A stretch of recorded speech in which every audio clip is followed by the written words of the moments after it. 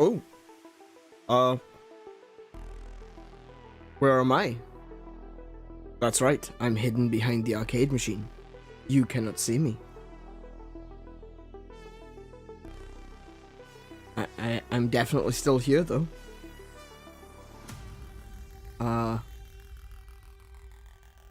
Hold on.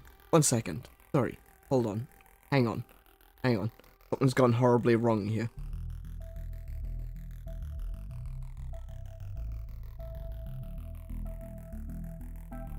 Something has gone horribly, horribly wrong here.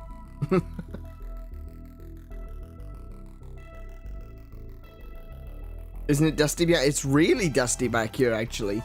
You know, it's probably really bad for my chest and throat right now. But,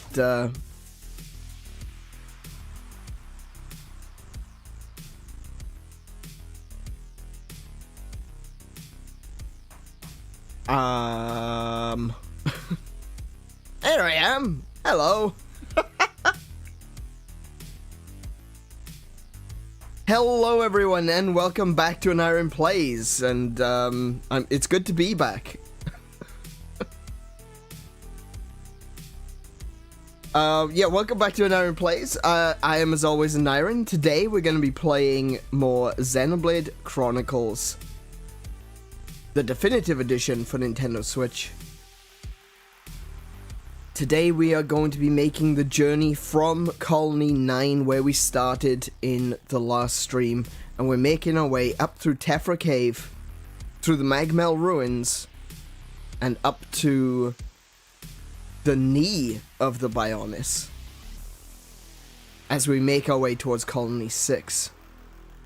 But before we get into the game, I want to welcome the chat. How are you guys doing today? What have you been up to? I can tell you what I've been up to and what Kiko has been up to, because we are the proud owners of a new round of COVID.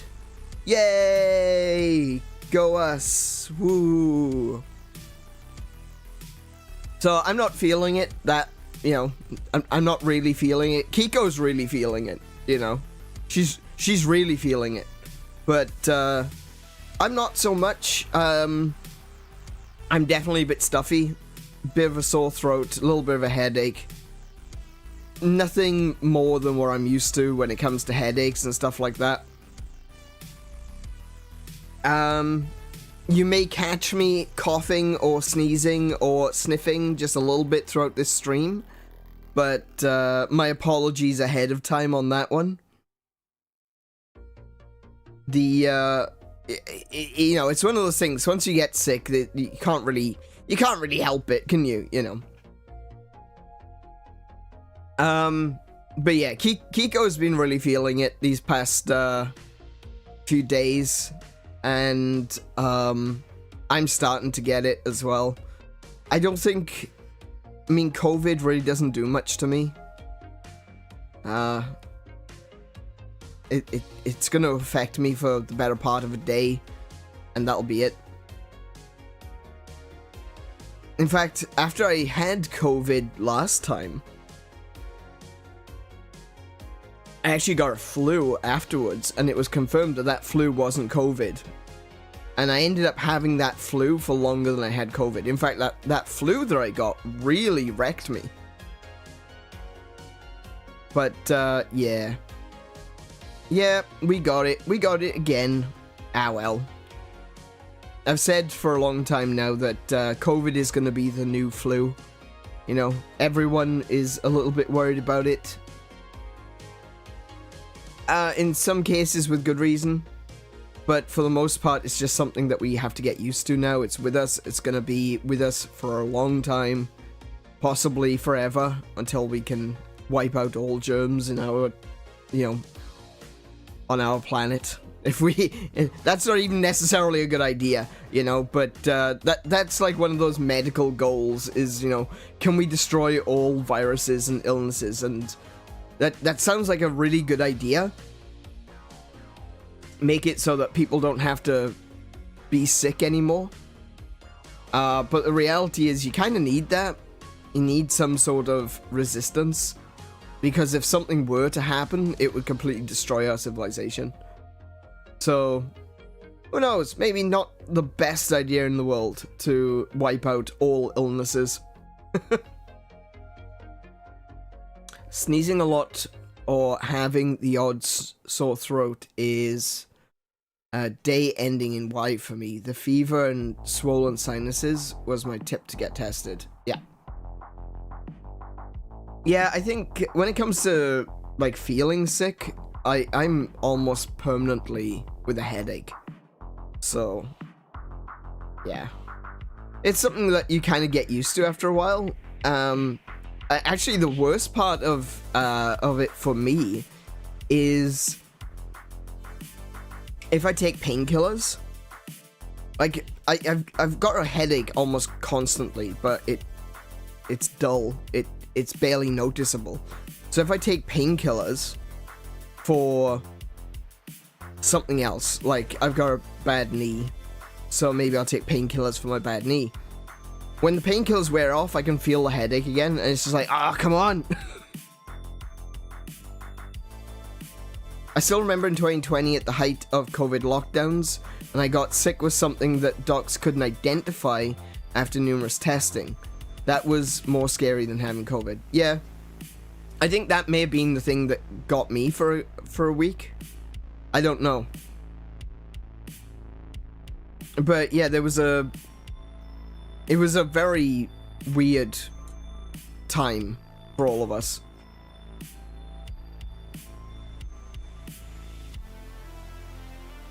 But with that said, no need to dwell on it. No need to worry too hard about it. At the end of the day,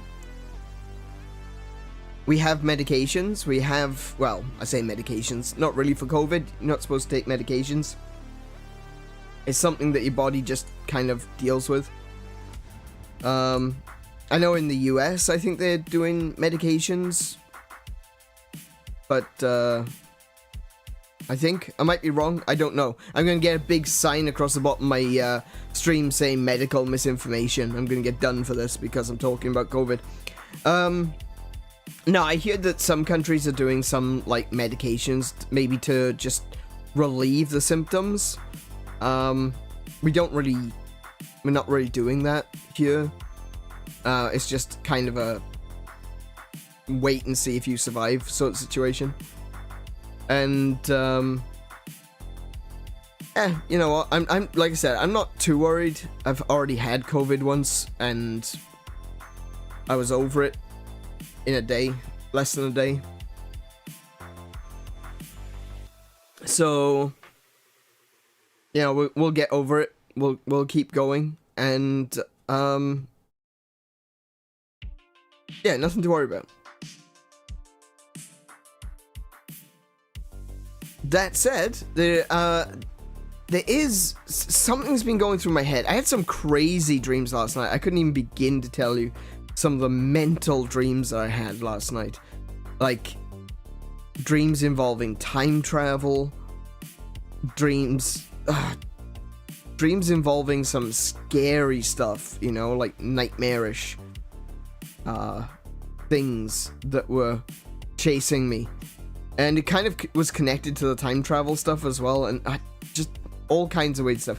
And lots of things relating to games. And there's... You know, there was a lot that we discussed yesterday regarding games. And regarding what I feel is a very important aspect of video games that... some companies, Ubisoft specifically, are trying to get us to give up our rights and give up our right to own things.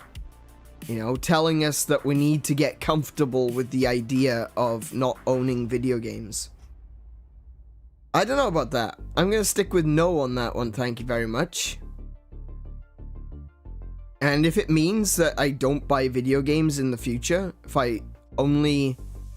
Like, if if the all digital future comes and the law doesn't change to protect consumers, then maybe I just don't buy any new video games. I stick with what I've got. Like I said, I've got plenty of games. And there's still plenty of games on older systems that I don't have. So I think I've got enough that'll last me pretty much the rest of my life. And if that's the case, then so be it. And in 10 years' time, I can officially call myself a retro gamer, because the last console I would have bought games for would have been the Switch. But you know what? I'm okay with that. Some people aren't. And I just want to say, in regards to what I was talking about yesterday, that's okay. I understand, and I appreciate that what I said yesterday may have come off as confrontational. At the end of the day, you know, it is a confrontation, you know? It's something that I'm telling you. Oh, I'm not telling you, sorry. I'm the suggestions that I'm making, the things that I'm saying is that it's to put you in a position of being uncomfortable, and I get that no one wants to be uncomfortable. You are used to buying your video games and playing the ones that you like the look of, and I get that. And it is an awkward, uncomfortable, sometimes painful situation if you're sitting there staring at a game that you know that you love, that you will love, that you really enjoy, but you can't buy it, you know? Or you shouldn't buy it. I shouldn't say shouldn't either. It's not like a moral imperative or anything, but it's like there are some games out there, there are some companies out there we absolutely should not be supporting. It's not that I want to pull some moral grandstand and boycott. That's not what this is about. This is about each of our individual places in gaming to be able to say to ourselves, these people want to take my rights away, why would I support them? And it can be difficult. Like I said, even I've bought Ubisoft games recently. I'm not a big fan of Ubisoft. I haven't been a fan of Ubisoft for years. I still bought Sparks of Hope. You know? I still have the Rayman games. I still have... I said that the last Ubisoft game that I bought was Sparks of Hope. I should have said the last one I bought new was Sparks of Hope, because I did actually pick up a copy of Assassin's Creed on Switch, because I want to play some Assassin's Creed games at some point. Whether I will do it on stream, though, probably not. In a very similar vein to the reason that I don't play SNK games on stream, I don't think I'm going to be playing Ubisoft games. Because I feel like Ubisoft are... You know, they said the quiet bit out loud. They are actively involved in the process of trying to take away the rights of gamers to own the things that they buy. At the end of the day, it says purchase. If I am buying, if I am making a purchase, there is a transaction of money for a game. You know, that's a purchase. I'm not renting. I'm not borrowing. I'm purchasing. Right? So, what Ubisoft are a part of is the devaluing and the dilution of the meaning of the word purchase. And that's not just dangerous for video games, that's dangerous in general. And it's not just video game companies that are doing this either. And this is something that I was watching a video yesterday talking about how this is a big deal in video games, but it's also something that's happening elsewhere as well. Like, features in cars are behind subscription walls. What's that? You want the heated seats? No, you gotta pay a subscription for that. There was recently a thing in the US. It went through the courts, and it was deemed that the company was not doing anything illegal. And I was like, okay, what does this have to do with anything? Well, it turns out that I can't remember what the company was. I want to say it's Mercedes, but because I don't know, I'm going to say allegedly, right? So we're going to go Mercedes in Minecraft. You can take your phone and you can synchronize your phone to the car, right? And that means once your phone is synchronized to the car, when you get a text message or when something comes through, like an email or something like that, the car will read it out to you.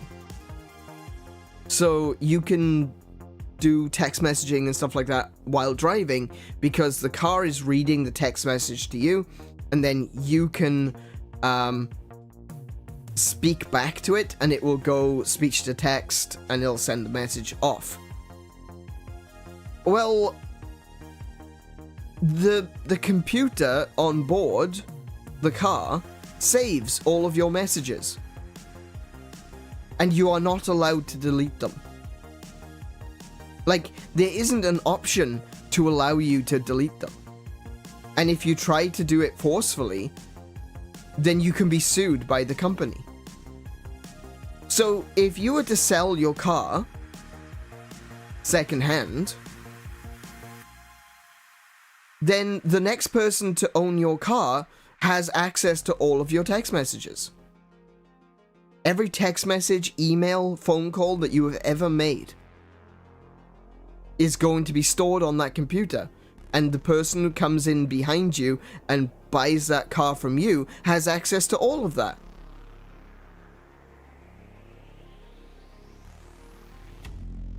That's not right. That's very not right. And yet, it was deemed that the company didn't do anything wrong, or hasn't done anything wrong.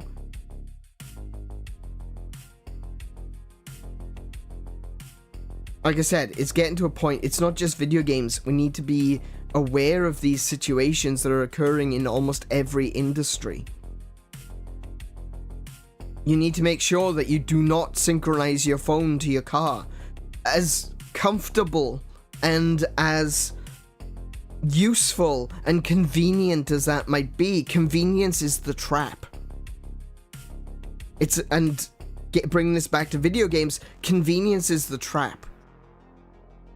Buying a digital game is way more convenient because you don't require shelf space. It's way more convenient because it's always on your system. You don't have to fiddle with little cartridges or discs. It's more convenient to have a subscription service so that you're never really buying games, you're just downloading them when you want them. That is really convenient. But convenience is the trap. Because when you succumb to convenience, when you give your money away, you're not getting anything in return.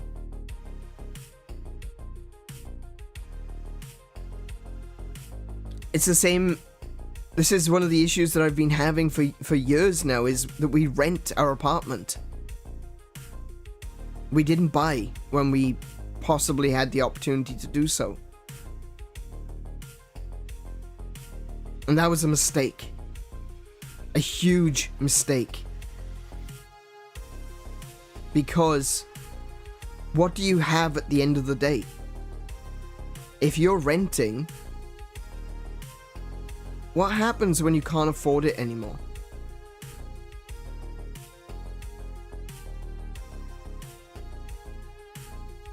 What happens when you're...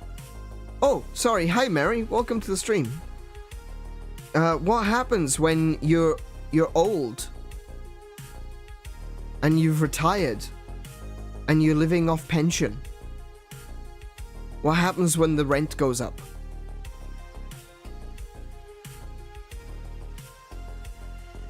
At very least, if you were putting money towards a mortgage, and maybe it takes you a little bit longer to pay it off, you still can. And that's still your house.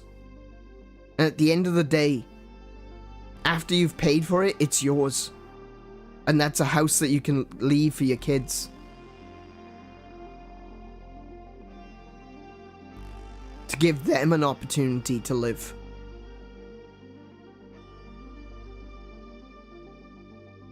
The rental market is designed predatory. Because once you're in, they keep you on the verge of not being able to afford it. Once you're locked in, they make it as hard as possible for you to save so that you can get out. Because once you're in, you are their source of income.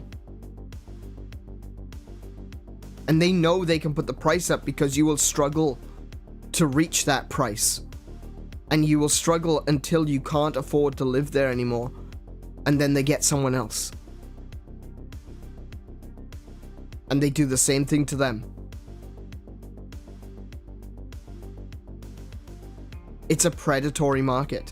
Rental in general is a predatory market because you don't get to have what you pay for. You're giving money away and getting nothing in return. For me, the problem is that the game I'm interested in sometimes aren't available in physical form. And yeah, look, that is a part of the problem. That is definitely a part of the problem. And I agree. I'm not saying that I don't have digital games. I do. I have way too many. And sometimes I'm very willing to double dip. That I will buy a digital game and then later, if it comes out physical, I'll buy it a second time, just to be sure.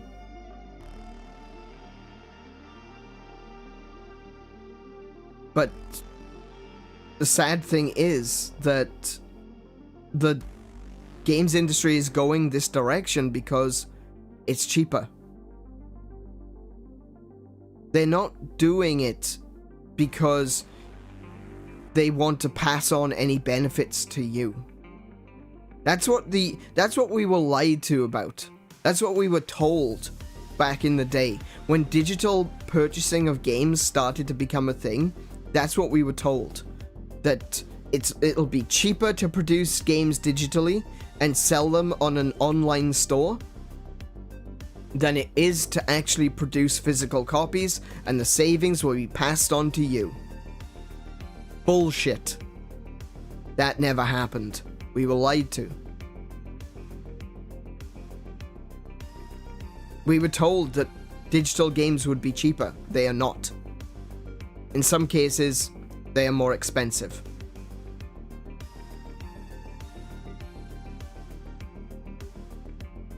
Which makes no sense.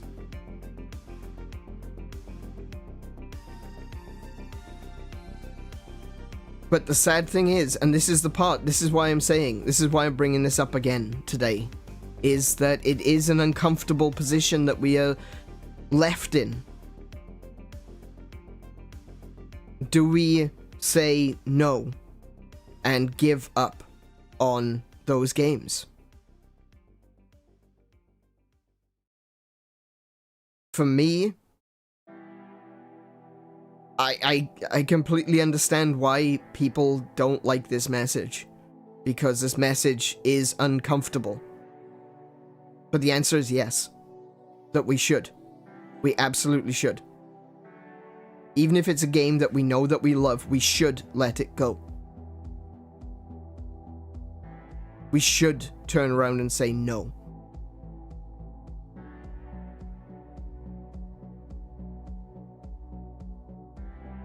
For example, the game Short Hike on Switch was €9 in the eShop, and now we look it up, the physical copy is 42. Then you should pay the 42. That's what I'm saying. That's exactly my point. At the end of the day, it's not comfortable. but it's what we should do. People don't like this message because I'm asking you to do something that is uncomfortable, but it's what you should do.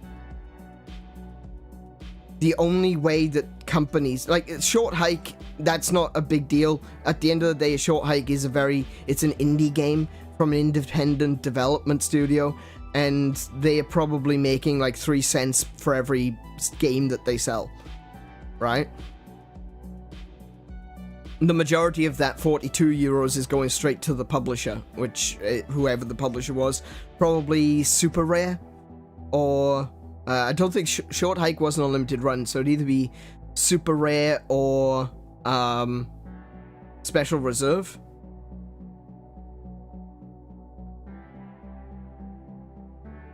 Yeah, a lot of independent games do get physical copies these days because it's independent developers are the ones that kind of understand where we stand as gamers, you know? They're the ones that are going, oh, we should, yeah, it probably is sold out everywhere at this point. They're usually only available for a short period of time. But yeah. But like I said, you know, the developers of A Short Hike are probably getting more money from the digital version than they are getting from the physical version.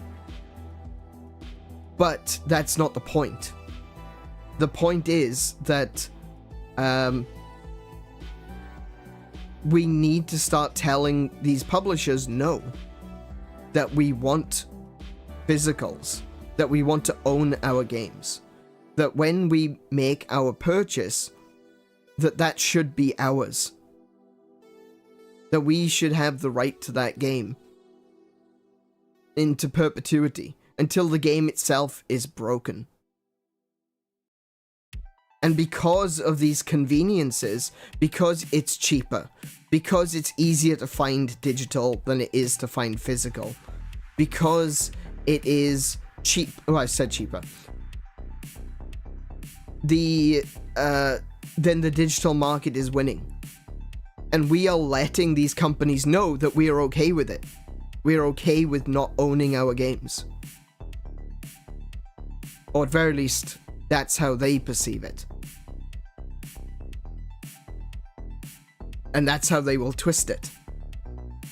I don't have a problem with digital content. I don't have a problem with digital games at all. My only problem is when they take them away. And as we have seen with games like the Lego Lord of the Rings series, for example, it's gone. It's just gone. Even if you owned a copy, even if you bought the game, on some platforms it is gone. And you cannot play it, even if you bought it, even if you paid for it, even if you still got the receipt, you still cannot play that game.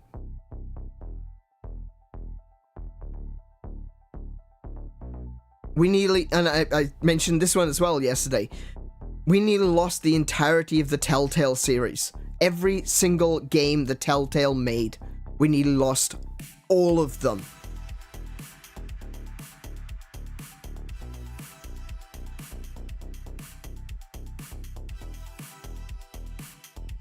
I said yesterday that was hundreds of games, and that was a bit of a mistake. It's not so much that they have hundreds of games, it's that every game they make is released as chapters.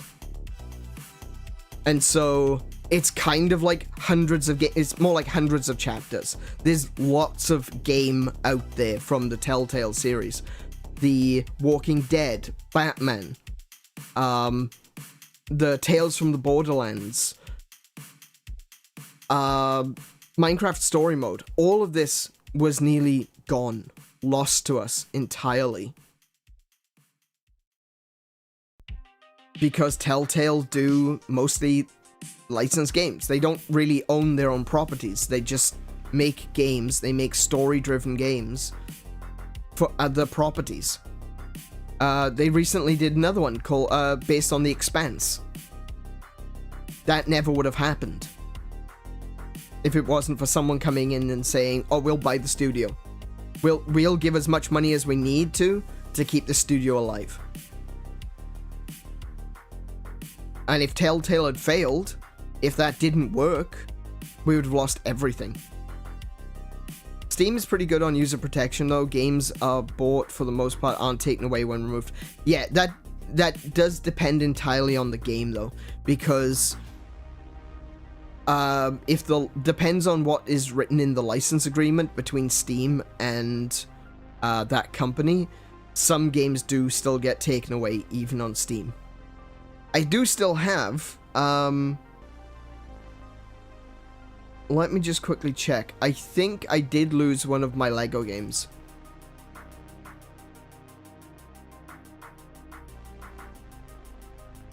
Let me just quickly... Lego. Yeah, I've got Lego Lord of the Rings. It's still there. It's still available to install. Okay.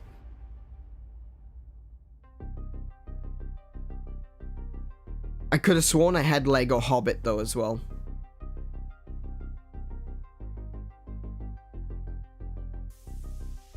That appears to be gone. Lego. Oh, it says Lego Lord of the Rings is still available for purchase. I'm not strictly sure if that's true, but maybe it was Lego Hobbit that's gone.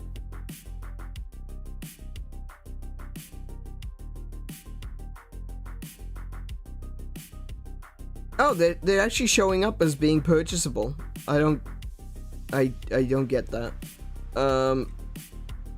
Maybe someone did something with the license, and so it's available again? But we nearly lost all of the Traveler's Tales stuff. So, not just Telltale, but I know they've got similar names. Traveler's Tale and Telltale. Two different companies. But both of them, we nearly lost everything that they did for both companies.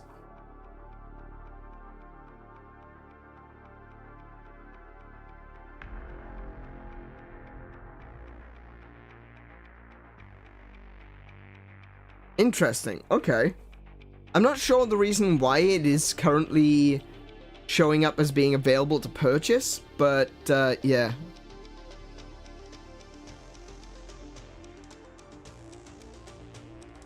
I own the Platinum Games The Legend of Korra game. Literally can't get The Legend of Korra anywhere anymore. Yeah. Steam page doesn't exist anymore, but it's still in your library. Well, that's good. Yeah, but that, like I said, it depends on the individual games and the licenses. So that might be fine for that game, but it might not be the case with other games. And as licenses change, as people, as people sign different licenses, that might be different in the future for future games. That's why it's important to try to still hold on to having physical games, even if it's only for consoles. Like physical games for PC, yeah, we lost that. We lost that fight. That's never going to happen again. But we need to try to hold on as best as we can, especially when you've got companies that are telling us we need to be comfortable with not owning our games. They're not saying, you need to be comfortable with not having physical. They're saying you need to be comfortable with paying for games that do not belong to you. You need to be comfortable with buying something and then having it taken away later.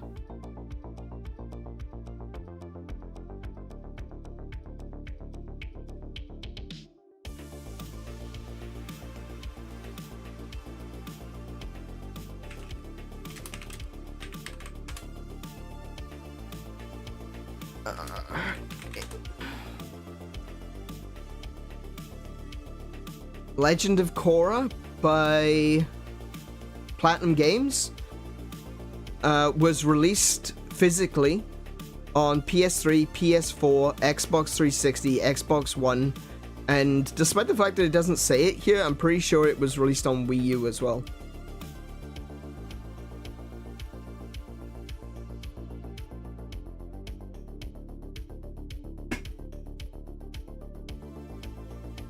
No, it wasn't on Wii U. I remember there was a kerfuffle about that because they were going to release it on Wii U, but they never did.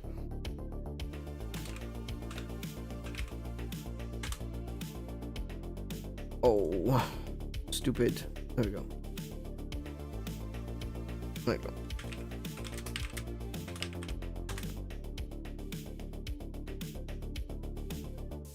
Oh, okay. Hang on. Maybe not. Oh, do you know what? There was a different Legend of Korra game. Never mind. There's a different Legend of Korra game that was released physically.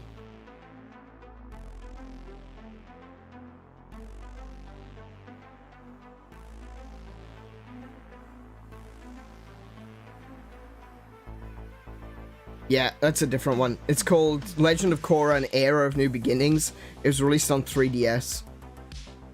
I could have sworn I've seen it on Wii U. Legend of Korra. I'm going to search Legend of Korra Wii U.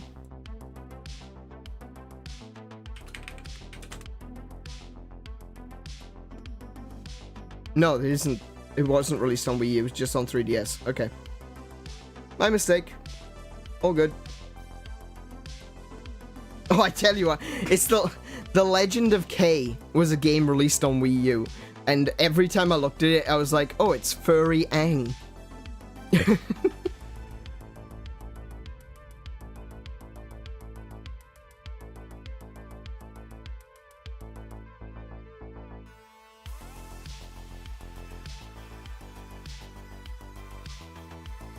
Yeah, it was taken away from everywhere due to the license expiring in 2017. And on some, I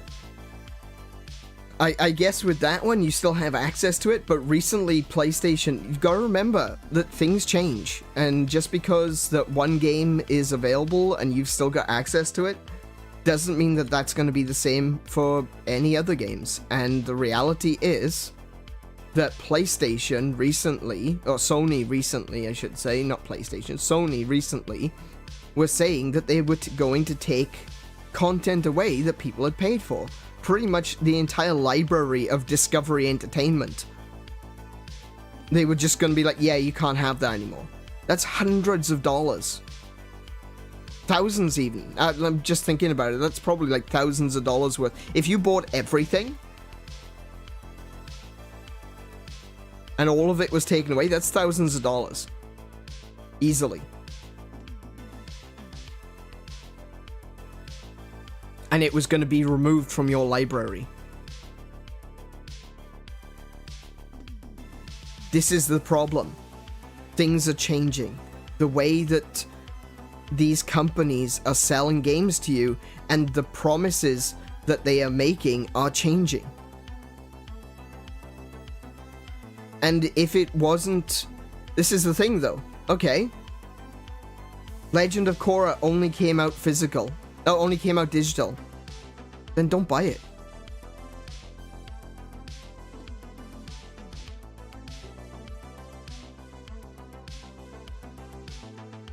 You'd be surprised how easy it is to not buy something.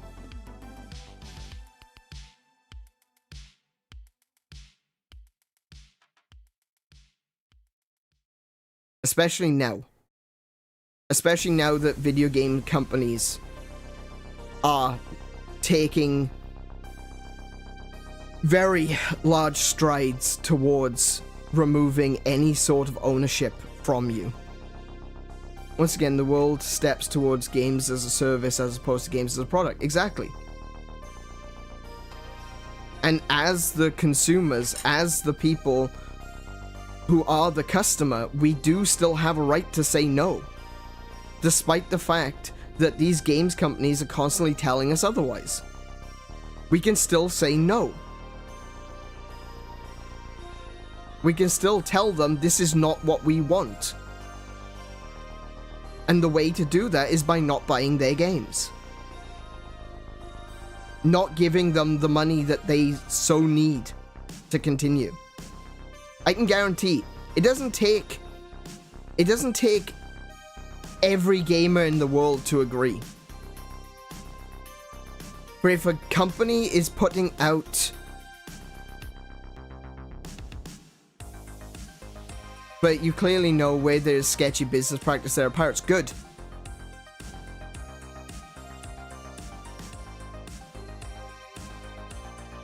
Oh yeah, absolutely. Absolutely. And the biggest problem with that is, for those companies, is that some of the pirated versions of the games are better than the actual released versions. Because of other stuff that they throw into the games like DRM, which negatively affect performance. And this has been tested time and time and again.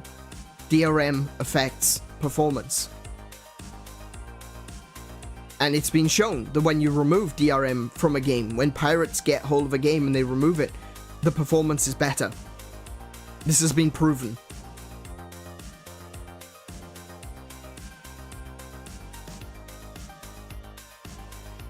And this is what I'm saying. There are a lot of people out there today who are not ready for this message, and that's fine.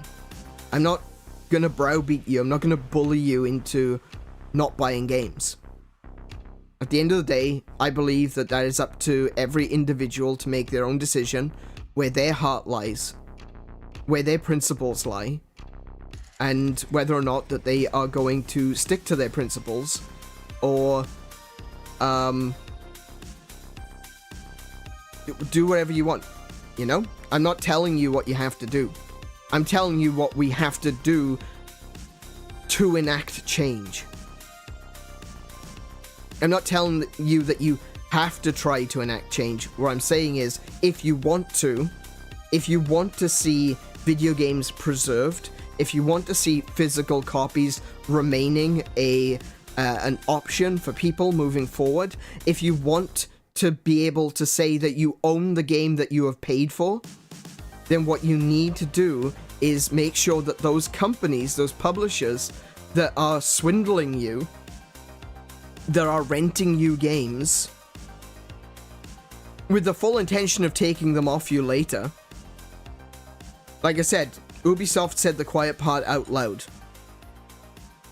They are straight up evil. They don't care that you know what their intentions are. They want to make sure that they have 100% control over what you play and when you play it. That's what they want. Don't buy their games. It's that simple. It's uncomfortable. Because they're games that you're going to want to buy. They're games that you're going to say, but it's cheaper if I buy it like this. Or, but I can't get that game on any other console. Or, that one's only available for a limited period of time. Or, this one. These are all tricks. It's all tricks. It's called FOMO.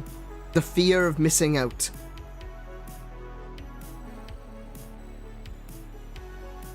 Because the reality is, yeah, that might be a game that you will really enjoy.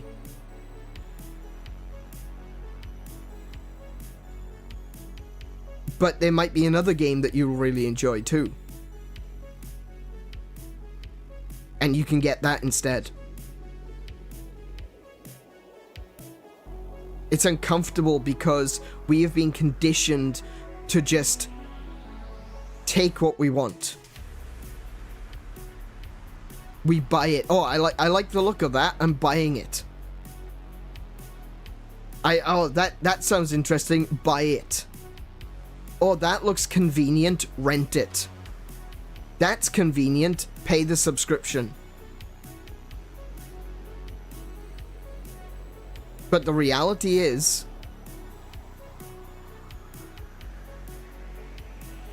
that if you want to be able to say, this is my game, and in 20 years' time, you get to play that game again, you're not going to be able to going forward. Because these companies want to take that ability away from you. We've already seen it with so many other companies, that they have delisted games when they release like a HD remaster. And they say, no, you can't play that version anymore, you have to buy the new one. It's uncomfortable. I get it. I understand. Because everyone is being conditioned to want to just get what they want. Oh, that's mine. I can get that because I can afford it. To quote Jurassic Park, Warcraft 3 Reforged, there's a perfect example. We spent so much time wondering if we could that we didn't stop to think about whether or not we should. What is this rampant consumerism doing to the industry as a whole?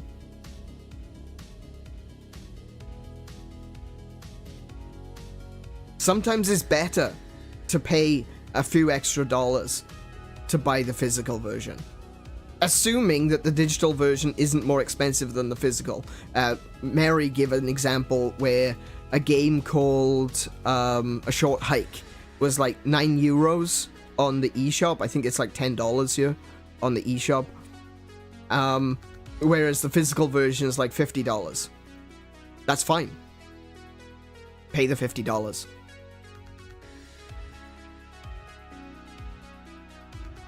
It's not as convenient, but it is better. Because that's yours. The way Blizzard wrote the EULA oozes the salt from losing Dota. Oh, absolutely. No, you can tell the spite. You know that there's spite in their EULA. You can read it. Blizzard is so upset that they didn't get away with that.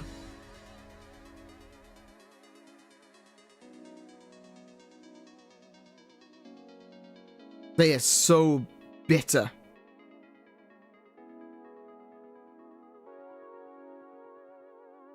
But, you know, it's happening. It's not just Blizzard that it's happening with. Like, I've been talking about Ubisoft. Sadly, and this is something that I need to come to terms with as well, is that with Xbox, yeah, I've got Xbox Game Pass. But I can still go out and buy the physicals. If I want to buy a physical, I can go out and buy one. The option is there. Companies like Ubisoft are straight up telling us that they want to take that option away. Philippe Tremblay from Ubisoft telling us that we need to consider video games more like we do with DVDs and CDs. That we've transitioned our music from physical media to Spotify. That we transferred our ownership of DVDs to Netflix. Well, no, actually, I haven't. You know? Yes, CDs, Spotify, absolutely. That incredibly convenient, very useful, it's there, you know? Do you know what's not going to happen? CDs aren't going to be taken away from me when I have specifically purchased them, because I'm not specifically purchasing them through Spotify. That's the difference. That's the difference. We're not talking about Game Pass as such, although that is one way of doing it. But, no. I still have CDs. And right now, I'm currently going through a process where I realized how absolutely freaking useless that Netflix is. I literally buy Netflix for a month, watch the stuff that I want to watch, and then cancel it.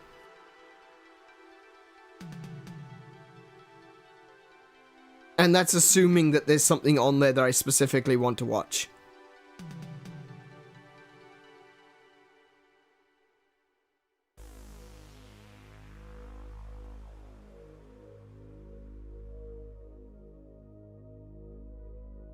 And recently I discovered that a lot of the things that I do want to watch just aren't on there.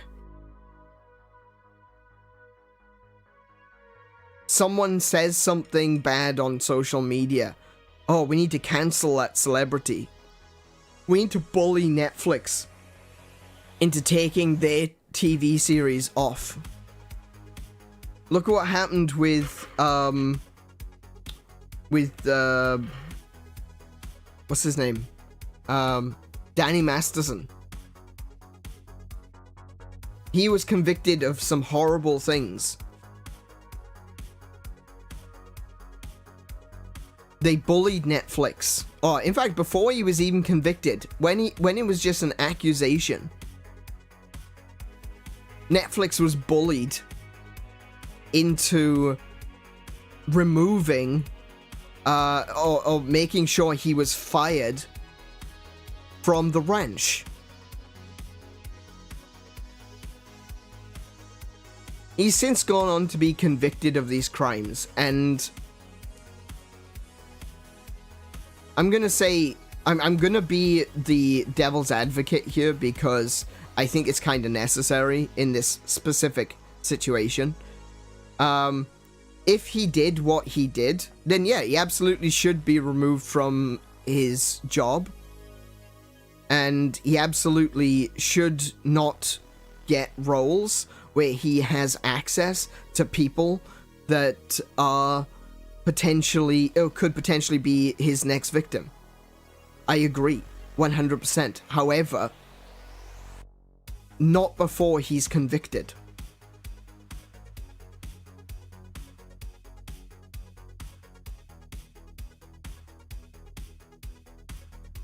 Not before he has been officially, labeled that yes, he did this. Johnny Depp being fired from everything is another example. It absolutely is. Johnny Depp being fired from everything when it was, I'm gonna get in trouble for this, but I don't care. Amber Heard was the abusive, well, I mean, neither of them were angels, but Johnny Depp being fired from everything while Amber Heard still keeps all of her jobs and has so many people in Hollywood supporting her and defending her, when it was quite clear from the recordings that she was just as, if not more so, abusive than Johnny Depp.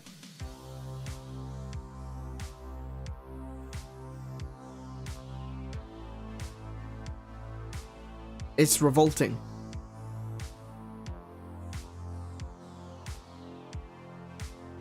And so, even if you love those shows, that 70s show, that'll never be shown again. That was one of my favorite TV shows growing up. And while I have conflict when it comes to Danny Masterson, that show is still my favorite show of my childhood. That was still my favorite show growing up. And yet I'm never going to be able to see that on Netflix because they won't show it again. Because Danny Masterson's in it.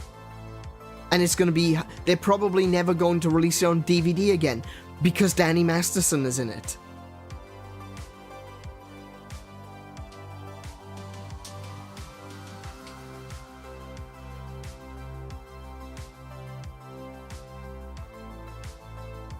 So that is why I've decided to start buying DVDs again.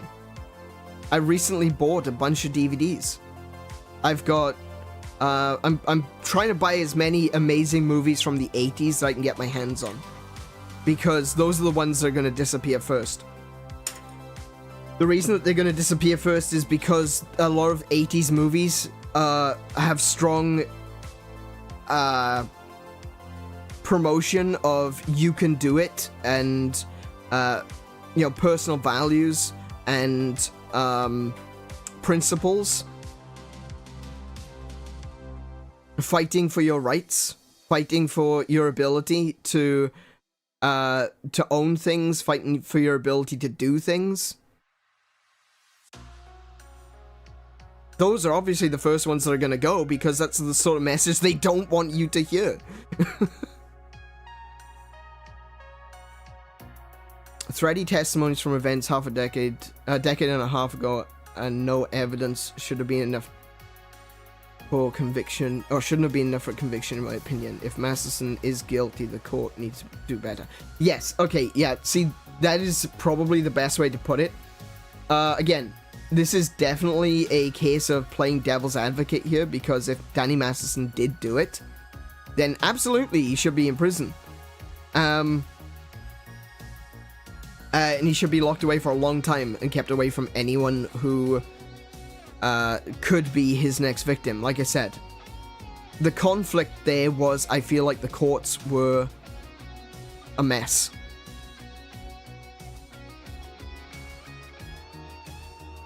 Could Danny Masterson have done it? Absolutely.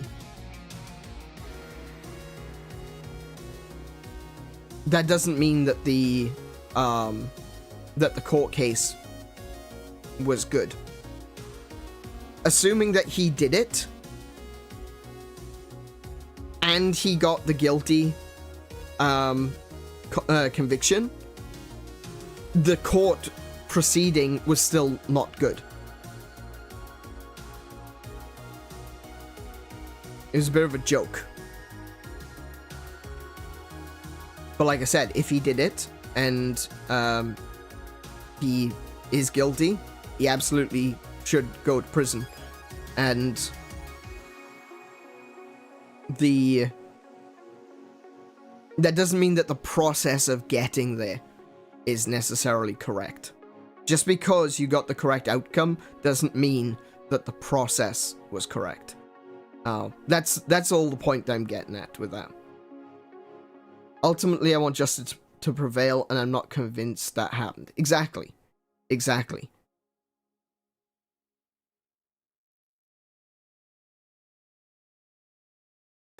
And like I said, we're not here to say whether or not we think he did it. He was convicted, you know?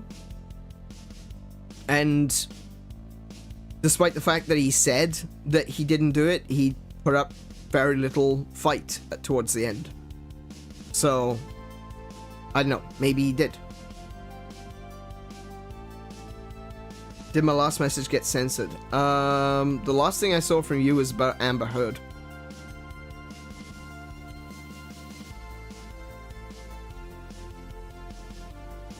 Oh, no. Yeah. I can't see it.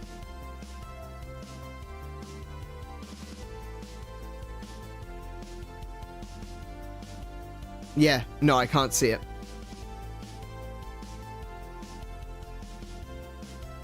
Kiko might be able to see it because she's a moderator, but I can't. We really shouldn't be talking about this sort of topic anyway, because this is a gaming channel. We're not here to talk about whether or not someone did something. No, don't try again, please.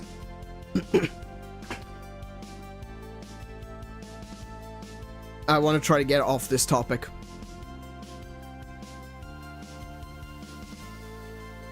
Because this is an uncomfortable topic, and it's, well, no, clearly it's not too late. Because it hasn't shown up.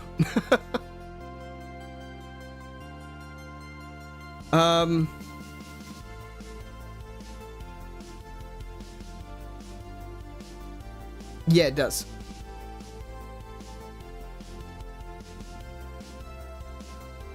There are topics that, like, I generally don't want to talk about. My point, the only point that I was getting to with this whole Danny Masterson thing is the fact that that 70 show is now unavailable.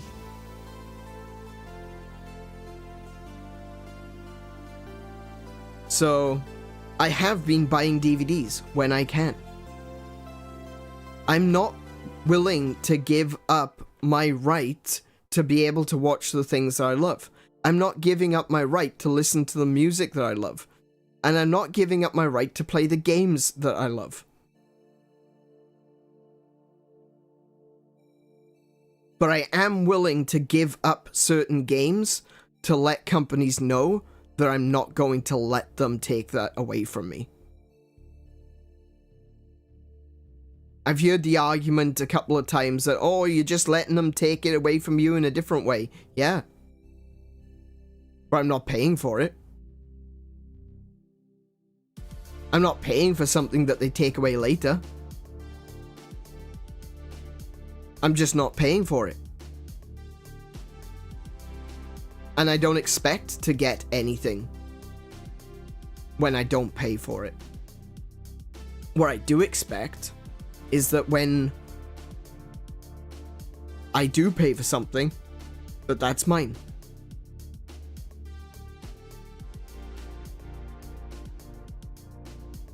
And it's a hard, confronting message to hear. So I completely understand when people are like, yeah, well, I don't like this message.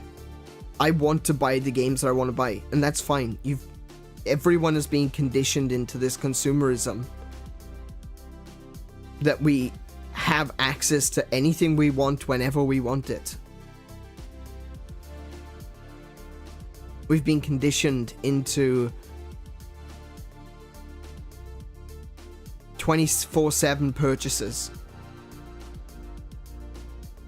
So long as we got the money, we can get access to anything whenever we want it. But that has come at a cost. That has come at the cost of actual ownership.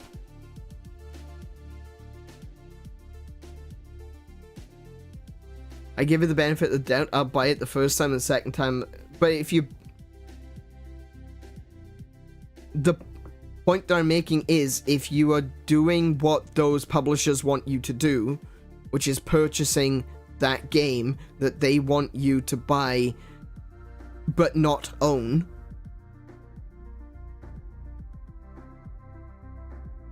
then you are still agreeing with them. Because that's how you send a message, is with money. If Ubisoft are straight up saying, we don't want you to own the games that we... No, they aren't going to do it regardless. That's the thing. If we stop spending money on those companies, then what are they going to do? This is why people think it's impossible. It's not impossible. You just don't buy the games.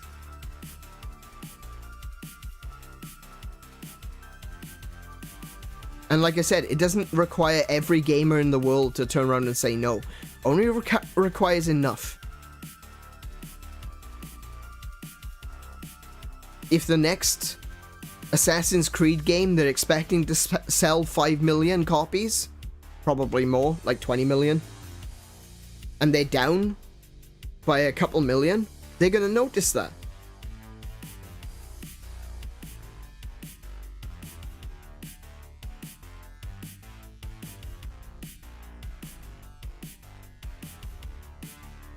If people, do you know what was the? Want to know what was the game?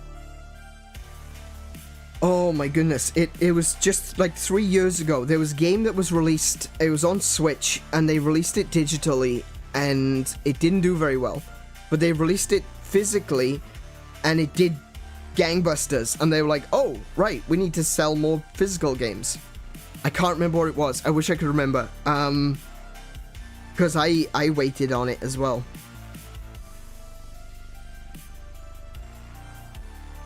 Oh my goodness, what was it? Because there's actually an example of this working.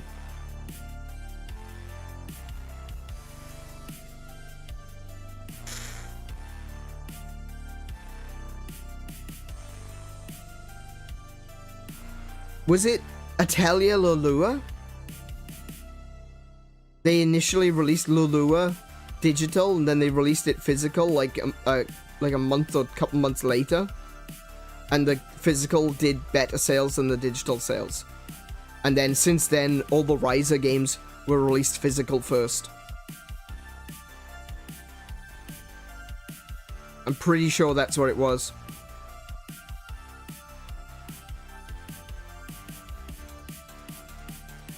But it doesn't have to... It isn't set in stone yet. That's the thing. That's what I'm trying to get across. Is that we still have the ability to say no. We still have the ability when they turn around and they say, you're only going to rent this from us and we can take it away whenever we want. We still have the ability to say no. Sony went back to Discovery Entertainment and said to them, yeah, we got a bit of an uprising happening over here. People are literally rioting and we need to do something about this licensing agreement. And when people responded negatively, Sony got it done. Don't misunderstand me. I still don't trust them as far as I can throw them, right? But they got it done for that situation.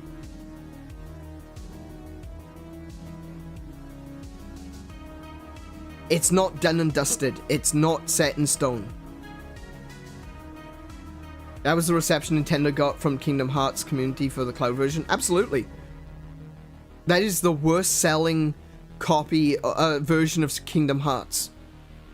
The worst selling copy, with good reason. And we do cloud version of Hitman, what's it called? Blood Money. There's a cloud version of that currently on Switch. It is now coming out in physical. They are re-releasing Hitman Blood Money on Switch, and it is getting a physical. It matters.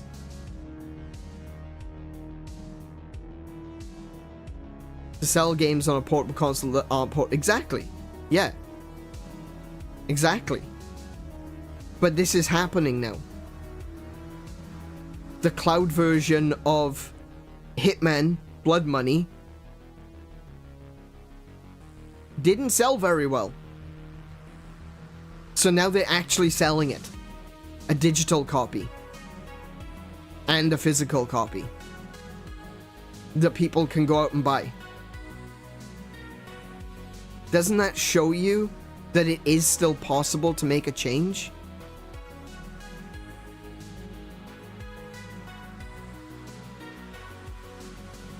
It's not all defeatism.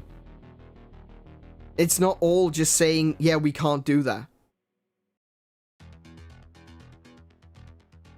It should be, we can still try. Be like Niantic making so you can't play Pokemon Go after the sun goes down. That's so, yeah. That's so dumb. Like I said, it's all about control. And we still have the right to say no.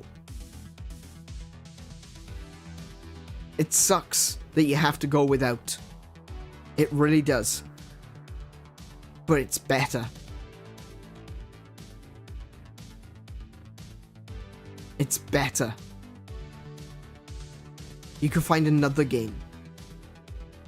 There are so many Pokemon clones out there now that are just doing things that are so much better than Pokemon. We don't have to take the table scraps that Pokemon Company put out. We can try something else. Oh, it's not real? Okay.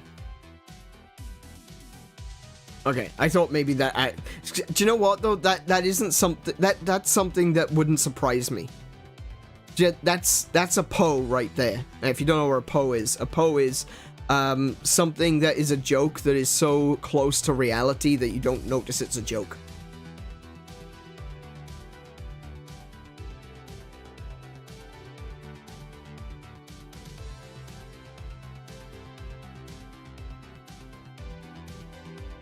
It's so believable. And that's sad. But my answer is the same. Stop playing Pokemon Go.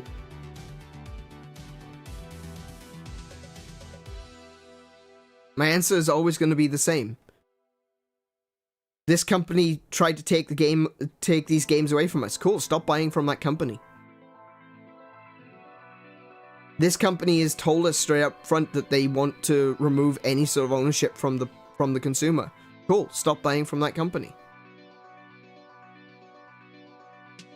People think I'm saying this and not living it.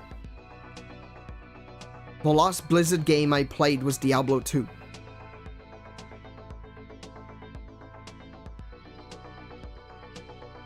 Actually, no. I mean, yes, it was the last one I played. The last one I played and paid for was World of Warcraft, and it was Wrath of the Lich King, before Cataclysm.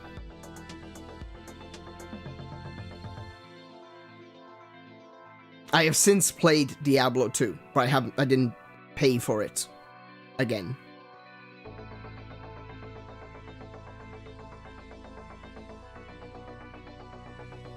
I'm not saying to you guys, you need to take a stand. And not doing it myself. Like I said, the last Ubisoft game I bought was, well, it was actually an Assassin's Creed collection on Switch that was cheap. It was like $10. Bought it in a sale. And before that, it was Sparks of Hope. And the only reason I got Sparks of Hope was because it's co-created by Nintendo.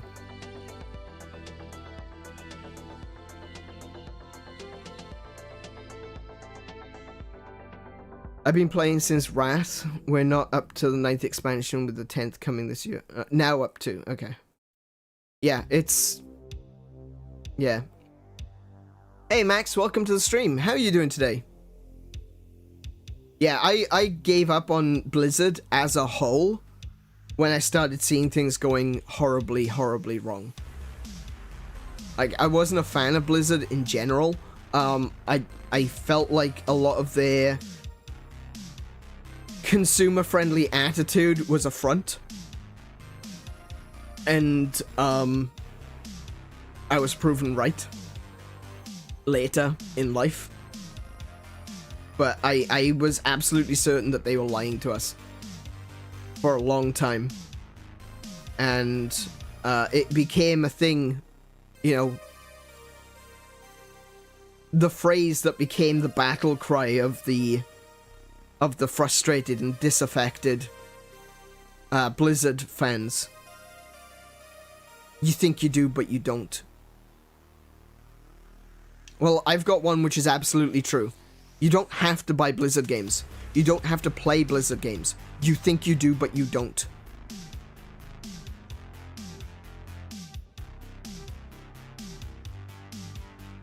There are other games out there. There are better games out there.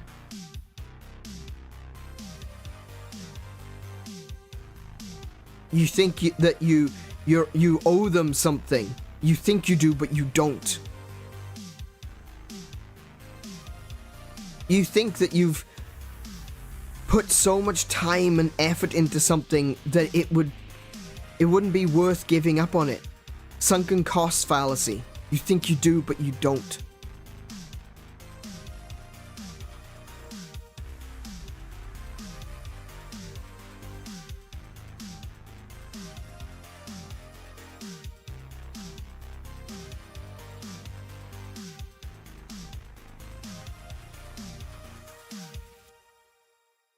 They can say these things to us, and they can say it from their perspective, but we can say it back. You think you've got us? You think you do, but you don't. J. Allen Brack? Yeah, it was J. Allen Brack.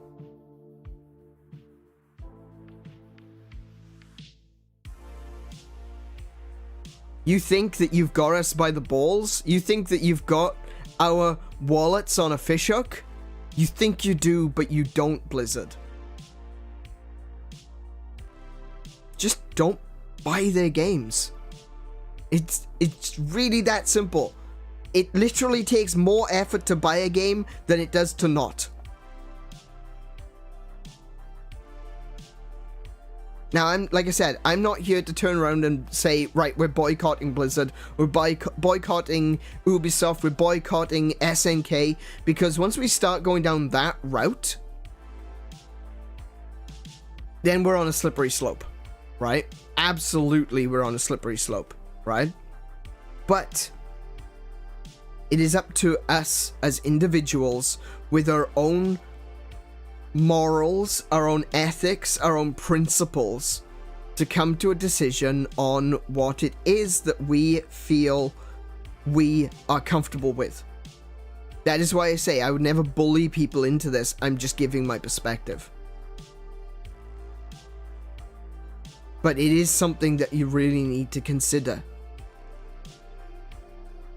Should we be buying Ubisoft games when they are straight up telling us that they want to be able to take them away? When they are straight up telling us that we need to get comfortable with lack of ownership? When Philippe Tremblay tells us that we need to give up our consumers' rights?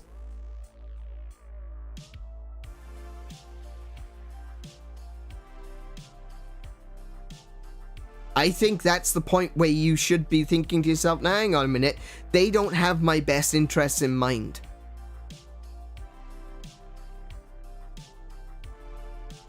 They don't have my rights as a consumer in mind.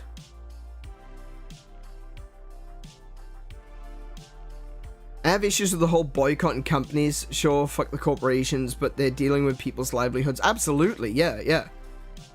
The devs, writers, and all the people on the back aren't Blizzard. Absolutely. But the problem is that you still...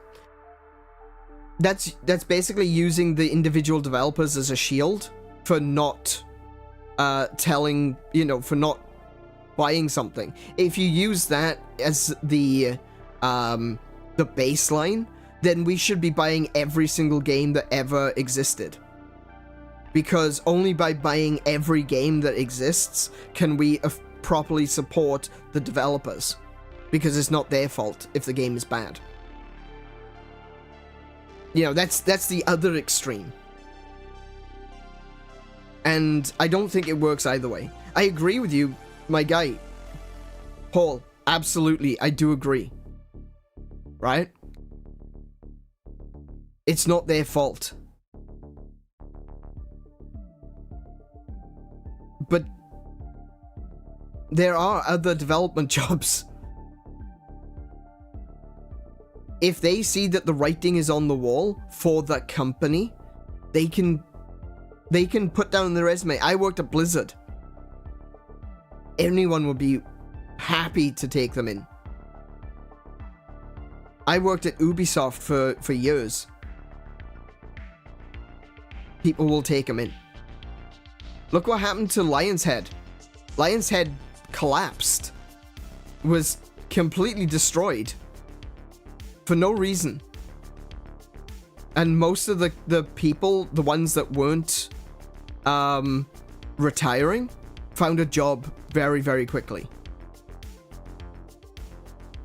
I'm not saying that we shouldn't think about that. That is, of course, a big part of it. There are two sides to this. That's why I say that it's up to individuals. It's up to us as individuals to turn around and say whether or not we agree. Whether or not our principles allow us to say, I'm not buying from that company anymore. I worked at Ubisoft for years, so this is a McDonald's.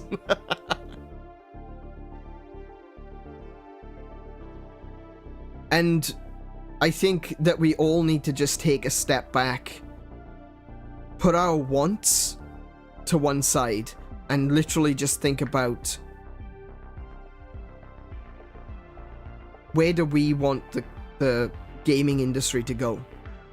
This is what I was saying yesterday as well. This has gone on for way longer than I wanted it to. But this is what I was saying yesterday about being the change that you want to see in the world.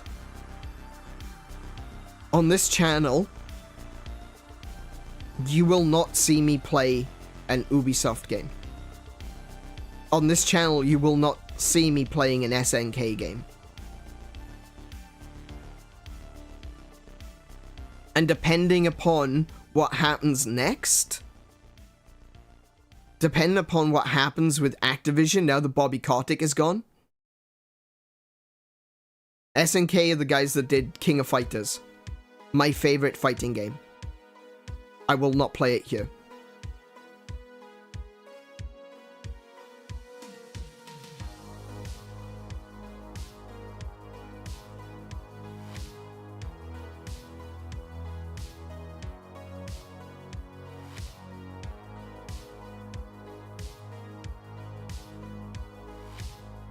So, yeah, there's a lot of games that SNK have made. I'm not playing them yet. I'm not going to be playing Ubisoft games on this channel. Which is a shame, because I really wanted to play Starlink. Starlink is actually quite an amazing game. It was published by Ubisoft, which sucks.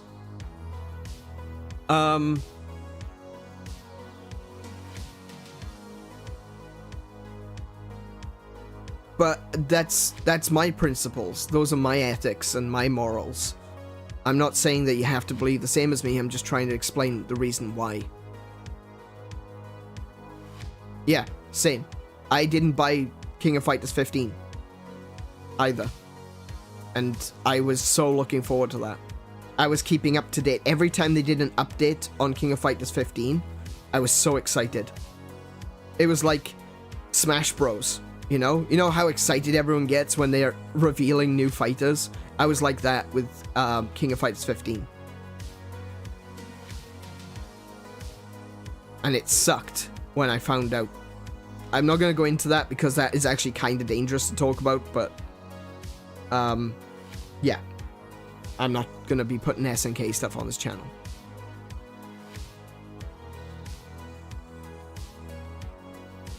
I'll talk about it in Gilded if anyone is interested. Someone send me a DM or something if you're interested. But I'm not going to be able to talk about that one on stream, unfortunately.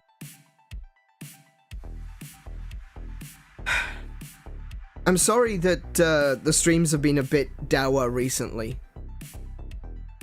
Did you get my DM earlier? Ooh, I think I did. I think I saw it, but I didn't respond. My apologies.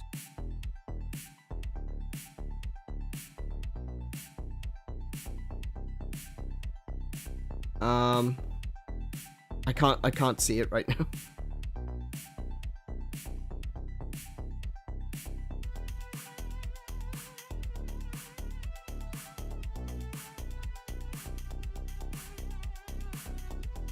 So if I go up like that, and then go a little bit, and then do this.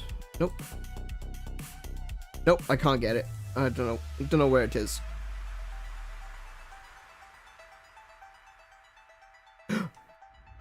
Oh no. I don't know where the window's gone now. Close. Why do you always open on the screen that I don't want you to open on? Gosh darn it.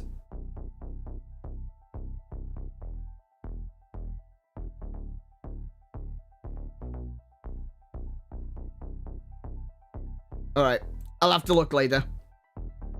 Oh, it's a funny TikTok? Alright. I'll take a look later. There was one thing that I wanted to talk about, though. I mentioned this in the Gilded, and this is kind of a little bit of a spooky situation that has occurred with me, though it's definitely a little bit more upbeat. Actually, let me first of all apologize. I just want to apologize again. Right, sorry. Let me get my brain in order because Max completely destroyed my train of thought. I'm sorry that the streams have been a bit dour recently. Today and yesterday, there's been a lot on my mind when it comes to gaming. And the biggest issue is I want to make sure that gaming is still here for my kids. I want to make sure that my grandkids will have video games and that they'll be their video games, you know? I want to be able to say that the library of games that I have accumulated and collected over my life is going to be something that I can give to my kids and to my grandkids, and that they can give to their grandkids, you know? People people don't accumulate wealth for themselves.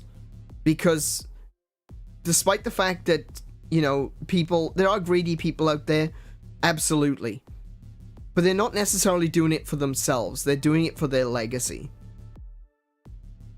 Sure, you know, people will cheat and steal and make millions of dollars just to live comfortably. But ultimately that money is going towards their children and their grandchildren and their great-grandchildren and their legacy from there on. And that's kind of how I feel about video games. I feel like we're at a point in time, we're standing on a crossroads. We're staring straight into that D-pad and we're looking at it going up, down, left, or right.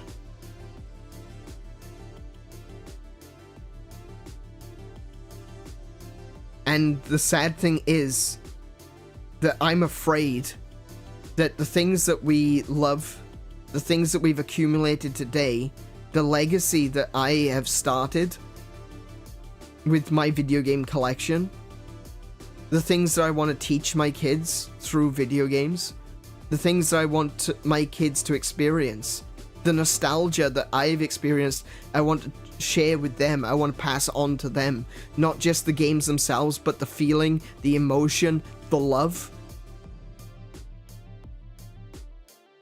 And we're looking at a world where our generation is the last one. Because from here on out, it's all going to be rental. And that scares me.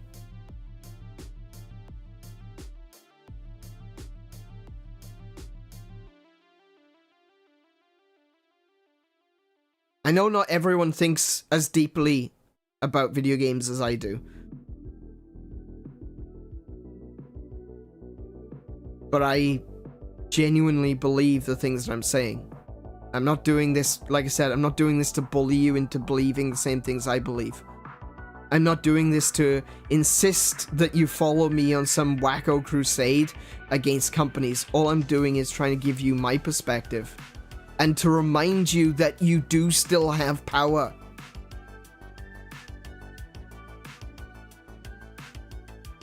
They haven't taken it from us yet. And it's easier to stop them now than when it's a done deal. When it's already too late. When they've already taken our games away.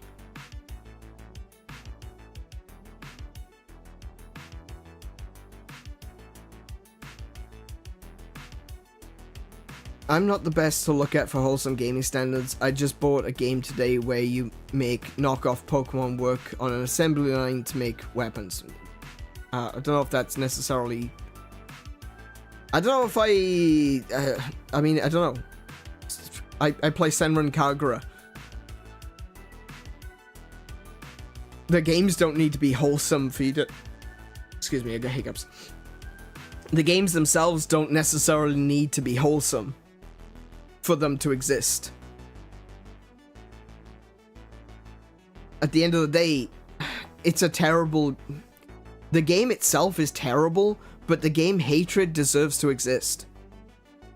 It's a horrible, horrible game, full of very horrible characters. And the game encourages you to do very horrible things. And the game is just bad. You know? It's not fun. But it deserves to exist.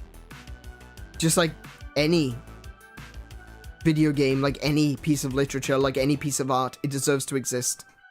We don't have to like it. But it doesn't mean that we... the game itself doesn't need to be wholesome.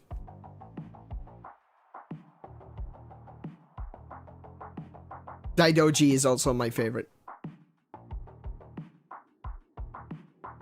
You could grate cheese on her abs. It's amazing.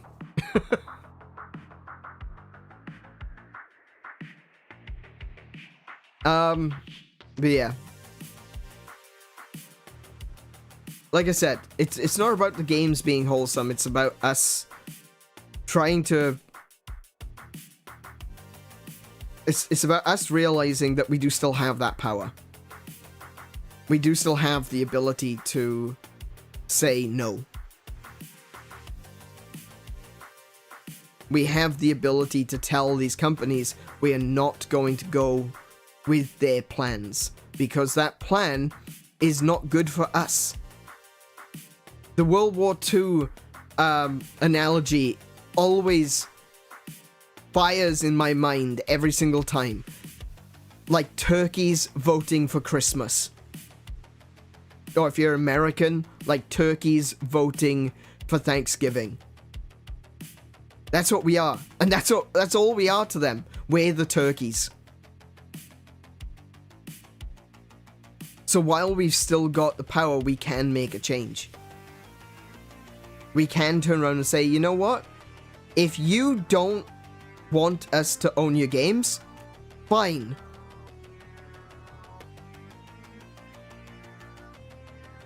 There's nothing easier, in my mind, than not owning Ubisoft games.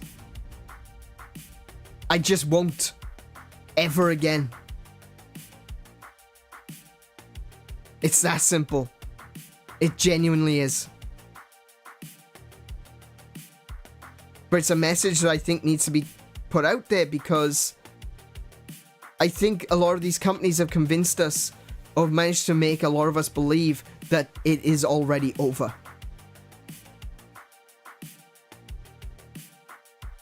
It's not over.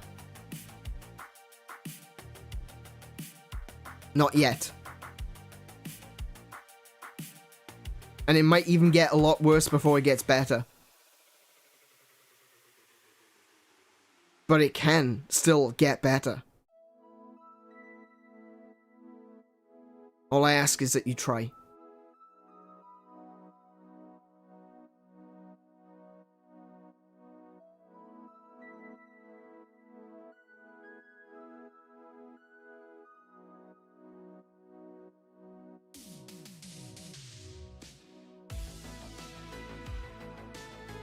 So again, I say,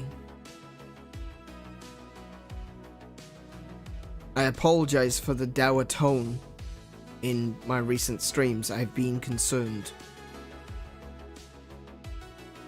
I have a great concern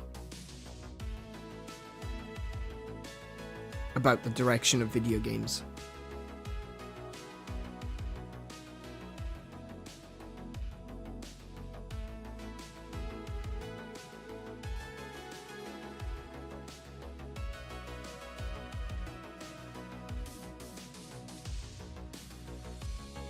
And with that, I've been going for an hour and a half now. I wanted to talk about the Xbox stuff, because like I said, I wanted to apologize first. Let's very, very quickly go over the Xbox stuff, because the Xbox stuff is pretty cool.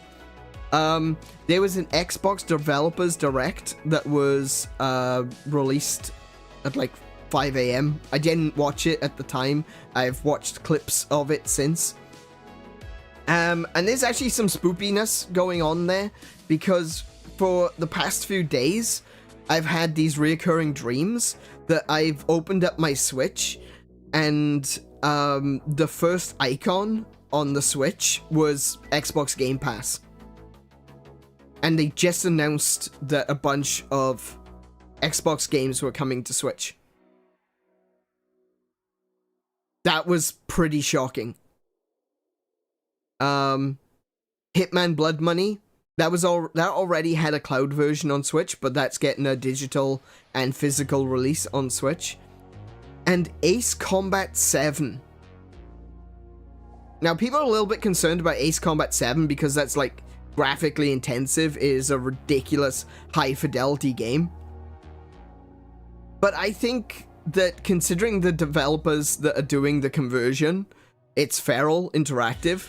Feral Interactive are the ones that put Alien Isolation on Switch, and future historians are going to still be wondering how they did that, because it looks stunning, and it really shouldn't.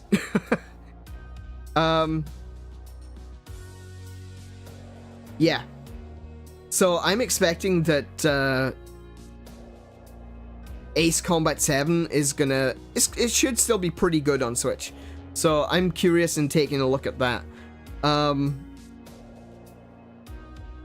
I played... the last Ace Combat I played was actually on the 3DS. It was Ace Combat Horizons Legacy Plus, which is actually a really good game with amiibo support. Like, you could scan amiibos and you'd get skins for your jets. That's really cool. I kind of hope that they do the same thing with Ace Combat 7. That they include amiibo support. That would be really nice. It's unlikely, but considering they did that for the last game they released on Nintendo, maybe they'll do it again. That'd be, you know, nice little bonus for getting the Switch version. So yeah, that was kind of weird, you know? Dreaming about having Xbox Game Pass on Switch and then a bunch of Xbox games coming to Switch. That was a yikes moment for me. But as for the other games that they showed during the Direct, there's a bunch of stuff from Bethesda. They're basically talking about... I don't know. Didn't seem to be talking about much, to be honest. I think the Bethesda stuff was mostly just talking about, like, look at how diverse and inclusive we are, and like, okay, what games are you making?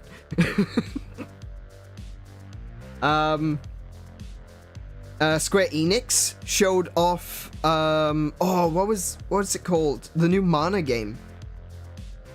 Is it called Trials of Mana? I think it's called Trials of Mana. I might be wrong with that one. That looks really fun. It's gone to more, well, I say it's gone to more of an action. It's an action RPG rather than turn-based. But it looks really fun, and it's got this big black fox mount. He looks so cute and fluffy. Looks great. And I mean, there was a bunch of other things like Ara. Don't really care too much about that one, honestly. Avowed. I don't know, it's something about a lot of these new games that are coming out, like Avowed. I don't know, it just kind of feels Forspoken-y. I don't know if Avowed is going to be any good, but yeah. But Indiana Jones, the new Indiana Jones game looks freaking great. I was really hoping it'd be third person, but it looks amazing. It takes place between Lost Ark and Last Crusade, and it looks so good. Starfield winning the Steam Award for innovative gameplay has me scratching my head. Makes me think that Steam community voted for it ironically. They did. Yeah, they did. There's a bunch of the Steam awards are trolls. Like Kiko said, Red Dead Redemption Online was given the best supported online game, even though the developers have stopped supporting it.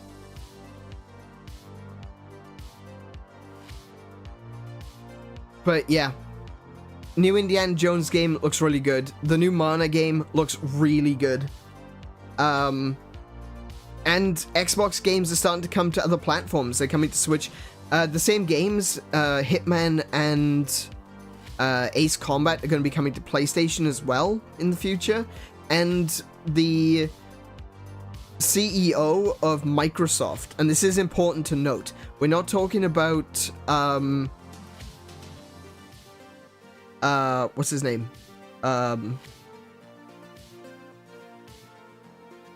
Oh, who's the guy in Xbox? I can't remember what his name is now.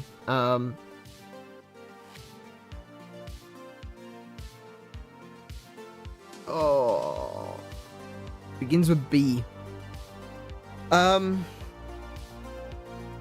Anyway, we're not talking about him. We're talking about the actual CEO of Microsoft are saying that they're going to be releasing games cross-platform from now on.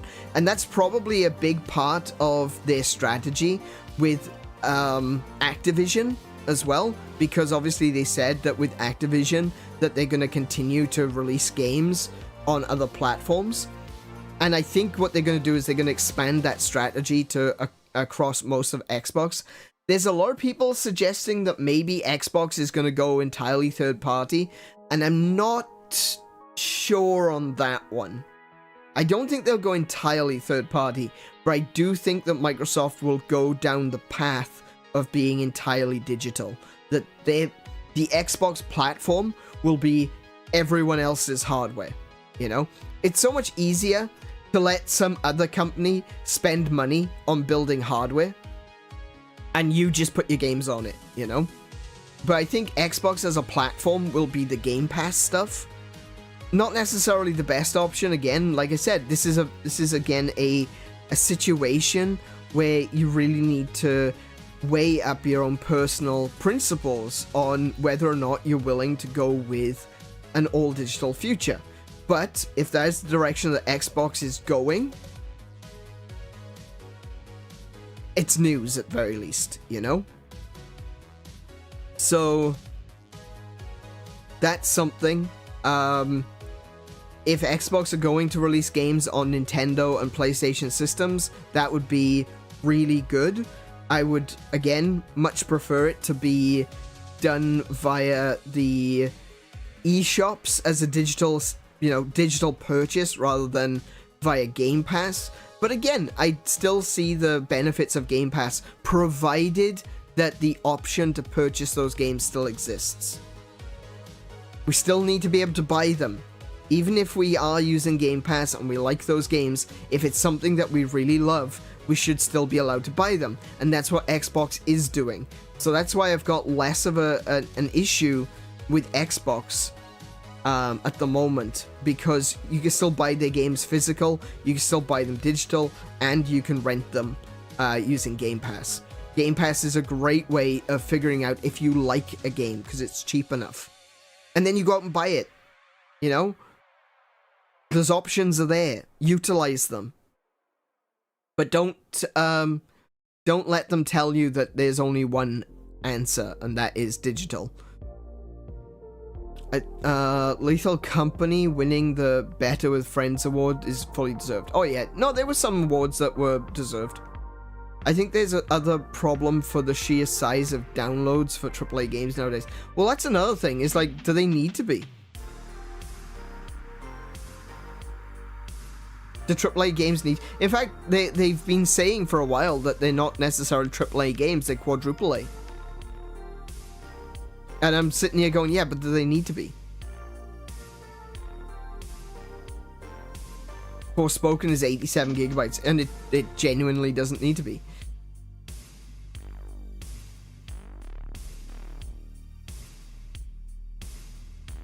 Forspoken is a game that, I don't know what they're doing.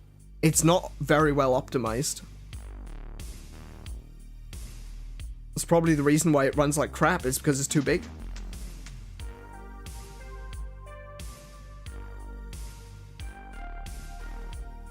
It could be 0 and that would be an improvement. Well, yeah, exactly. But yes, that is the answer. That is, sorry, not the answer. That is the news from Xbox, and I'm a little bit impressed. I would like to see Game Pass on Switch, honestly. But obviously, like I said, I would also like to see those games being purchasable on Switch. It's going to be a little bit difficult because, of course, Switch is very underpowered compared to the Xbox games. So I can understand why they haven't. But I think if the next Switch console is going to be about the power of a PS4 Pro, that would probably be more likely to be able to handle games, like its slightly downgraded version of Xbox games, and I would love to see them come to Switch. I absolutely would. That would be so good to see that interaction, because Nintendo and Xbox have always been kind of close. You know, Microsoft have tried to buy Nintendo a few times, and Disney have tried to buy Nintendo a few times. Thank goodness that never happened. But Xbox and Nintendo have always been pretty close, you know? And it was Nintendo and Xbox that bridged the gap for Minecraft, you know? So that was really cool. And I think that if Microsoft were going to take it that one step further, you know, bridge that gap a little bit more with Nintendo, we might start to see some Nintendo games appearing on Xbox and some Xbox games appearing on Nintendo. And man, I'm here for that. I'm here for that crossover. That would be fantastic. Like if Nintendo did the handheld system and Xbox did the home console, I'm down for that. I am here for that, you know? That would be fantastic.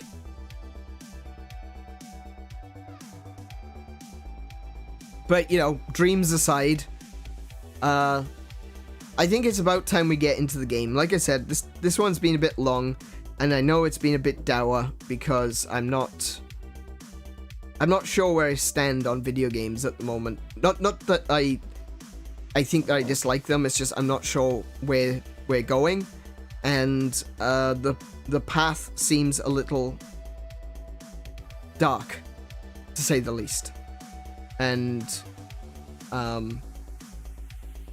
want to try to be positive, but it is also important to say the dark parts as well, you know? People need to be aware.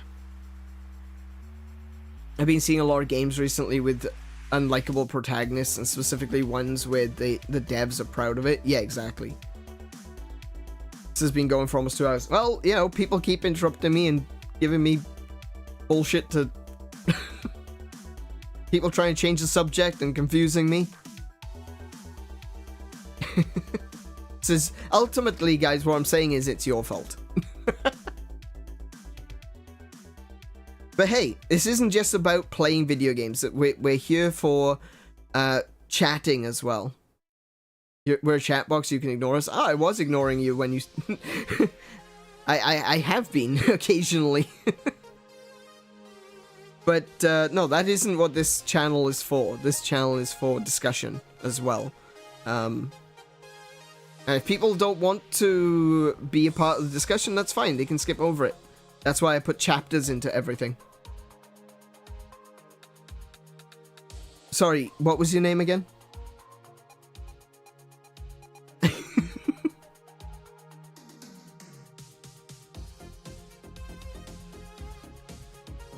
But yeah, I know there's a lot of things happening, and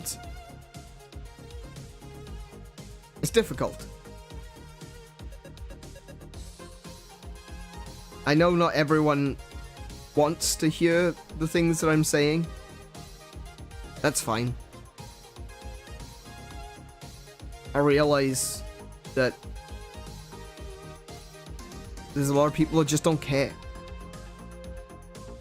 That they're gonna have their games now, and they don't care what happens in the future.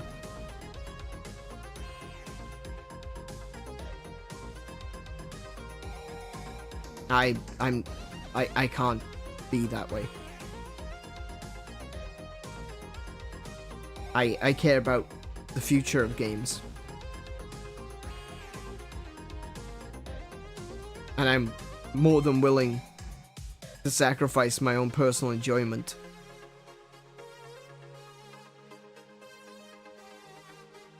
to make sure, to try to fight against what is currently happening.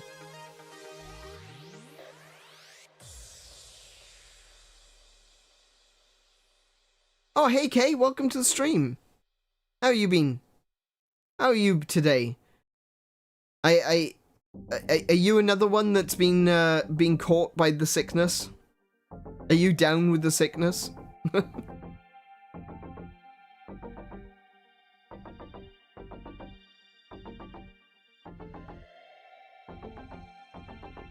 And with that one, I think we're going to move on over to the game because... yeah. You have the spicy cough? Damn. Yeah, I feel like I've got it as well. It's, but once again, it's not really affecting me that bad. But I could definitely tell that I'm unwell.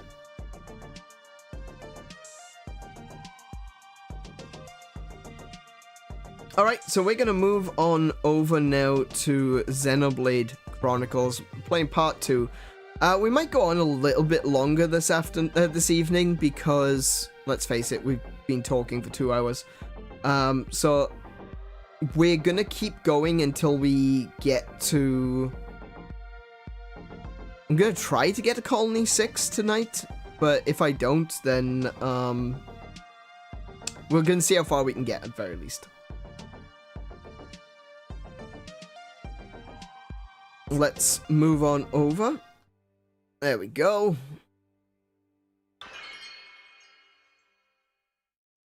How is the volume? Is the volume okay? Just want to make sure. I've been fiddling with some things. I wanted to make sure that the game quality. Autosave level 20. Current save level 11. Oh, that was a Dunban in the part. Never mind. Never mind. Continue. Sound okay? Let me know.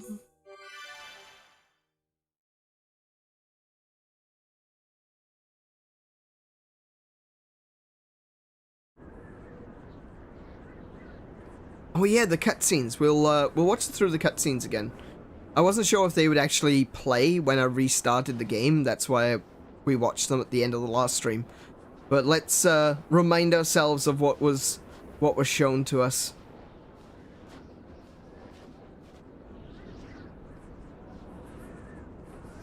Not helpful, Laney.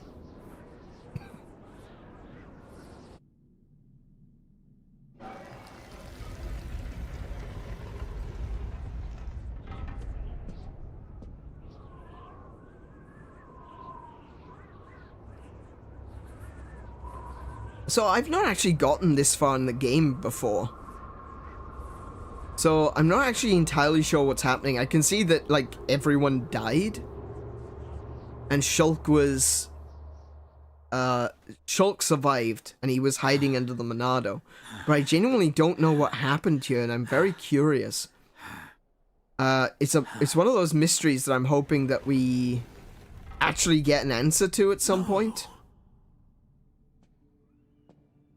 And I hope we can actually visit this location as well.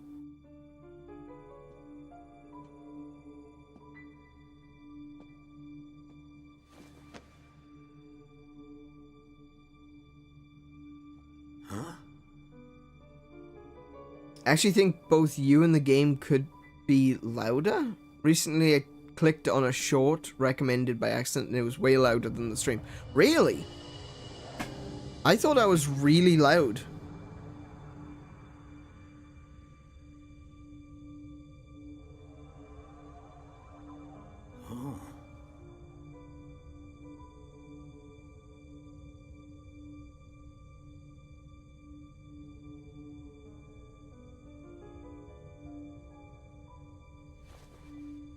So another question I've got is, how did they get the Monado from there back to the city? Were they just, like, randomly, you know, having people walk up to it and try to put their hands on it, and the guy that didn't die got to carry it? But shouldn't we have some kind of plan?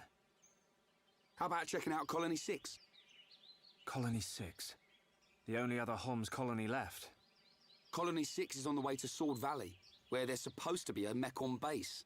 If that's where they came from, maybe the people in Colony 6 saw something. Good point. They might even know something about that metal-faced Mechon.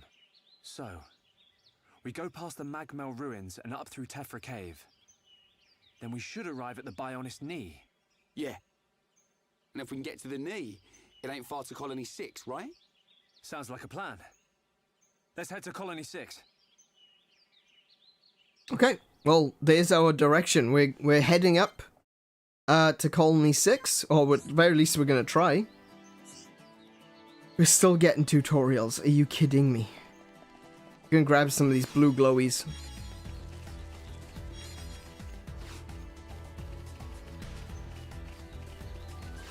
I think this is the right way. A red lettuce. Oh, I do like red cabbage. Red cabbage is so good.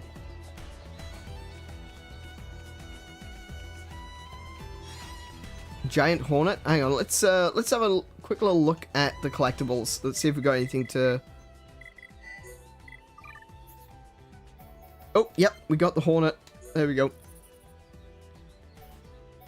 So I'm missing 2. We've got a giant hornet and a prairie dragonfly. We need 2 more bugs. We've got the sweet wasabi, red lettuce, and there's 2 more vegetables to get as well. Okay, let's see what we can find along the way.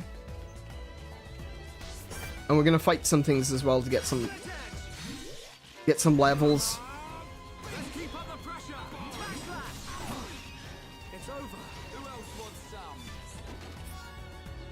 Because it's gonna get difficult. What I do remember from the last time I played is that I had some difficulty. I got so far and I was just like, oh wow, this is really hard.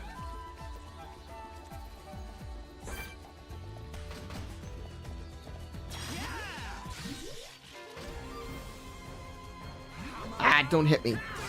Oi! Oi! Pay attention to Ryan.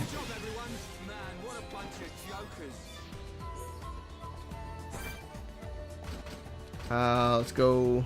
Back attack. Oh, wow, that was... Okay. Clearly I'm not going to be getting a lot of experience points if I'm one-shotting the bunnets around you. Sweet wasabi. Really do need to get back to it. You should play it alongside us.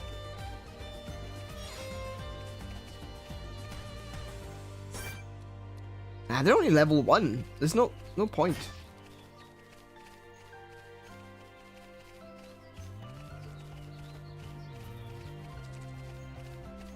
You and the game are a touch quiet. Really? I thought that I was really loud. I've always been under the impression that I'm louder than... Maybe that's an issue with the way OBS is set up, because to try and get an idea of how loud I am, I try to record myself. But I always sound really, really loud, even when comparing it to other things. Whoops. Oh no.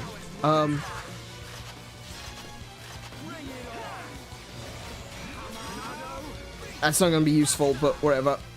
I didn't mean to click on it.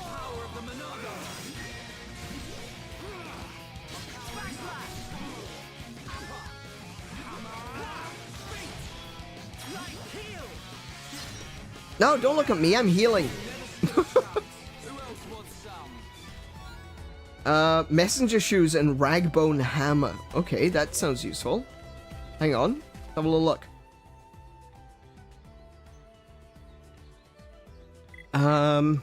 Equipment. So I've got light shoes. Who's equipped with messenger shoes? Oh! Okay, we'll, do that. Any trousers? No. Gloves? No. Armor? No.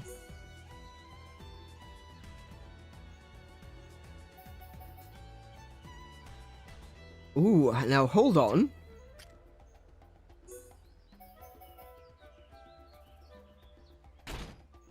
That's more armor.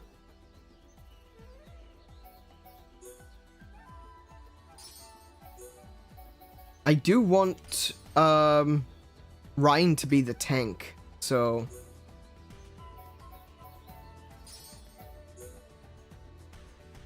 ether up? I don't need that. No one's got ether at the moment. What arts? Oh my goodness. Why are you telling me this again?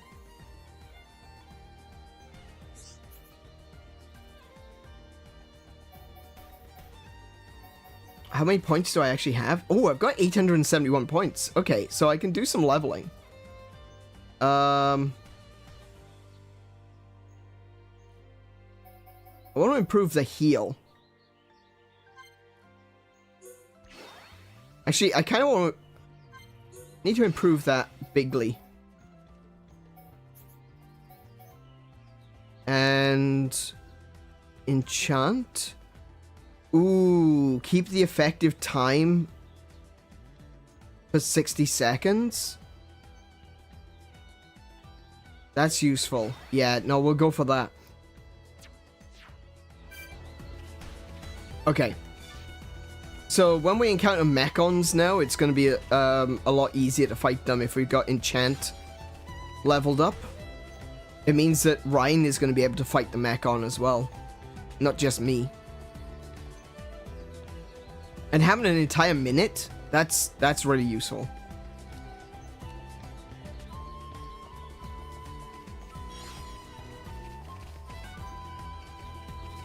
I think one of the things with my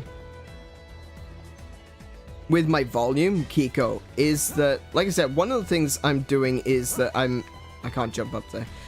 One of the things I'm doing is I'm measuring myself against other YouTubers, but maybe the recordings are just louder. But the other thing as well is that maybe the sound is, maybe I sound a little bit deeper, a little bit more booming than others, and so my voice kind of, you know, goes into the sound a little bit more than others. Like if you got a higher pitched voice, it's more clear.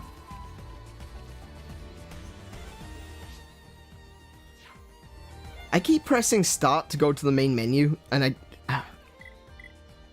I mean to press X. X? X. Hang on, I think I missed Ryan. Ryan can do some leveling too. Okay, I need him to... Does that change the cooldown? It does. Okay. It's only 1 second, but I'll do that. Engage. Aura that greatly increases aggro. Yes, that one.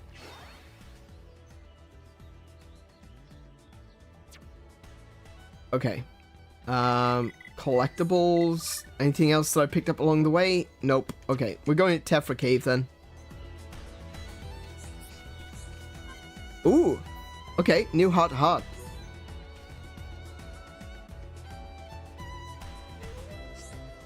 Every time we come here, brings back memories. Same for you, right? Yeah. We've been through a lot together, you and me. Oh yeah. Remember that time? You know, that one time? When we had the big fight when Dunban... let's go with when Dunban told us off. Hold on a minute. Oh, no! That was the wrong one. That isn't the time he was talking about. Oh, no. Hold on a minute, Shulk. Be honest now. You're remembering it wrong. I am? Well, not wrong exactly. That's not the important part, man. Think harder. Wait. Do you mean... You remember why he got angry at us, right? Of course I do. You and me. We made Fiora cry. Exactly. And, wait. Why was she crying again? Ryan, how couldn't you have forgotten already? You're the one who was reminding me. Anyway, if I think back, weren't we having a massive argument? Oh yeah, that was it. Not often we fight that bad. It's rare, all right. In fact, we could count on the number of times we fought on one finger. It kind of makes me smile, though. If it weren't for that fight, I don't think we'd be mates. I was thinking the same thing. It's amazing how we think alike sometimes. I'm glad we're friends. Me too, Shulk. Friends to the end. That's us. Oh, I got the wrong one. But it's fine. I made up for it. In the end.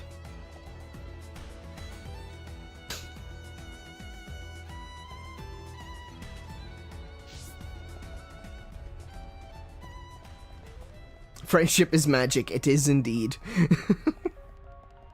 Alright, we got some higher level bunnets in here, so it might actually be worthwhile fighting these ones. Kind of need... No, turn around. Go, look the other way. Turn around. Go the other way. Get him.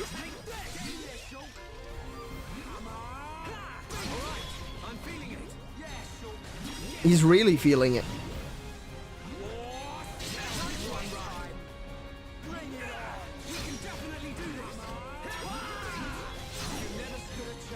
Nice.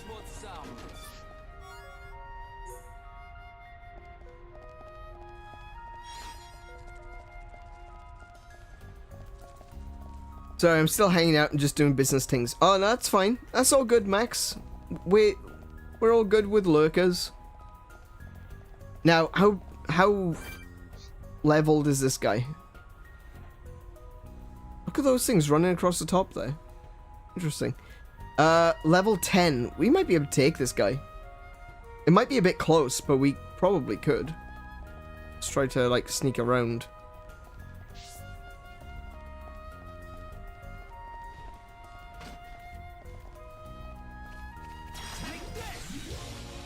Oh, that did not do as much damage as I was hoping.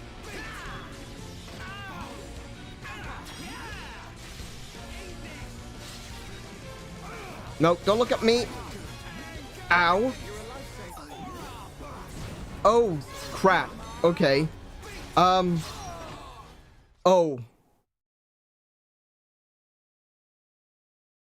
Okay, so we're not going to be fighting that guy. Oh, we got debuffed? Wait, this has death penalty? Oh, no. I didn't know that.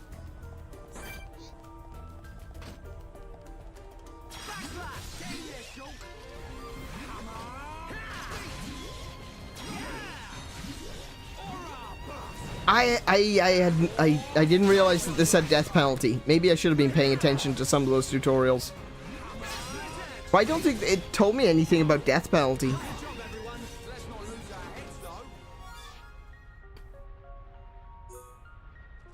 Okay, don't attack the giant bug. That's what I'm learning. Don't attack the giant bug. Was there like some sort of... Did I drop anything? Doesn't look like... Just look at the little baby ones.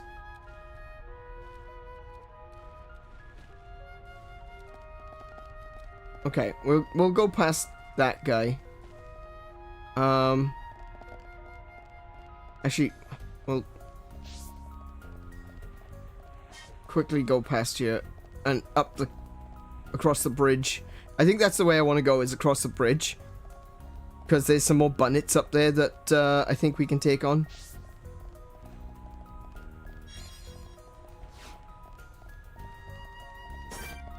Like there, for example.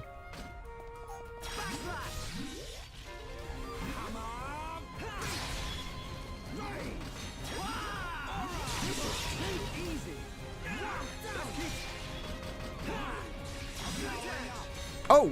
Oh, you killed him before I could get to him. Okay.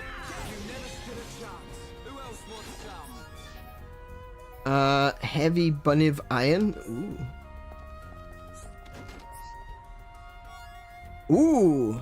Oh, nice. Okay, we got some good good weapons. We got some good, armor drop from that one. Let's take a little look. No, we didn't get that. We got bottoms, battle leggings. There we go. I think I'm gonna give those to... Rhine. Ooh, poison defense. I'll give that to Shulk, actually. Switch these ones for the middle leggings. Because they're a little bit stronger. What else did I get? I got... Was it gauntlets? No? Headgear? Headgear. Night goggles. Okay. Night vision. I don't know what night vision does, though.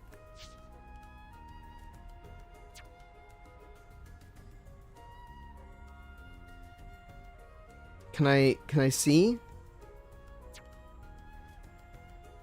Effects. Okay. Night vision. Increases accuracy of physical attacks at night by 12%. Okay. Interesting. Maybe I'll give that to Shulk.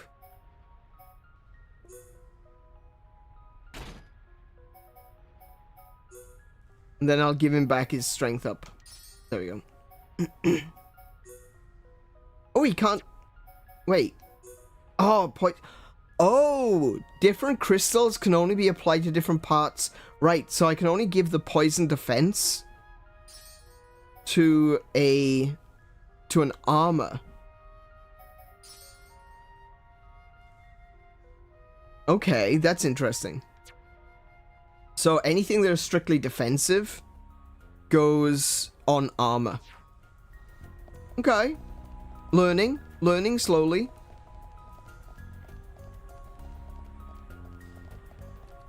Okay, we got a... Buniv, come on, where... Thank you.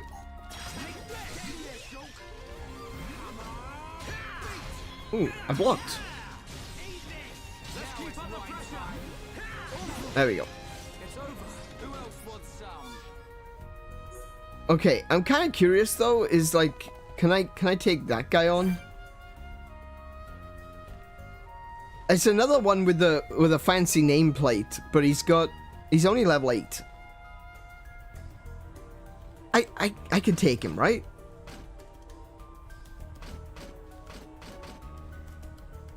I can take him. Everyone, let's go. Leave it to Ryan. Yeah, I'm turning up the heat. You're really getting into this, Ryan. Okay.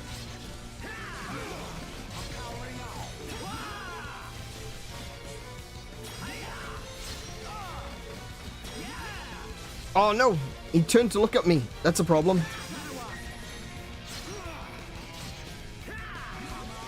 No! Pay attention to Ryan, please! There he goes. Yeah, there goes his defense.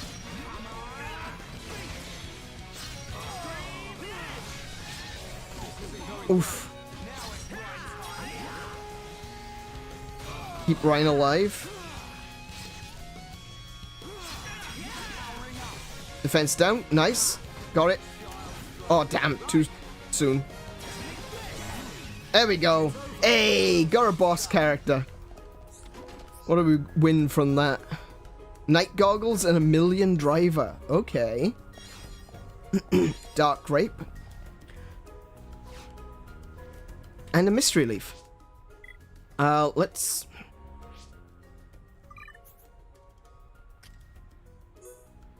Million driver. Okay, so it's not as...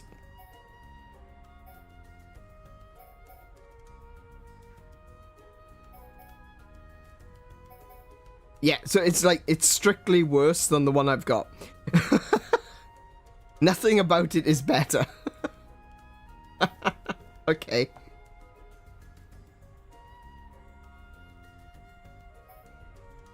Right, oh. I'll stick with the one I got in that case.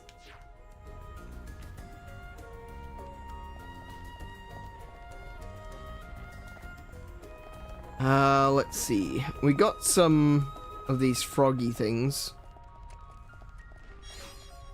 A shin gecko. A true gecko.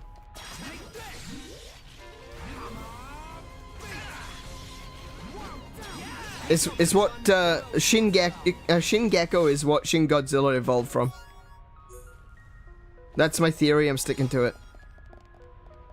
Wait, what's this cave for? There's like nothing in here.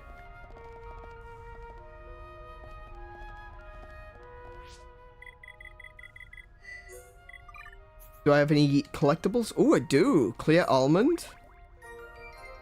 Cool. lightning attack. Ooh. I wonder if it's like Monster Hunter, where it only applies if you've got attacks that do lightning damage, or if it's if it applies lightning damage to your weapon. Shingekko. Brown Butterfly. Confusion Ivy. Clarity Moss. Attack Plus. Ooh, nice, yes. And a Leaf Mystery.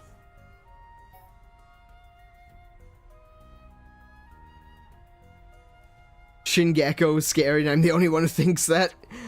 Yeah, I think a lot of people... I don't know. No, you're not the only one. Oh, hi. Could you look at Ryan, please?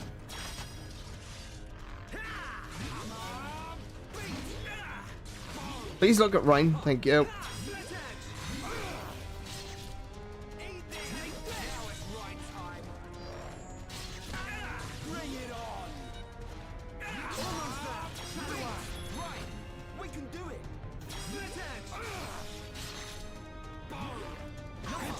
Nice. Okay. Ooh, more stuff. Caravan gear. I think we've got a bunch of caravan gear, so that's not that useful at the moment. Right, Magmel Ruins. Here we go.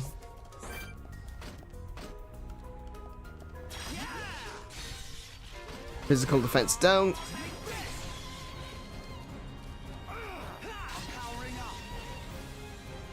It's really good to get the slit edge off as quickly as possible.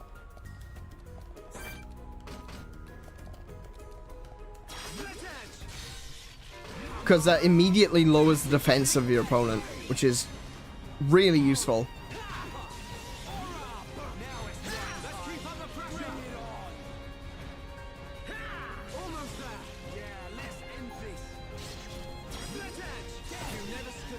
Nice.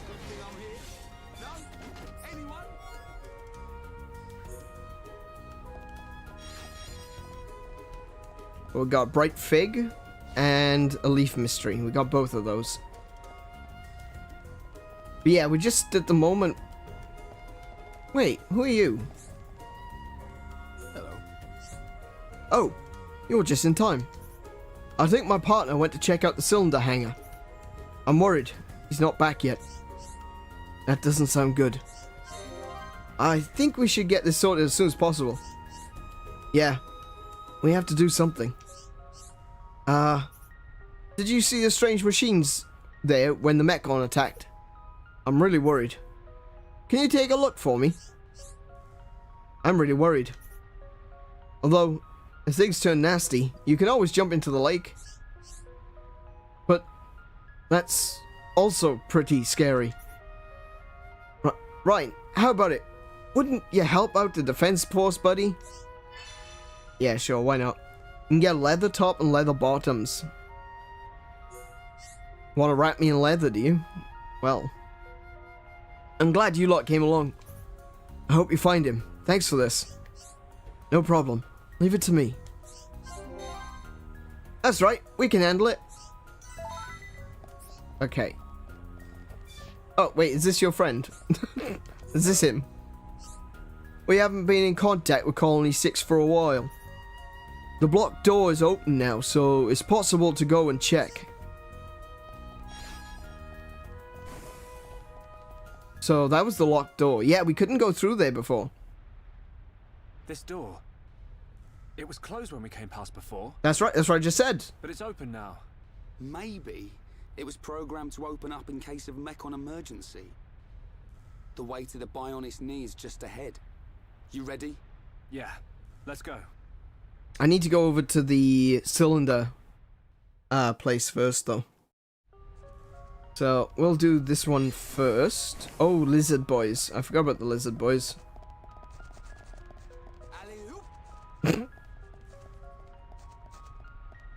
Which way was the lizard? Oh, wait. No, not lizard. Which way was the cylinders? Oh, I'm assuming this way. How many British voices can an A do? Hopefully a lot. When it comes to like soldiers and things, I'm gonna randomly try to throw in a different. Oh, Shin Newt? That's new. I'm gonna try to throw in different accents to just do, you know, random characters.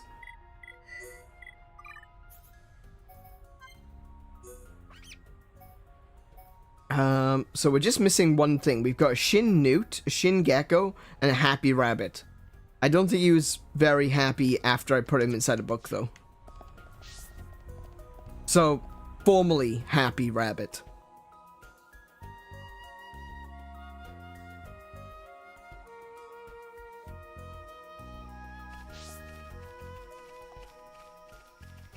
Ooh, can I do this now? No, I can't. Okay, so I still need to come back here later with 2 other characters. Interesting.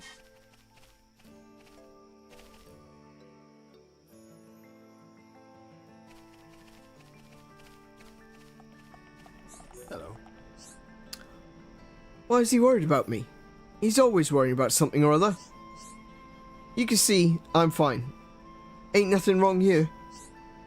There's no point in reporting back. He could just carry on worrying. Anyway, thanks for coming here. Take this.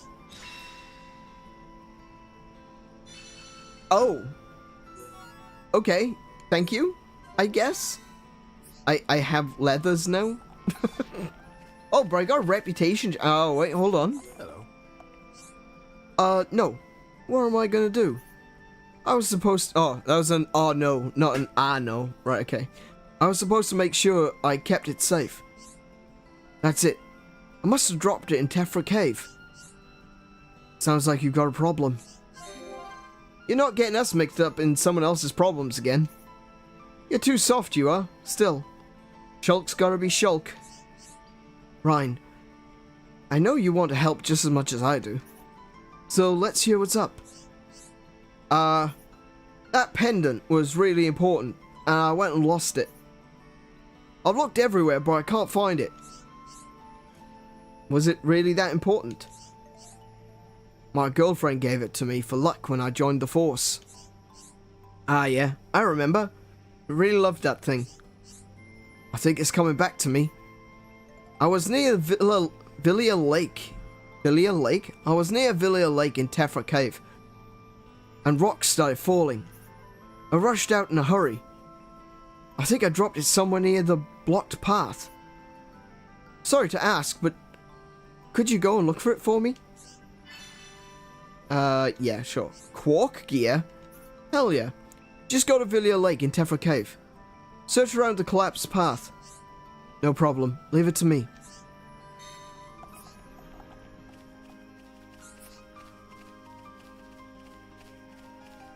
I'll need to help Noctum make her Anae's VA compilation. Oh, please. I was saying that Noctum could go for it, but I'm like, on second thoughts, maybe not. It's just kind of one of those things that I get a bit self-conscious about. It's like, I'll do it on stream, sure.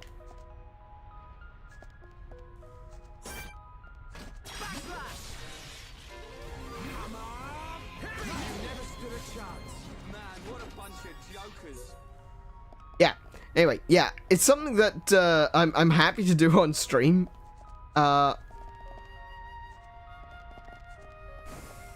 But I do get a little bit self-conscious sometimes.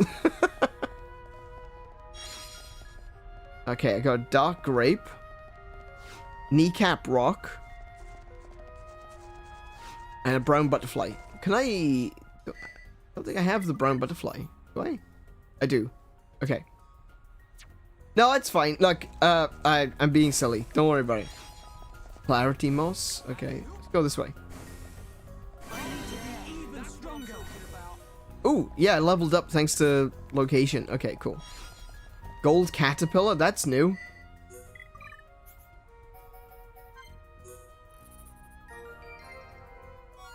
Slow resist. Ooh. Okay, that could be useful. I've not found... Oh no, wait, Villia Lake. I know where that is. I know where that is. Will you listen to what I have to say?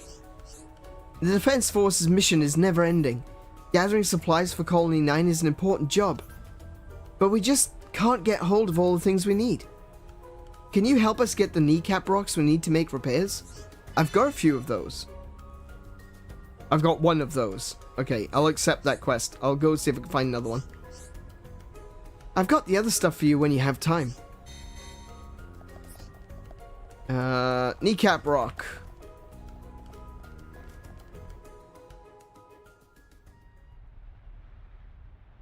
An ether lamp. Yeah. Don't traders use these things as guideposts? Yeah.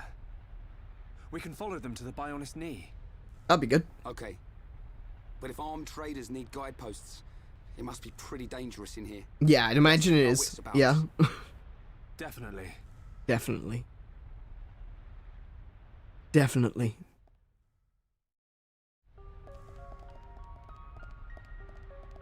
Oh wow, I just realized, look at the mini-map. There's a fair few enemies in here. Night Tulip, I think that's new. Yep, that was new. Poison Defense 3, okay. That's the strongest I've had so far. I think the other one I got is a Poison Defense 2. Take a little look what I can do. Strength up is fine, agility up. I've already got an agility up 2, so let's put attack plus. Gives Shulk a little bit more of a physical buff.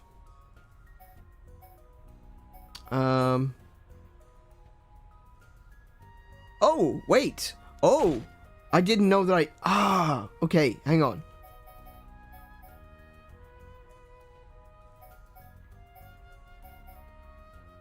Let's go with slow resist. And the agility up. Because, like I said, I want Ryan to basically be my tank. But if he can draw a lot of attention and not be hit, that would be really useful. Currently using the Regnus gear, and the Regnus was...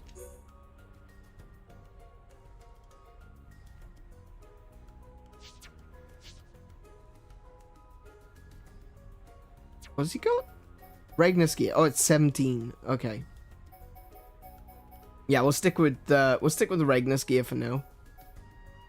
That caravan gear is 13 though. Might give that to Shulk.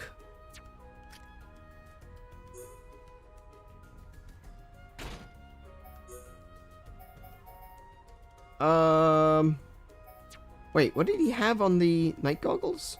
Oh, night vision. Right, yeah, of course. Okay, so I'll put poison resist. Oh, wait. Wait. Oh, he doesn't have a poison resist. Okay, no. Now they both have poison resist 3. Cool. I like that. And slow resist as well. Why not? Looks alright.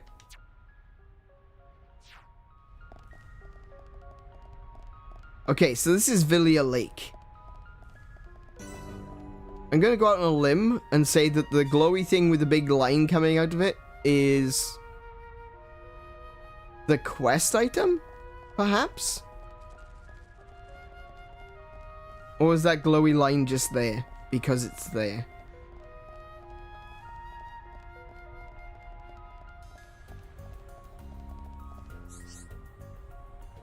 Find ether deposits and harvest crystals. Harvest very pure ether crystals from deposits. When you have exhausted the supply, try returning later. Okay. Titan's Gift. Okay. Ooh, there's a fair whack of enemies. Like, what? That one's level 10. What we got here? Heart to heart? With who? Ooh, can't view it. Okay. So, let's just quickly swim through. What is this line?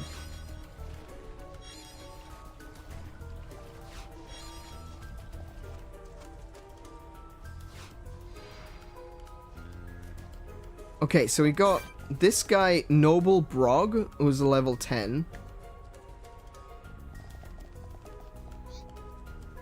And these are desert crabbles? Okay. Wait, where'd the big crabble go? There was a really big crabble here just now.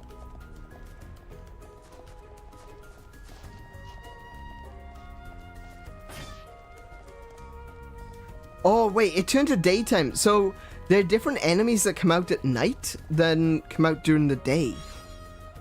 Rumble Stonefly, I think that's new.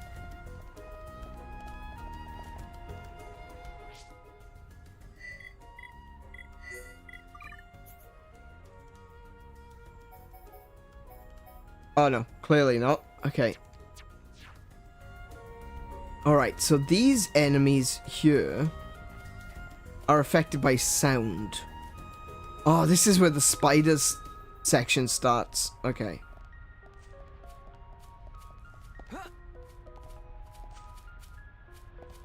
If you run, I think, they will target you. Yeah, see? Ow! Well, at least I got the poison resist, so it's not going to be a big deal.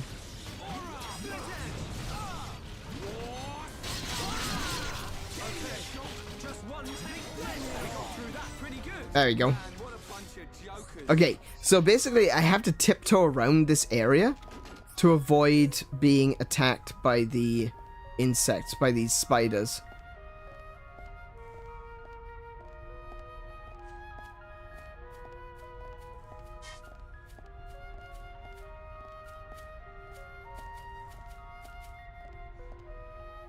There you go.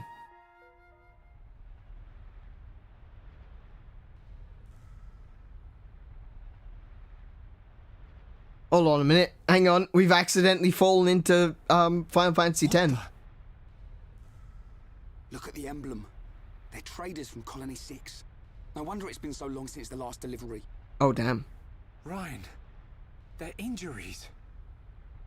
They weren't made by no Mechon. It was probably the monsters that live here. Man, that's grim. I don't want to go like this. Not even killed by Mechon, just some monsters in a cave. They probably had families. Children. Maybe.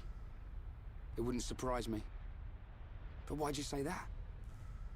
Oh, no reason.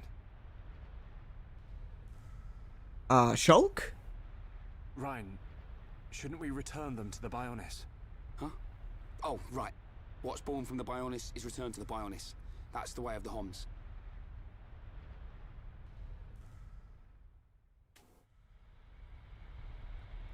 See, look, it looks like the when you kill an enemy in Final Fantasy X. Fireflies. Let's take a rest. If the monsters in here killed all these traders, we need to be at our best. I'm wide awake, so I'll take first watch.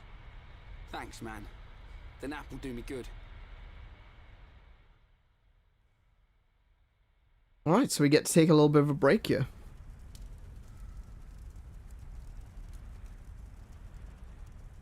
Or not. Okay. Shulk, my turn. Awake already? Didn't sleep a wink. Oh, I still feel like I just did one of Vanguard's drills.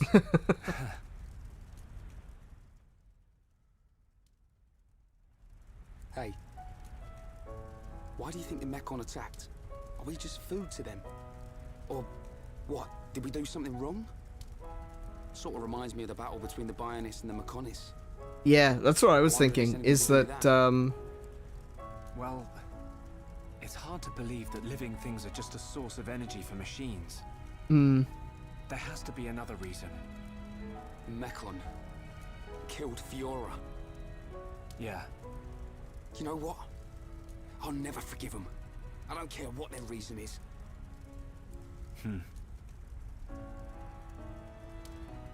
When it happened, the Monado showed me that Fiora was in danger, but I couldn't save her. It's not your fault. yeah, he's kind of paralyzed on the floor at the time, like what? You did great. You fought them off. I couldn't have done that. You know, I've been thinking about it. Why you can use the Monado, I mean. Dixon told me. You're a survivor from the Monado expedition team that went out 14 years ago. There was a blizzard or something, and your mum and dad died. And then Dixon found you and brought you back. Yeah, but we still don't know why. I was pretty young, so I don't really remember anything. We still don't know why he's a survivor. We're always helping Dixon with his research and trying to figure out the Monado. Maybe. Part of me does see it as something to remind me of my mum and dad. But mainly, if it really is the sword that the Bionis used to kill the Mechonis, like in the legend, I want to work out its secret. That's the real reason. I've got it. You were chosen by the Monado. What? Chosen? Yeah, it's a bit of a stretch there, Ryan. Not even Dunban can handle it. It ain't chance that you can and he can't. I'll take the next watch. I don't know. I think there probably is something special about Shulk, but I don't know what it is yet. Like, he seems like there's something else about him. Like, why did he survive when everyone else died? I don't know about this whole chosen thing, but it does seem like he is special in some way. I'm not sure if it's bloodline either, because, like, if it was bloodline, his parents would survive. Huh?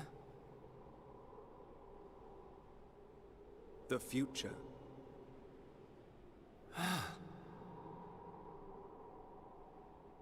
It is every man's desire to change the future. Is that not so? Sort of. Even if everything has been predestined, will you not oppose it? Absolutely. The Monado I make my is own now in your destiny. hands. The Monado will grow with you. If you can find the true Monado, the future is yours. The true Monado. Shulk. Shulk. Ryan! Oh, he's having a vision of spiders. Oh, that's a big spider. Shulk! Shulk! Ryan! What are you playing at? Give us a hand! Oh, heck. Okay, we are surrounded. Fantastic. That's the way I like it.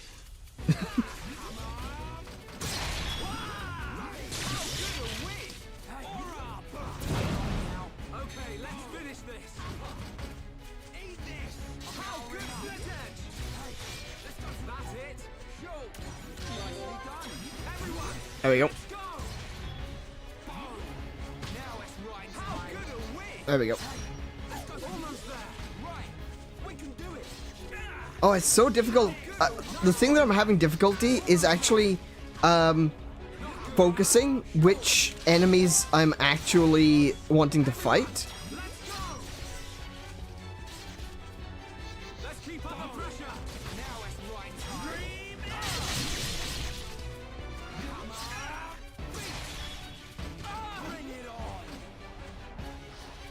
Aye, look, they're keeping the distance from me. They're stopping me from being able to get behind them.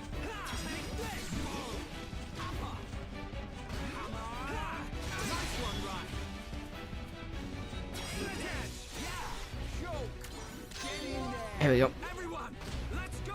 Almost there! Yeah, let's end this! Now it's Ryan time! There we go. Okay. Yeah, figuring out which one you're focused on is kind of difficult because it's not just about looking in the right direction. It's also about making sure you've got your cursor on the right enemy. The Monado is now in your hands. The Monado will grow with you. If you can find the true Monado, the future is yours. The true Monado? Was I dreaming? A little What's bit. with you? We'd better get a move on. Yeah, so I got some...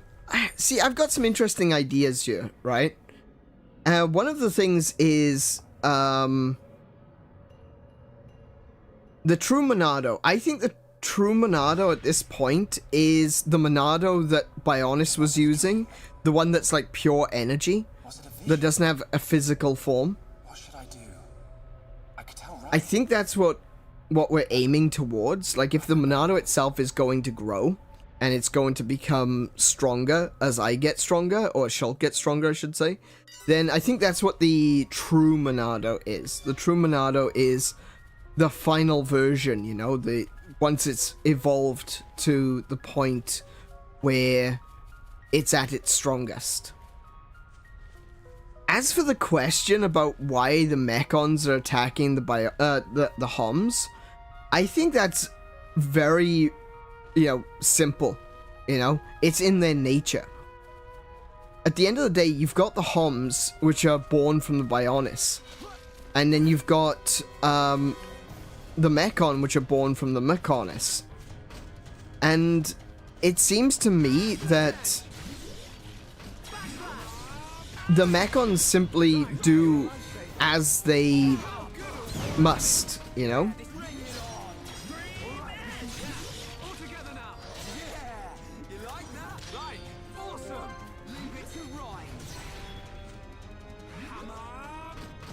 I don't know if it needs to be any more complicated than that. Just simply a case of, they are born with that nature. The Mechons desire the death of the biologicals or the Homs in the same way that Mechonis wanted to destroy Bionis. It's an inherited will.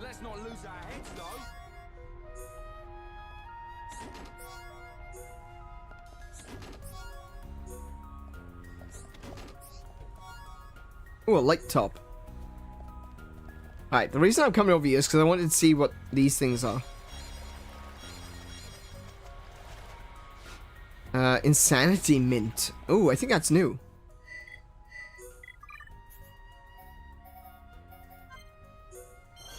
Steel Silk. Oh, wait, no, I got all of the nature ones. Okay. Attack Stability? I don't know what that does. So the only thing I'm missing right now is an animal. I'm assuming it's going to be a Shin something.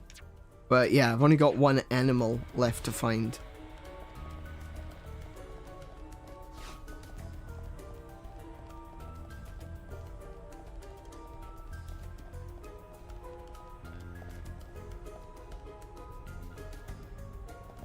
Oh wait, what's this way?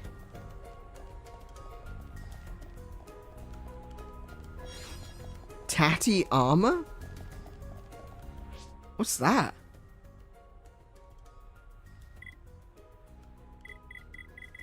Oh.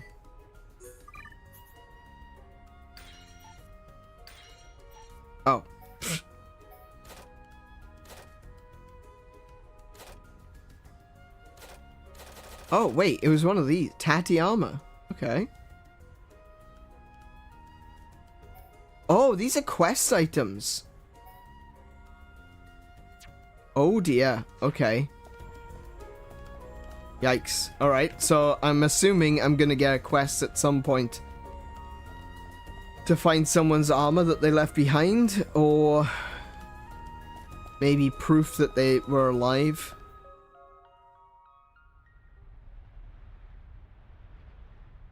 What on Bionis are those? Monsters' egg sacs, I think. But it looks No, like I didn't there are deliver the Mechon biscuits. parts inside as well.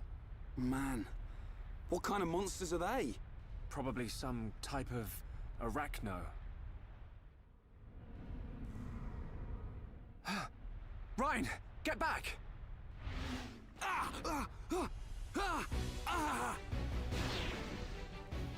Ryan! No. If that vision comes true, then Ryan, I've got to find him. But I have to find him very slowly.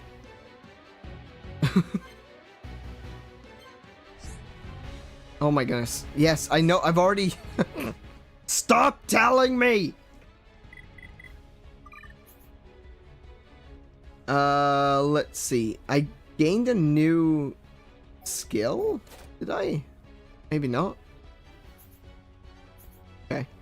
I got 300 points though. Let's put that into backslash. Level that up. Also, hang on. Skill trees.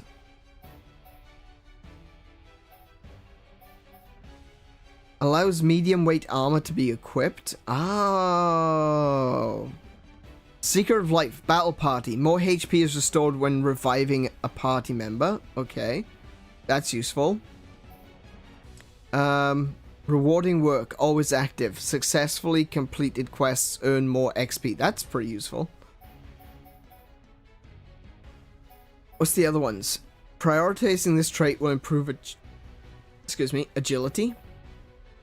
Prioritizing this trait will improve ether. Okay, I can't really do anything ether related at the moment. Healing arts restore more HP. That's useful though. Let's switch over to humanity and try to get that one. Also restore HP to an encouraged ally. That's gonna be useful too. Tension bonus. Agility up. Reduce weight. Gem crafting bonus. Back attack damage up. Okay. Chain damage plus. I like the XP bonus there. I'll go for that one next. HP recovery extra effect value. Party gauge up. Chain link effect value. Humanity seems like a really good line to learn, especially with the healing aspect, because you don't really have a dedicated healer, I guess, unless you count Shulk. At very least, I don't have a dedicated healer at the moment.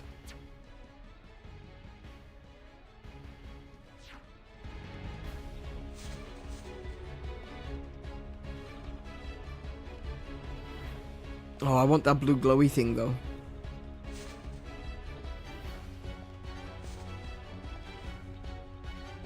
Alright, I'm far enough away. Good. Good. Oh, there's more of them.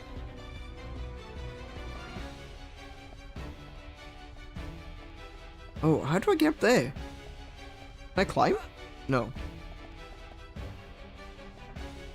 There's gotta be a way from the other side then. Even though it's not showing up on my map, there's gotta be another, like, cave exit or something that leads me to where I can do the mining. Never such thing as too many medics. Oh yeah, no, absolutely. It's just, what I mean is we don't have one at the moment. Oh, there he goes. There's Ryan.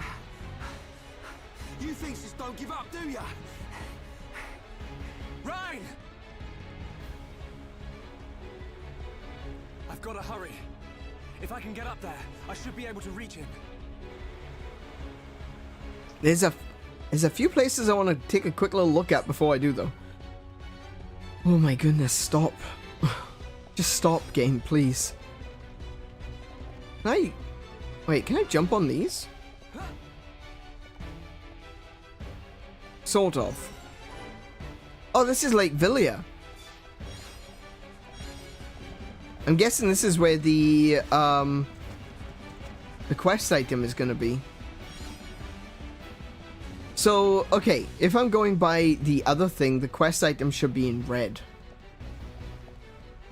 Oh! Hold on, this might be it. Lost pendant, got it. Oh.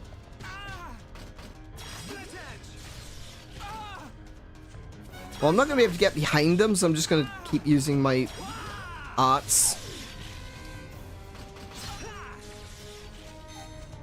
This isn't going well. No, you don't say.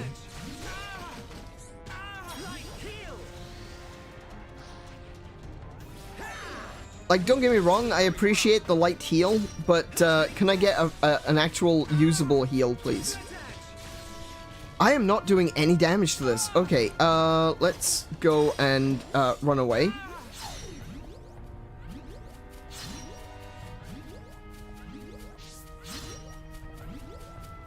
Come on. Oh, what? Sorry.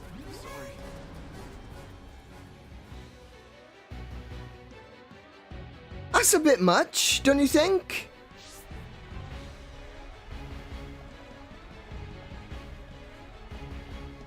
Am I gonna have to go back over there and pick up that bloody pendant again?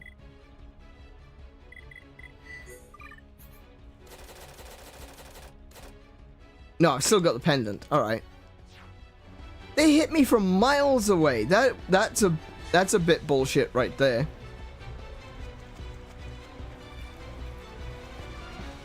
Like, everything in here seems to be incredibly strong.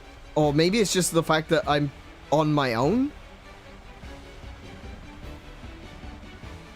This is one of the issues I had in Xenoblade Chronicles 2, actually, is I reached a point where I just felt like I couldn't continue. I ended up stopping playing that because, yeah, like I said, reached a point I just didn't know what I was doing wrong. Where I just kept...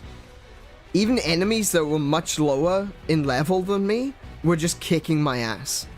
And that's the reason why I ended up stopping playing 2, because I didn't know what to do. Where are you? Ryan!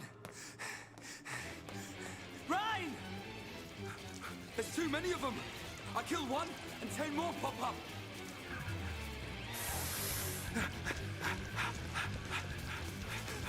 Ryan, no! Not that way!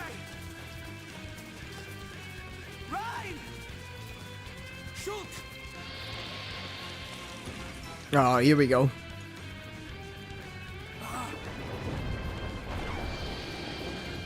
Ryan!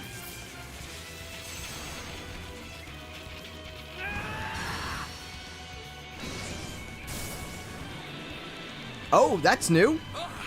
That's... Where was that literally 2 minutes ago?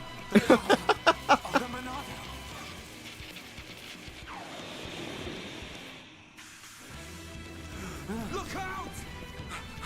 That is a big ass spider, though.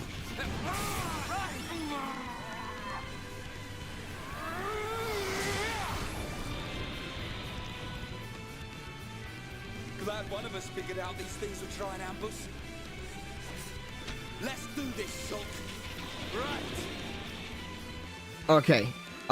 This is I hope I can fight this thing. I mean, I just got killed by 2 of the little ones. So, yeah, a little bit concerned. The party can now have visions of the future. During the battle, the party will be able to see in advance the dangers that await. The vision tag shows information about what will happen in the future. So it'll show that an enemy will attack a character. Okay. White text is talent arts, red text is physical, purple text is ether. Okay, see, this is what I mean about lore dump, not lore dump, but tutorial dump. I'm not going to remember that. The color of the art name tells you which type of art the monster will use. Okay. White is talent, red is physical, purple is ether. Alright, that much that's the same as what I've got in my own attacks. So that's fine. Press B near another party member to warn them about future danger before the vision becomes reality. There must be at least 1 block on the party gauge. Warning a party member about the future will allow you to select an art for them to perform. They will automatically target the monster that attacked in the vision. Okay. Warning another party member about the future and using their arts may change the future. When the future changes, the vision tag will be destroyed and a new future is born. Avoid danger by changing the future in your favor. A monster's talent arts can only be blocked by a shield. See, this is the part where... this is the part that I have no idea. Monster's talent art can only be blocked using shield. So that's the thing that he just used, the yellow glowy. When attacked with an Arachno Crush 1 talent art, if the party leader is Ryan, tell Shulk to use shield to change the future. If the party leader is Shulk, activate the Monado and use the shield to change the future. Okay.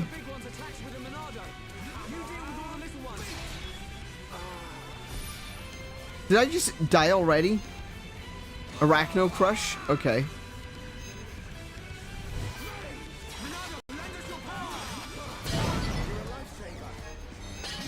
Okay.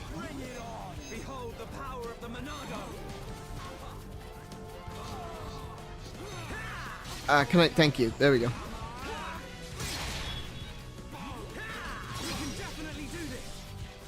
Well, you say we can definitely do this, but I'm not entirely convinced. Not gonna lie.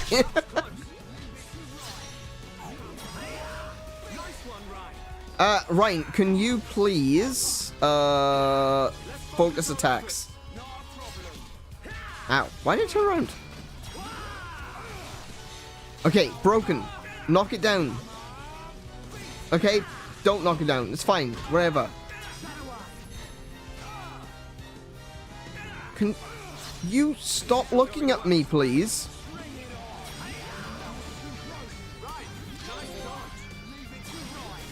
Okay, back attack. There we go. That one. That thing. We're gonna go with Slit Edge, followed by Hammer Beat. Do I get a chance? No, I don't. Okay, damn.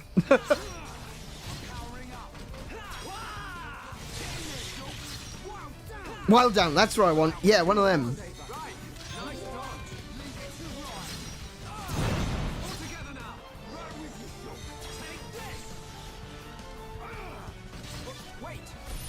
Oh, another vision. Okay. Another Arachno Crush. All right.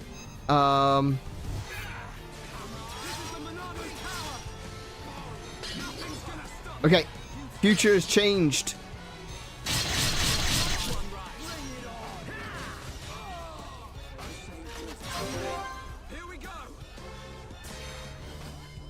I'm gonna go with that, followed by that. Oh, I'm not getting an opportunity to do another attack though, that's the thing. Oh, Ryan needs healing. Wait, do we win? Really? Looks like the Monado works on more than just Mechon. I gotta say, that's pretty awesome. Not complicated at all. No, no, not even a little bit. I just realized something. Yeah. Huh? The future I see, it isn't set. I think it's more like a warning. A warning? It's a Jedi mind trick is Yeah. what it is. A warning about what will happen. What will happen if I don't do anything. Or if I can't do anything. So I can use this power to change the future. And that's exactly what I intend to do. You've got my vote. If you really can do that, I think Fiora would have liked it too. Yeah, Yeah. Fiora would have loved it if he had Right, told her let's get moving. ahead of time, you know? The Bionis lead. Yeah, the combat system is a little bit complex, and I don't know, sometimes it feels a little anticlimactic. Like, that one certainly felt really anticlimactic, because I felt like I was still in the middle of fighting, and it just goes to a cutscene.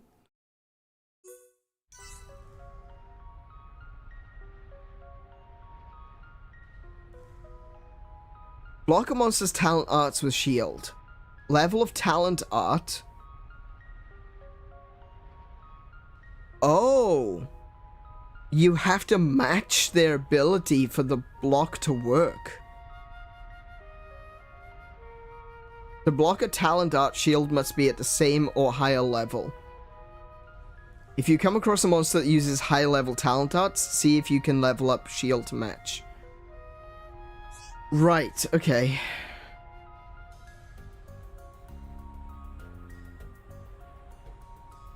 If two party members are linked by affinity, they can take advantage of each other's skills. Press Z on the skill trees screen to show the skill links screen. For further information, see the skill links continued tutorial. Oh, goodness. Couldn't they have just published a rulebook? At this point, I just kind of feel like just publish a rulebook so I can actually read how this is supposed to work. This is, yeah, a bit convoluted, not gonna lie.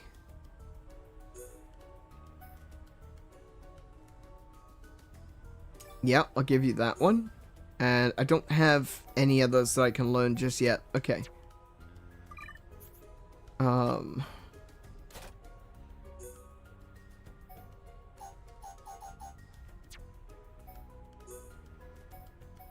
Is that one? Allow medium weight armor. Well, it's not going to help anyone. Okay.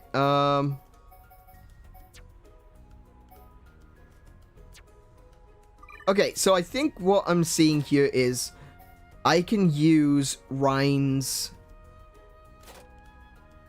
Yeah, I'm using one of Rhine's abilities to do that. Okay.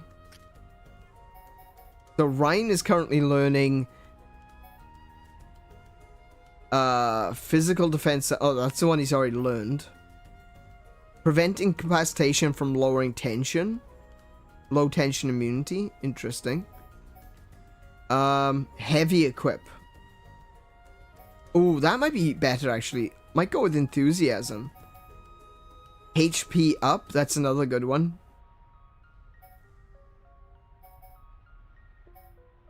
I think I want to go with enthusiasm and get Rhine heavy armor. Hey Robin, welcome to the stream. How are you doing today?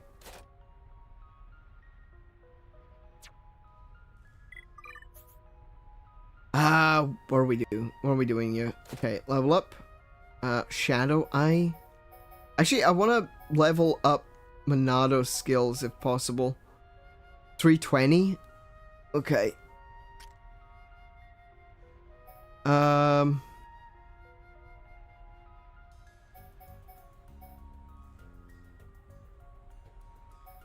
Aura Burst.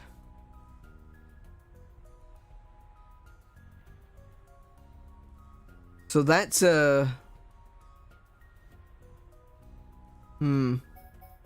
War Swing? Full circle swing dealing damage to enemies in range. Okay, we'll go with that. And Rage. Aura that lowers physical damage. Talent gauge refills over time. Okay, we'll, Oh wait, there's another one. Guard Shift. Use weapon to block attacks. That could be useful. Let's level that one up.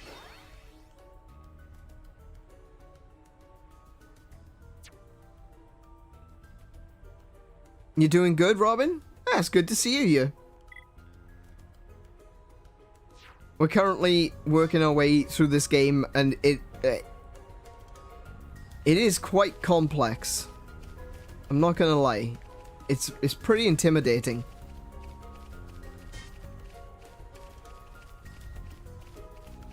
Do I just... Oh. Okay. Not gonna argue. Just walk up to it and wall disappears. Alright, fine. Fine. That's okay. By the way, Anna, I'm gonna come in with water. I hope it's cold enough. Oh, okay. Righto. Give me a second.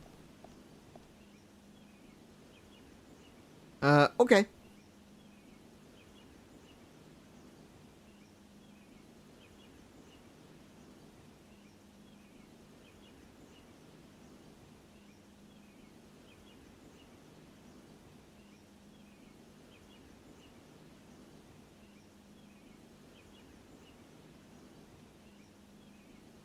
Alrighty.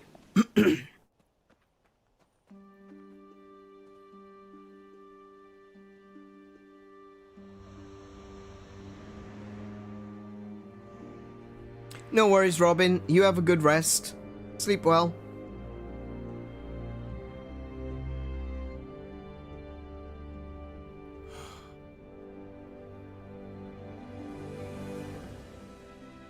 Wow.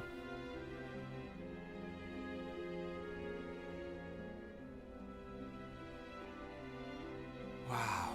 Yeah, that's what I said. No matter how many times I see this, I never get used to it. It is kind of crazy how big everything is.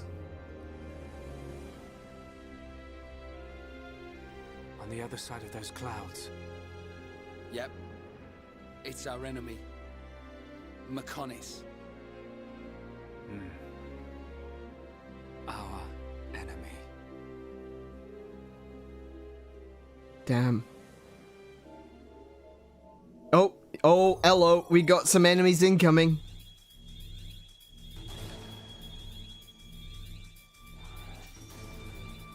I've been playing some Pokemon Unite. Have you ever played that? I did try playing it. I'm not a big fan of MOBAs though, unfortunately.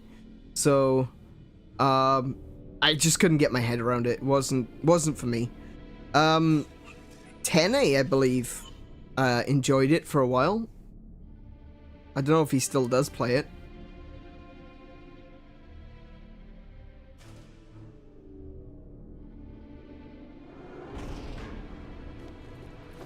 Oh dear.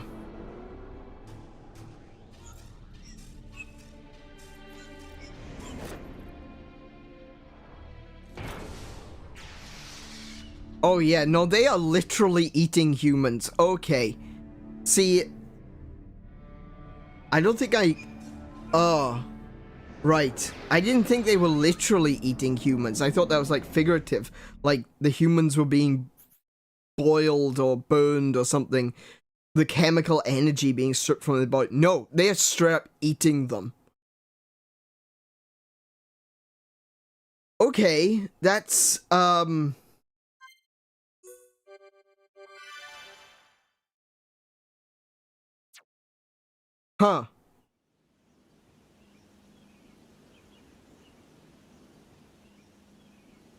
If we just came up the Bionis shin... Yes. Then this must be its kneecap, right? Yes. Yep. Which means Colony 6 is up ahead. Looks like we can climb up there. Great. I love a good climb. Of course you do, Ryan. Of course you do. Pet, pet.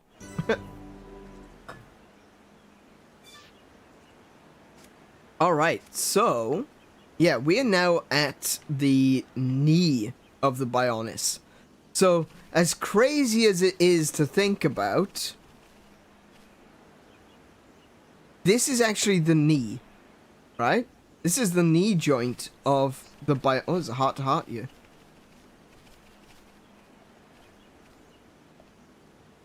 Can we see down there?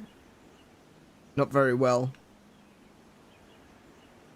All the cloud coverage makes it difficult. But we are literally on one of these titans, you know? And sometimes you lose vision of that because it just looks like, you know, it looks like some mountains and stuff. But no, like, you can see the leg rising in the distance there. And that's the sword. It is constantly above us. Going from Mechonis all the way across. Now we can't see it because it's nighttime. To Bionis. It's the scale of this game. Oh, look, you can look at that. That's terrifying. You just see the glow of Mechonis's eyes in the distance. And some of the other locations as well. There's just this red glow coming from there. Okay, so I can't do this heart to heart. But yeah, that's so foreboding.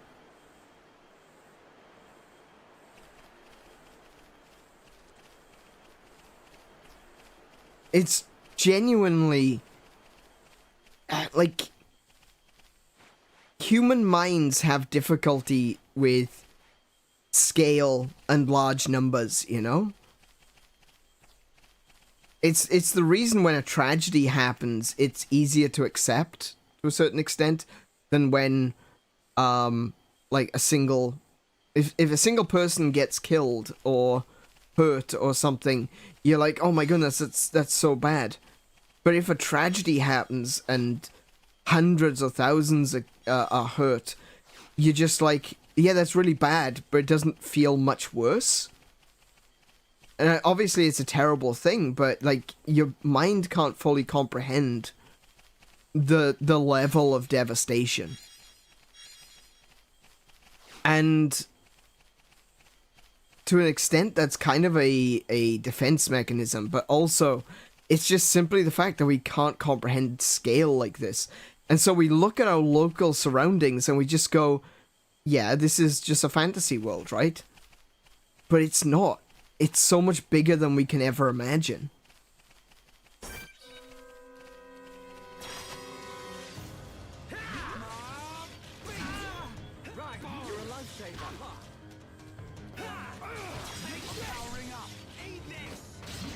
Oh, it's level 12. Yeah, I'm gonna hide.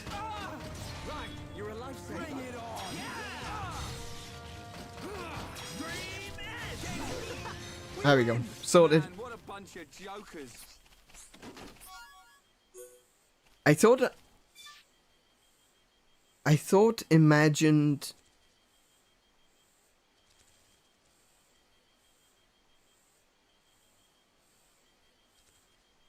I thought imagined.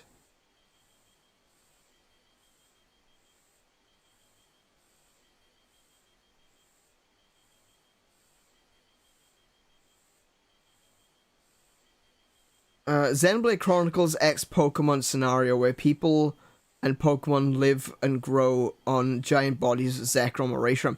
Ooh. Actually, do you know what? That is pretty cool. Like, when you think of Zekrom and Reshiram, it is very similar to Bionis and Mechonis. That'd be a pretty cool crossover. Hey, Ryan, there's something here. Say, Shulk, what do you think this is? I have no idea. Alright, I'll just poke it and see what happens. Hold on now. We don't know what it'll do. Could be dangerous. Poke it and find out what happens anyway. And we died. And we immediately died.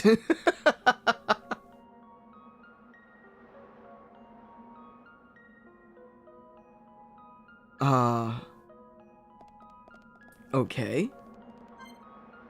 A mysterious power pushes you back. Okay, so I can't fall off the edge. Oh, it's a Nopon. Nopon Archsage? I've been waiting. Archsage been waiting. With limitless power of Archsage, Archsage has presaged friends coming. Oh my goodness. It's hard enough when people who are speaking English are talking to me. I can barely read this. With limitless powers of Archsage, Archsage has presaged or presaged friends coming? Okay. Also, presaged questions friends ask. Oh,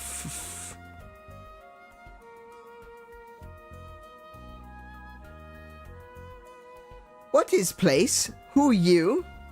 It not so? I don't know. I don't know. This place like Bionis, but not. Seem familiar, but not actually. Is place that connects to past futures. Oh, come on! It's bad enough trying to figure out the combat. And Nopon Archsage is great Nopon, who through endless training in many times and places becomes sagest of sages. Right, whatever. Since friends come here, That must mean friends want to become disciples. No backsies. So if friends complete challenges with much success, Archsage give rewards. Good thing Archsage transcends greed for material possessions, otherwise would not part with such priceless treasures.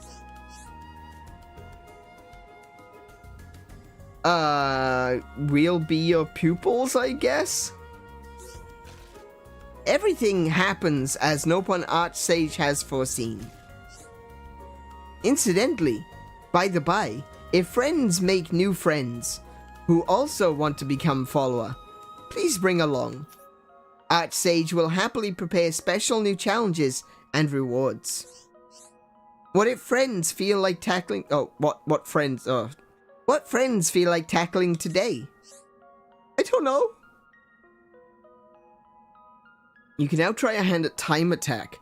Speak to the Nopon Archsage for access to Time Attack and trade. Participating in Time Attack challenges will earn you Nopon Stone, which you can exchange for items in the trade menu. Okay.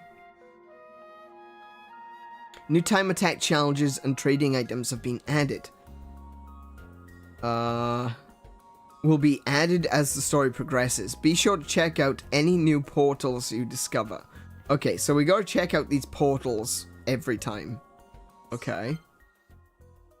Let's see what tradable items there are. Camo mask, exotic glasses, and bourgeois glasses. Dixon's custom order sunglasses. They're supposed to bring good luck.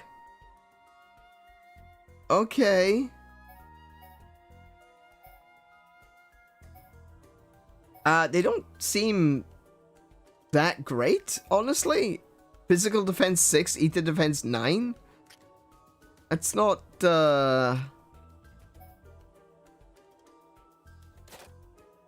Camo hoodie.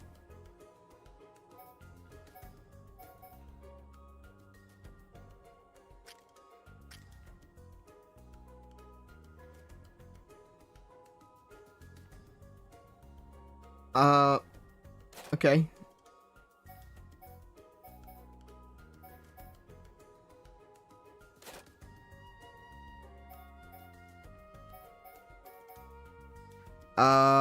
Okay, these ones not so bad. Hang on a minute. Okay, so that is actually +4. But it's also -7 for physical defense. Wow, okay. Oh. No, see, this is a bit more interesting. Just being able to buy the gems that I want, that's gonna be useful.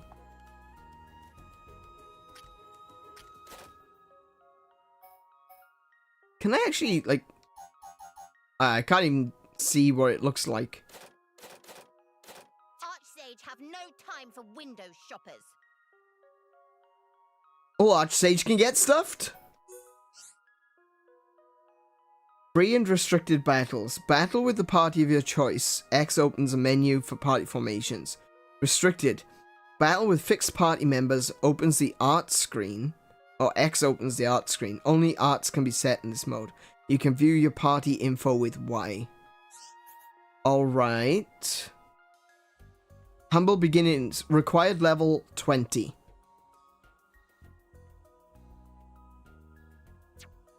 Please to come again. Yep. We're gonna back out of this one. I don't think we're quite ready for that yet. There's quite a significant change between even going up by 1 level. So, seeing as I'm level 12 and the requirement is level 20, I suspect that is going to be quite the difficult challenge. Cool.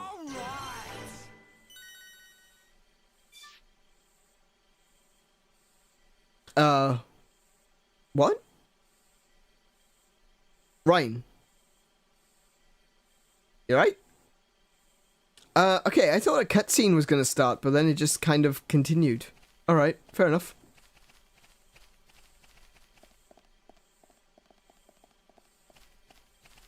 Oh, a shop. Yes? Yes. Let's have a look. What have you got for sale? Buying. I know I'd...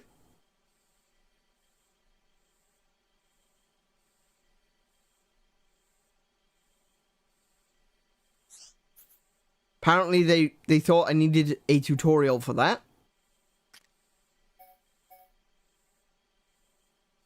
Ooh. That's not bad. That is.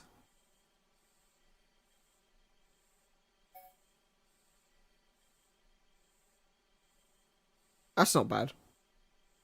Let's have a... Let's see what we've got here. Okay, so...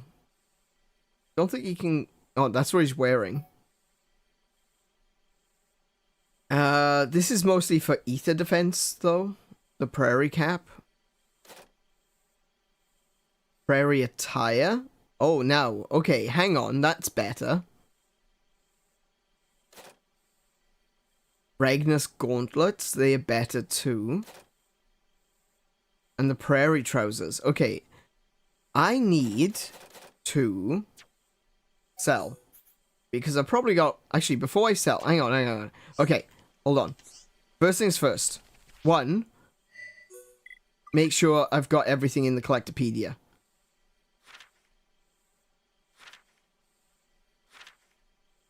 Okay. Okay. So, I can sell all my junk.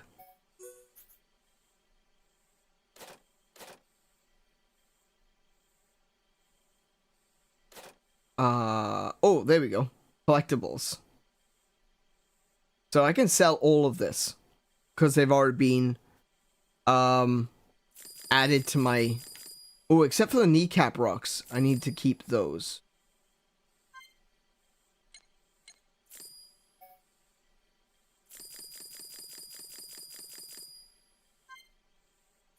Okay. This is all the junk. So this is all monster. Oh, wait, hello. There's one down here as well. Small shells. I need to keep those. Okay.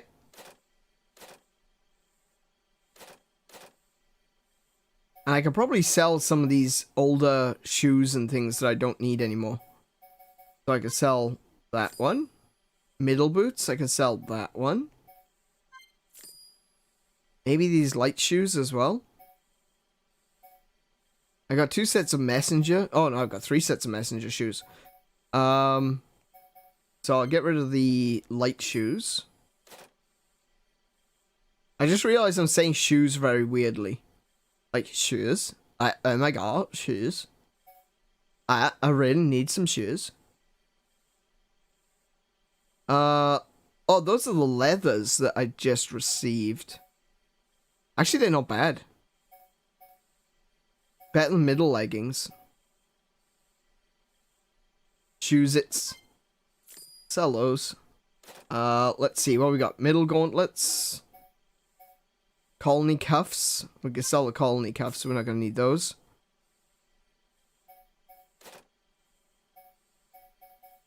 Colony tops, we'll sell those.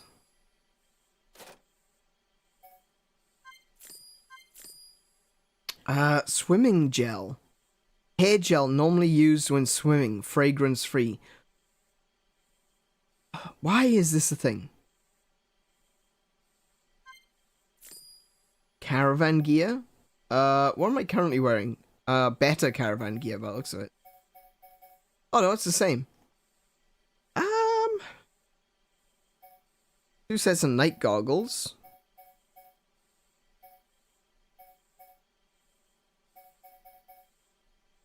Might sell this.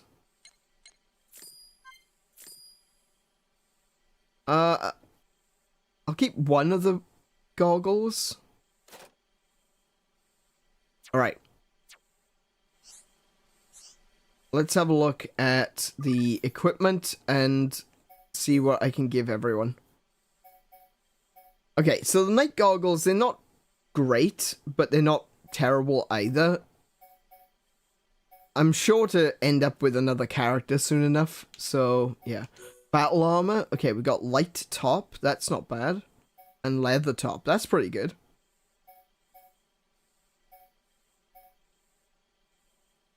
Okay, I'm gonna give Shulk the leather top. Let's see if I've got something that's better than the light gloves. No. Leggings, I've got leather bottoms.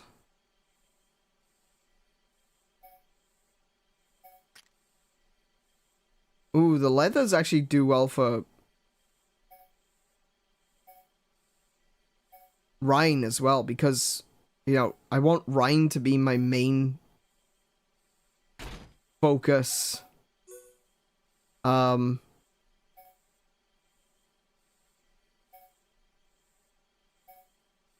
Like, he needs to be my tank, you know? So I'll give him the leather gear. There we go. I've got middle armor, light top, and battle armor.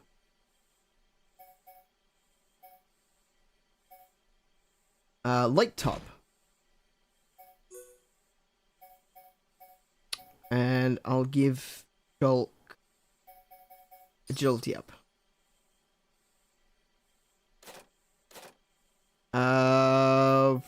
Leggings.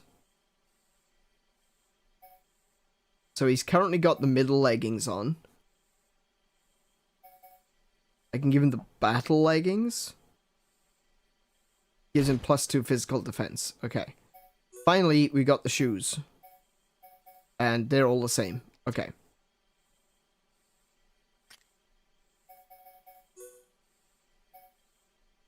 We got caravan gear. Okay. Ragnus gear is still the best one there. We got the leather top.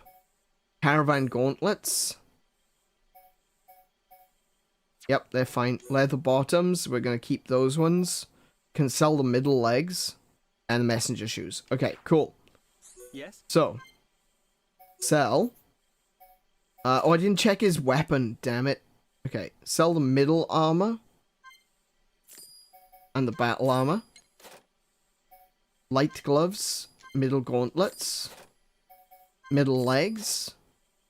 And 1 pair of messenger shoes. Oh no, I want to keep those. Because we're going to get another character. Eventually. We'll keep them. Keep 1 pair of the night goggles. Actually, I'll probably keep both. I don't think I'm going to be needing these anymore. And lastly, something I didn't check was to do the items. Do the weapons. So this is the one I'm currently using, the light driver. And everything else is strictly worse. Okay. That makes things easier. Yes?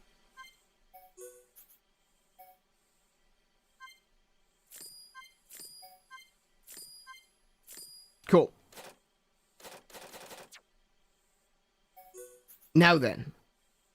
Let's see what we got. Okay, that one's not bad. The -15 auto attack minimum isn't terrible. The rest of it makes up for it, though. So we're going to get this one. And get 1.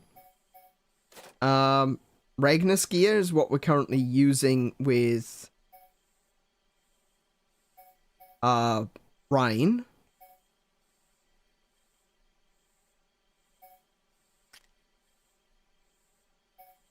I think I'm just going to get another Ragnus gear for Shulk. Prairie attire.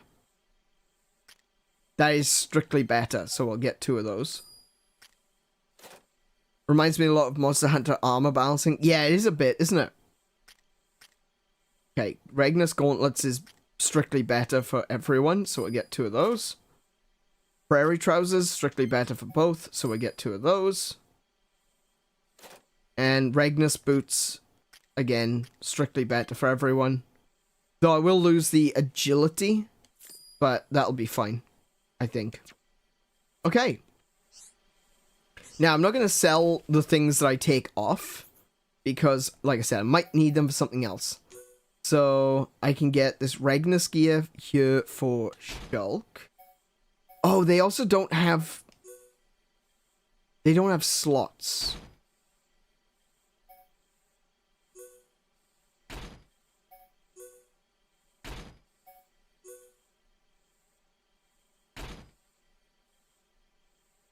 Shulk is looking like a right mix-up. Okay. Aegis Guard, yep. Regnus gear, yep. Leather top, we'll switch out Prairie attire. Caravan gauntlets with the Regnus gauntlets. Leather bottoms with the Prairie trousers. Messenger shoes with the Regnus boots. And, oh yeah, look, we've only got 2 slots left. Alright. I'm gonna go with HP up and, poison defense.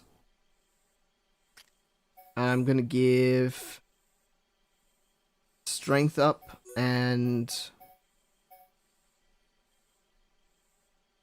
also poison defense. Like, that is one thing I don't want to have to deal with, or at the very least I don't want to have to worry about, is the poison. Wait, hang on, there's someone else here. Good day. Good day. Wow, it's rare for us to bump into anyone else in this area. You look like you can handle yourself. You think you could take out a couple of Leg Arden for us? They're always attacking us for no reason. I hate them things. A Leg Arden. Okay. Thanks, I appreciate it. Leg Arden live on Gower Plain. Alright. We're heading to the Gower Plain.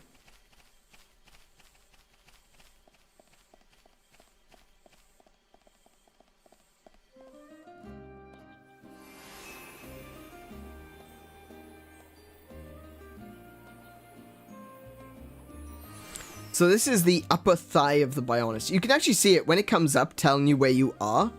It shows a little glowy point, and that's exactly where we are on the Bionis. Oh. Smoke? Maybe someone's got a fire going. Hope they're cooking up something good. It's hardly a good spot for a barbecue. Come on, let's take a look.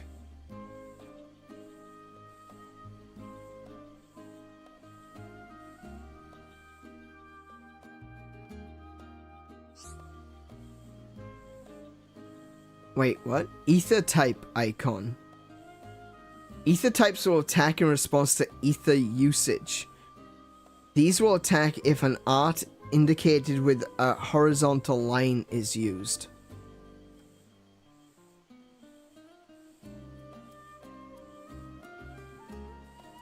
Right. Okay, so the horizontal line will appear on if we get close to an enemy that has that particular ether type. Okay. Alright. Right, is this a Leg Arden? It is. Level 13. I'm only level 13. This is going to be a fight.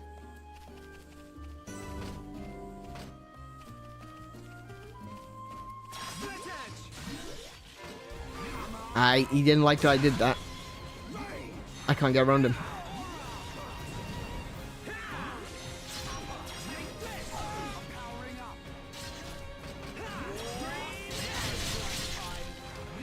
Okay. Can you knock him down, please?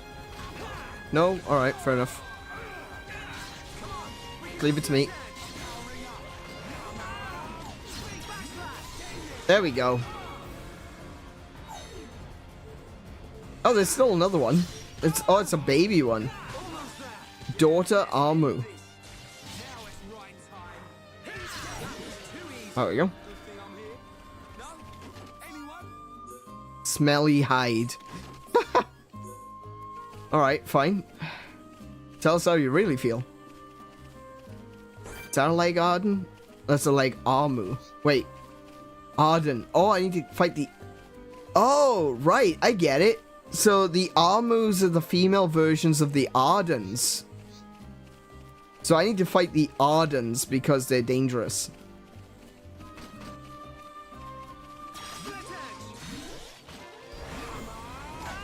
Ow.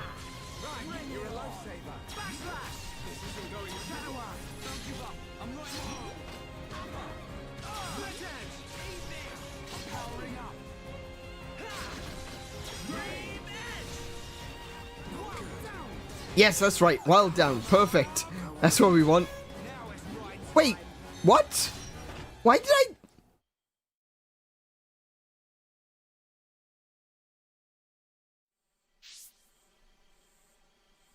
What the hell just happened?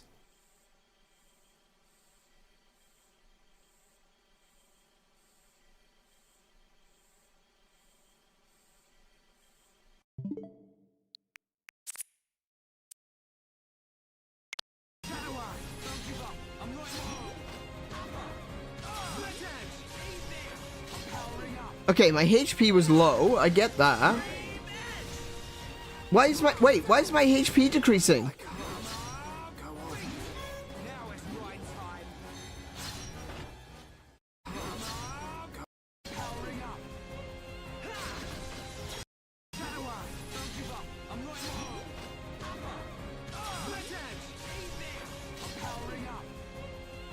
Why is my HP just decreasing on its own?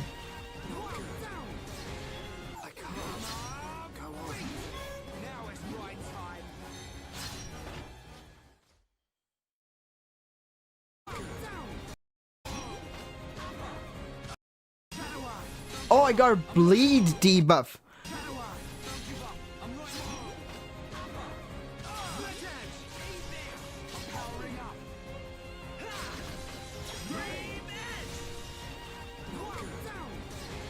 Okay.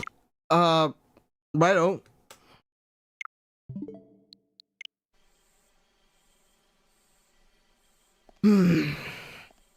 Okay.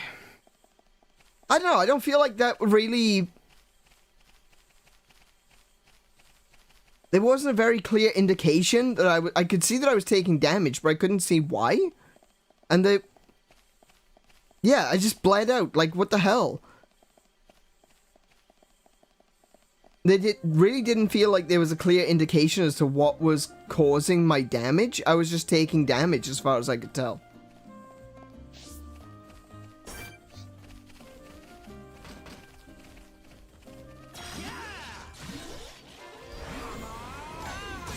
Yeah, there's my bleed. Look, I got done with bleed immediately.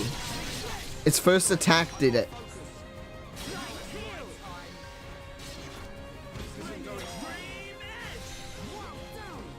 There we go. Knock it down. Nice.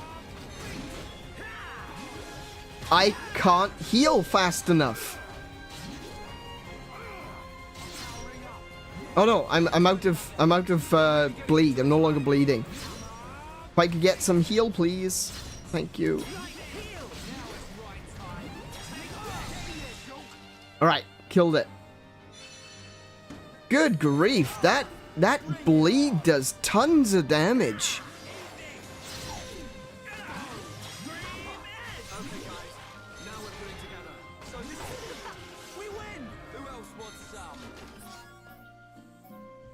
Thick Armu milk. I don't think so. That's nah, you're right there. You can keep that one. Okay. So bleed is definitely something to watch out for. That does tons of damage. Do I have any anti-bleed crystals? That might be useful. Instead of poison, do I have anti-bleed? I don't. Is there some way to organize these? Submenu? No. Rotate, confirm, effects.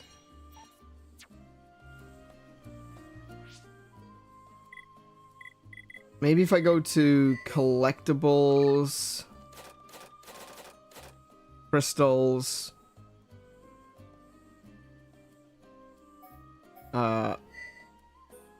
Sort by name. There we go. Oh, actually, no. Sort by...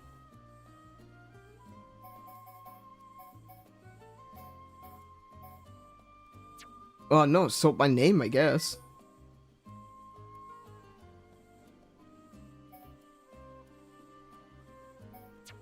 Okay. Oh, hey, Tim. Welcome to the stream. How are you doing today? Good to see you, mate.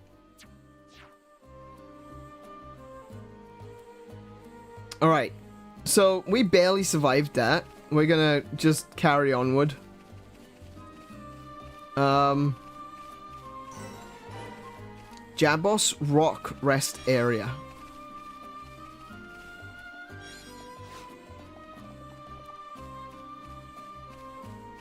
See, you call it a rest area, but there's scary things around. I find it difficult to believe that I can rest here. I can at the very least look at my collectibles.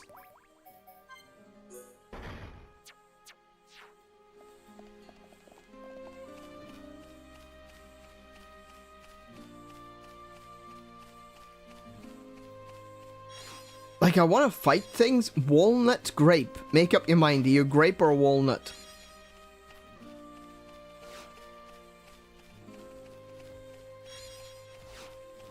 Juicy broccoli. Okay. If you say so. Yeah, I want to fight things and do some leveling, but at the same time, I'm just kind of terrified that I'm going to get completely trashed again. Maybe I'm too low a level. Strange. Who would just abandon a buggy in this place? And it's pretty new. Is it brand new? Not brand new, but it's in very good condition. You wouldn't just abandon it. So, what did happen to the driver?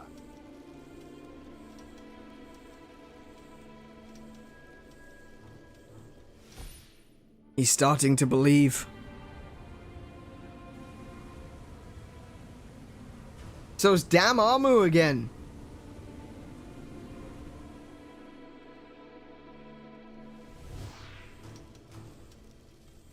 There's a boy. He's being attacked by monsters. You saw it happening? Where? I don't know, but it was near some water. Near water? But what made you have a vision all of a sudden? Maybe it was triggered by touching the buggy. Well, we'd better find him. Let's search everywhere around here where there's water. Okay. Okay, so we passed a lake when we came in, I think. Well, I wouldn't call it a lake, it was more like a pond. But there, look.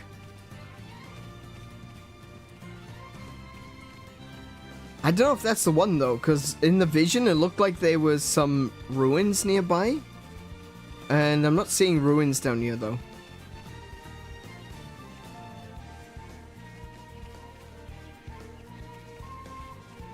There's a fishy.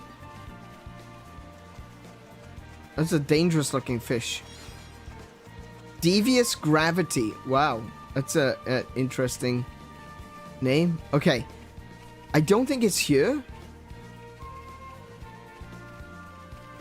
Though it would make sense. Like he would have followed the river perhaps. But yeah, I'm not... There was definitely ruins. Maybe if he followed the river up, followed it north instead.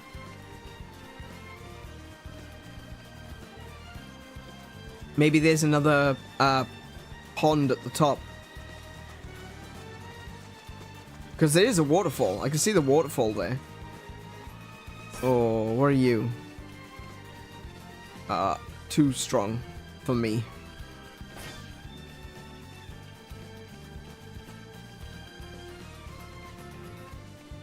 I'm a little bit concerned about that big monkey guy over there as well. That guy looks like he could probably kick my ass. I'm just kind of hoping he doesn't come closer. Well, there's a pond. But again, no ruins. Oh, wait. Hold on.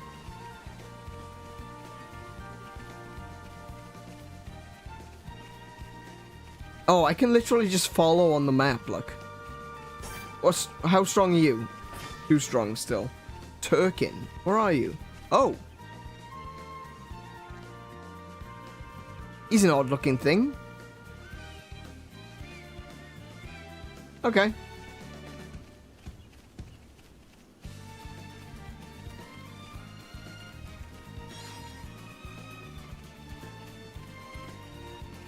Oh, yeah, look, there's ruins over there. Okay, so yeah, I'm literally just following the quest marker on the map. Or, I should say, the cutscene marker. Those are huge! Those are bigger than the other one I just fought. Shulk, over there!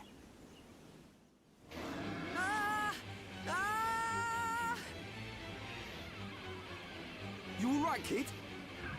Who are you? That can wait. Go! Get out of here. Leave these guys to us. Okay. Let's do this. Ready when you are. I'd rather not. This seems kind of dangerous, not gonna lie. They are level 14. Don't look at me.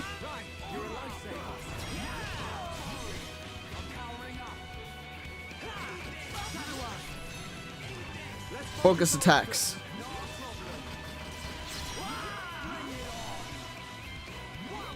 Yeah, nice, thank you.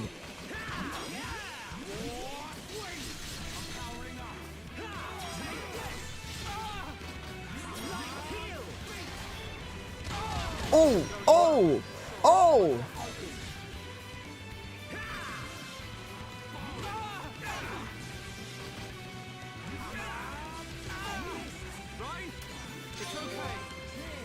I'm gonna die again.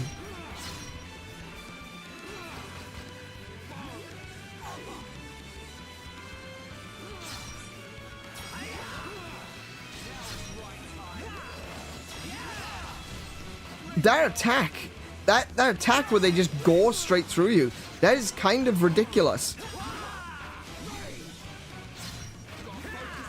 Please wild down.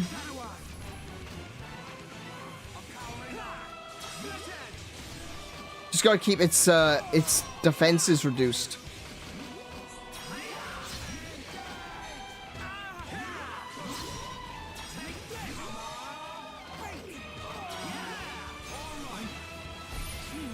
Oh, really? Okay. It's using a skill art, I guess that's what it's called.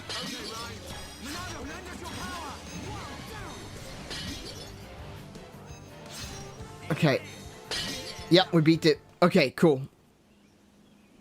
Oh my goodness. Ow. Bang my elbow. It should work now. Great. You saved my skin. My buggy short-circuited. And then there were those monsters and... Well, thanks. I fixed the circuit, but it's out of ether. Change the cylinder and it will be as good as new. I think it's time for the introductions. I'm Ryan. He's Shulk. Pleased to meet you. Oh, hi. I'm Juju. Juju. Where are you two heading? Juju. If you've got time, you should come back to our camp. Your camp? Yeah, it's not far. How about it? Let's take him up on the offer. I'm surprised there's a Homs camp here, Juju. but they might have some information. I suppose. Juju, can you tell us how to get there? Sure. If you go back to the oasis, you should see a tall stone post. Head there first. Then what? There's a small path in the woods next to the stone post. Just follow it down to our camp. Okay. Got it. Now, let's make a move. Righto. I mean, that's those directions are pretty straightforward, but seeing as he's...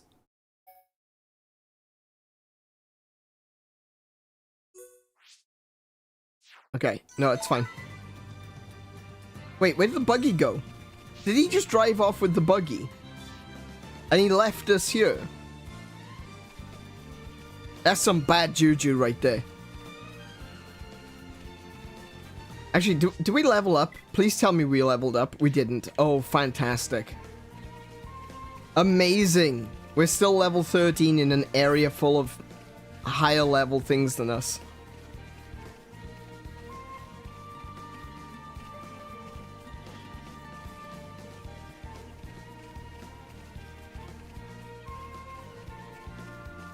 We could be in a little bit of trouble. just putting it out there. Hang on. Collectibles. Oh, good.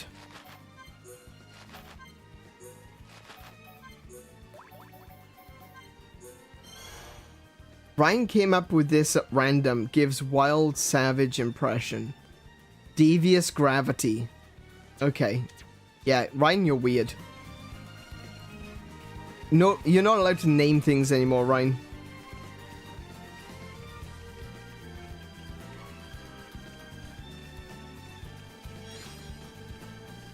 Wait, hang on a minute. Who named the walnut grape? I need to know.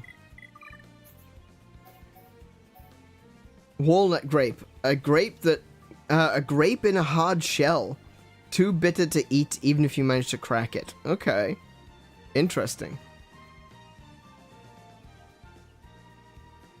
Red durian. A strong fruit that makes you sweat. Used as a cold remedy for kids. Okay. Interesting. Okay, so I was told to go find a pillar. Pillar? There's the pillar. I think that's the pillar.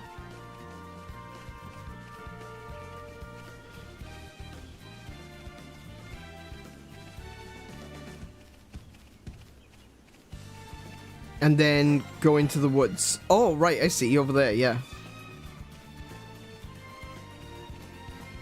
Anything over here? Anything special? Anything cool?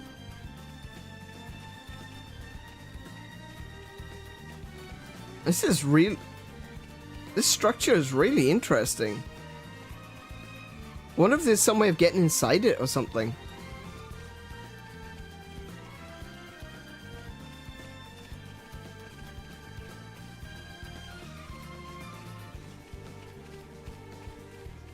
Oh, there's a dude walking around. Hang on a minute. Maybe he can guide us. Excuse me, sir. I'm so glad young Juju is safe. Our camp is by the lake south of here. You can rest there. Okay. What are these things? Oh, things I can kill. Amazing.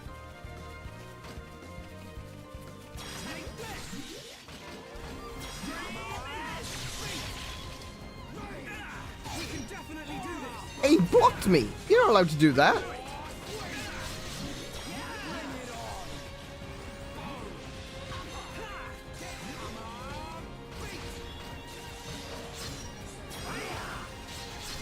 Whoa, they're actually doing some serious damage to me. What the hell?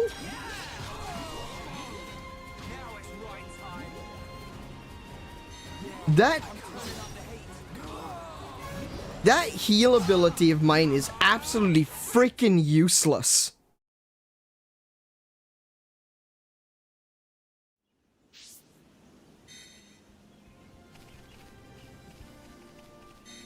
That is pathetic.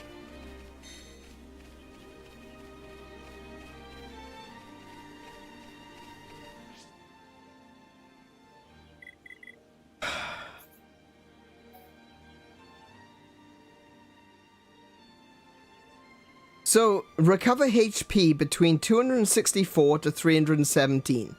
So, if I have a look at my party, my HP is 1,364, which means that this art doesn't even heal 1/3. At maximum, it doesn't heal 1/3. It's closer to 1/5. I have to use this 5 times to get full HP. And the cooldown is 23 seconds.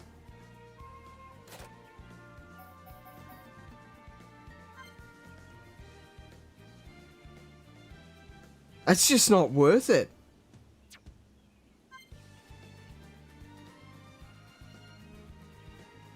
That's awful.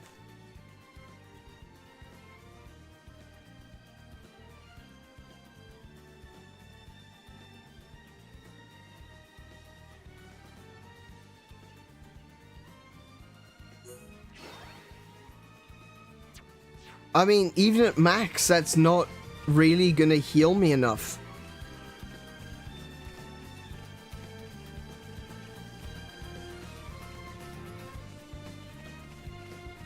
And there's no healing items in this game. There's no potions or anything like that. Hello. Hey, I want to tell you something. Go on, then. I saw a huge shadow on the plain during a thunderstorm one day. And then it walked towards Ragwell Lake. If it was a monster, we don't stand a chance. Can you kill it for us? Love, I can't even kill ants. Defeat White Eduardo, the Ragwell, at Ragwell Lake on the Bionis leg during a thunderstorm. Sure, I'll accept the quest, but that's probably not going to happen for a while.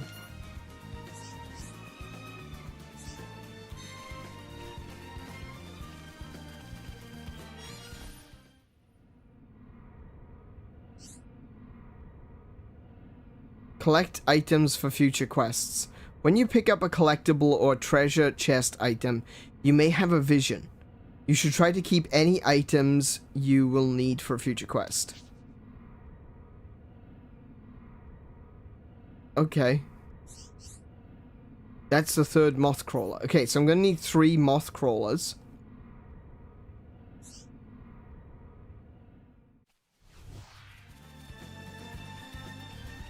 Right. So I don't know what the quest is yet, but I'm gonna need 3 of them.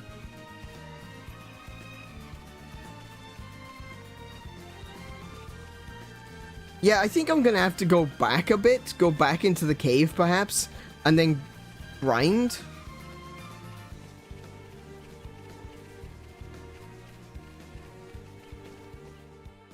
Like, Lake Villia had some pretty high level enemies as well. Juju!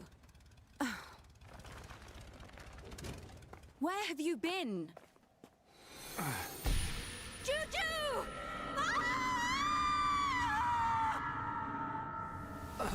Alright, so don't get attached to this one. Gotcha. Don't tell me you were... I've told you 1,000 times. We're not ready to leave the camp yet. But I thought... Juju! Sorry. Bad juju. Shara.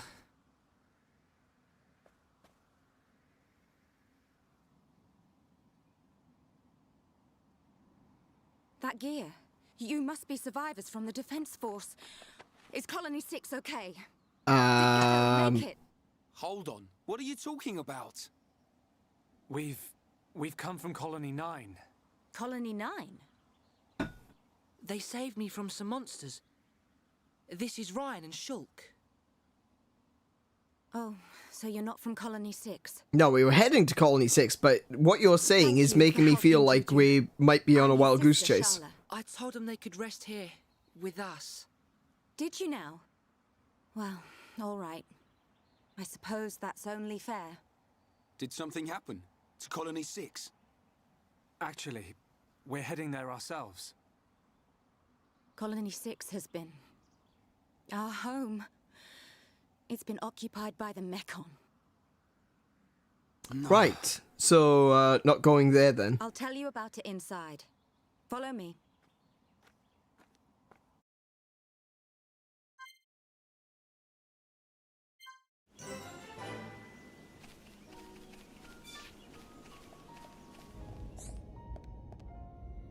Olga, Well, what have you got to trade? Yeah, I'll trade. What have you got? Field gloves? They ain't bad, actually. Ether up and a shin newt. I don't need the shin newt. The gloves are not bad, though. What have I got? What can I trade with? I got walnut grapes. I can give you walnut grapes. Can I get 2? I want 2 of those. Have a walnut grape. That's a lot, though, isn't it? Like, she's asking for 2,340. I'm offering her 3,360. Yeah, we'll trade. Sure. You have another one? Hold on. Whoa, whoa, whoa, whoa. Oi, oi, come back. Why can't I trade with you again? Well, There we go. Okay, she does have more field gloves. Yeah, we'll take that. Trade another one of these. Cool. Take all. Nice. Thank you. Let's see. Field glove. Yep. Field glove. Nice. Okay. We're gonna give...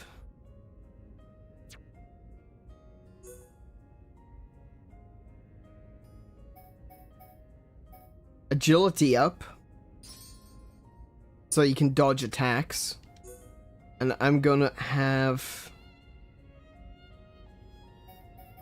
slow resist? That's not gonna be...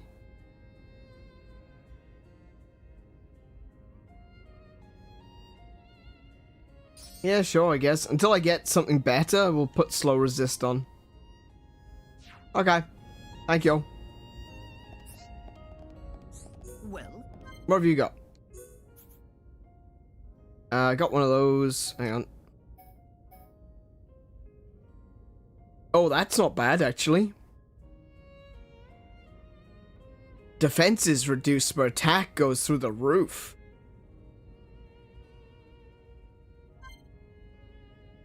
Yeah, I get one of those.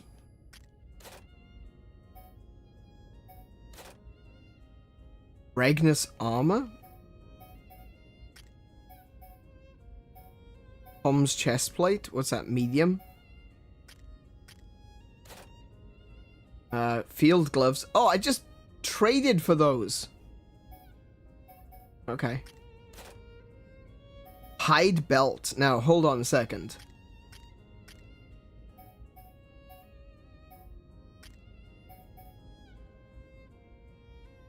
I'll get 2 of those. Oh, hello. Lots of boots. Okay. So both of them are wearing the Ragnus boots, so... plus 15, plus 7.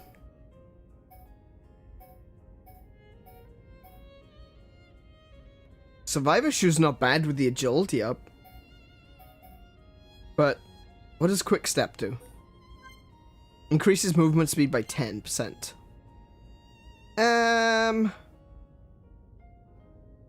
That's not the best. Like, I like the agility up too. But the physical defense plus 15? I'm gonna need that. I'm definitely gonna need that. Because right now I'm getting my ass handed to me every time I run into a monster.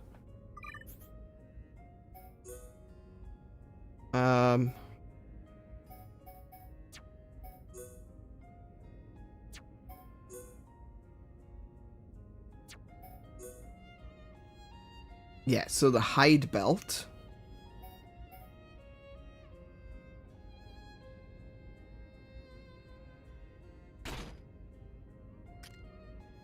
Prayer trousers, swap that for hide belt. Ragnus boots. Infantry boots. Infantry boots. Nice, okay. Poison defense? Yeah, put poison defense on. I don't know if that's something that's gonna be a problem. And we got the army pike. Quick step, strength up, agility up. Strength up, strength. I've got lots of strength ups here. Maybe I could put a strength up here on no, because I'm the damage dealer, really. Okay, we'll stick with that.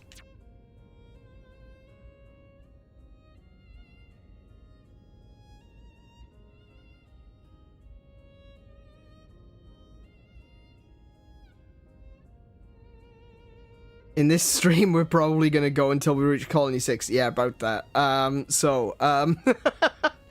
Yeah, Colony 6, right.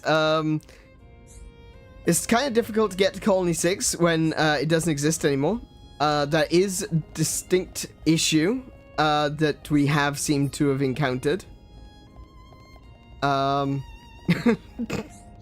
right. We all ran away to here, even though there might be some survivors back in the colony. Oh. Yes? Our home. Colony 6 was attacked by the Mechon. Will you listen to what I have to say? Yes. Alright, let's hear the story. Let's see what happened to Colony 6. We had already fought off the Mechon a year ago. At the Battle of Sword Valley? Yes. Yes, we were there. We saw that one. It left us with a false sense of security.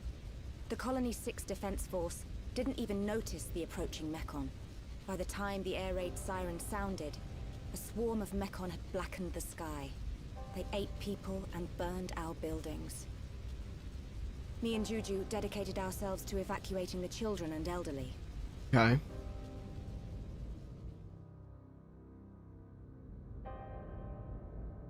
I don't know what happened next. It's just like what happened to Colony 9. Yeah, I was thinking the same They thing. attacked your colony as They well. basically just came out of nowhere. Yes. It's good that you managed to evacuate so many. We have a Tharon, the Colonel, to thank for that. Him and Gaddo.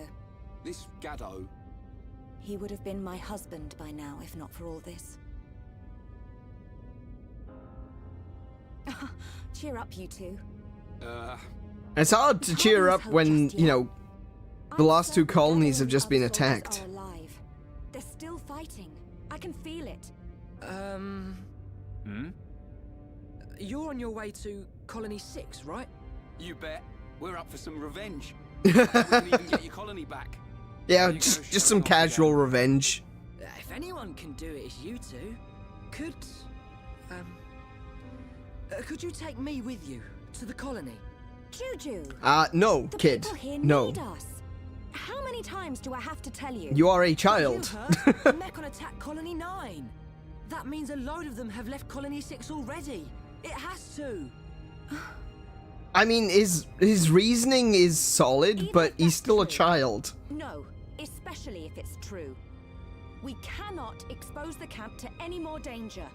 So, you don't care what happens to the people in the colony? Oh, shut You'd up, be so kid. heartless. Good Are you that grief. scared of the Mechon?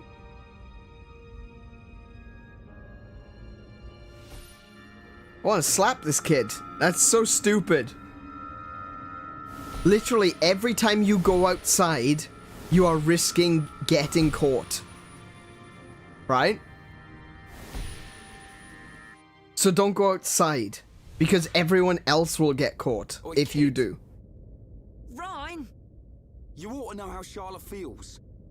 Watch your mouth and have some respect. Thank you, Ryan. Oh my goodness. I'll go and make dinner. I'm glad someone said that to him. Good grief, stupid kid. Maybe I was too hard on him. Shulk? Ryan, you really remind me of Gaddo when you get angry. I do? Gaddo's taken care of us ever since we were young. I always saw him as a big brother, really, but he was more of a father to Juju. He'd call him kid whenever he told him off, just like you did.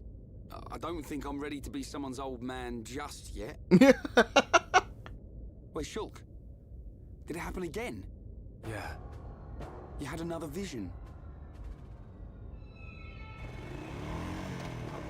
Oh no! No! Juju! Bad juju.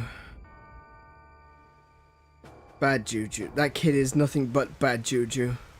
Oh my The god. buggy's gone! He's going to Colony 6 on his own. Stupid kid. We have to hurry. Kid needs a Something bad's gonna slap. happen. What did you see? A deep valley. Everything's engulfed in flames. There's a black shadow. It kills Juju. Is it the Mechon with the metal face? Yeah. Where does it happen? Is it near Colony 6? I'm not sure. I think so. I'm nowhere near strong enough to go after him. Hold on a second. What was all that about?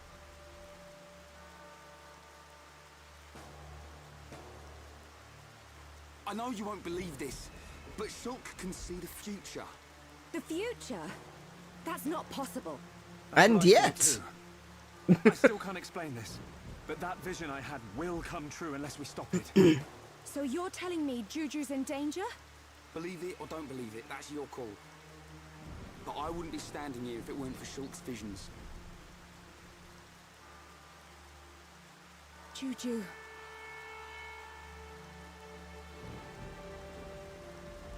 Okay. I can't say I believe you. But what have I got to lose? I like the way you think. Charlotte, you're... What? No, nothing. Oh, Shulk, no. Let's go and find Juju. No, Shulk.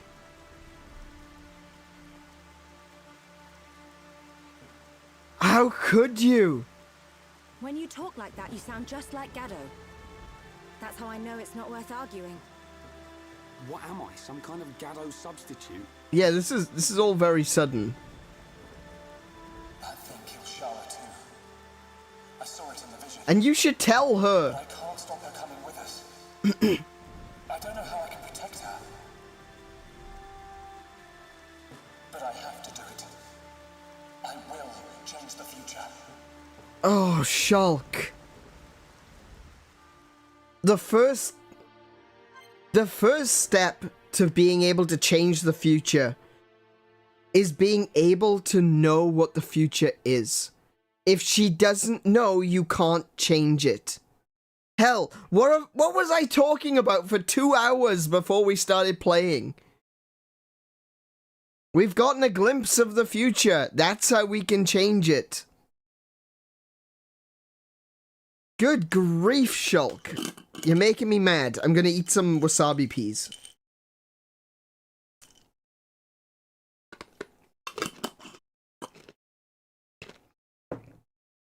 I'm feeling hungry.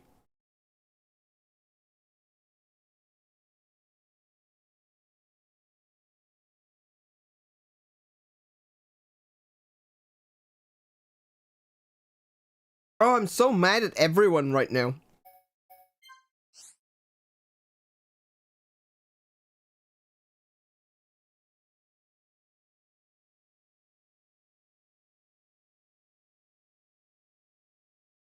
I find it funny that now they're telling us to be aware of buffs and debuffs after I've already died to bleeding.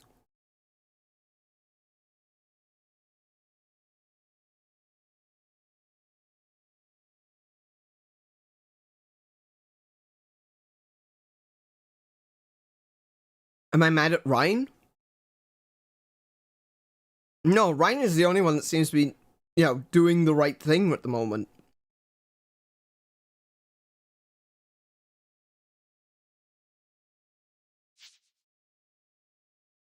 Examples of buffs: physical, protect, damage, immunity.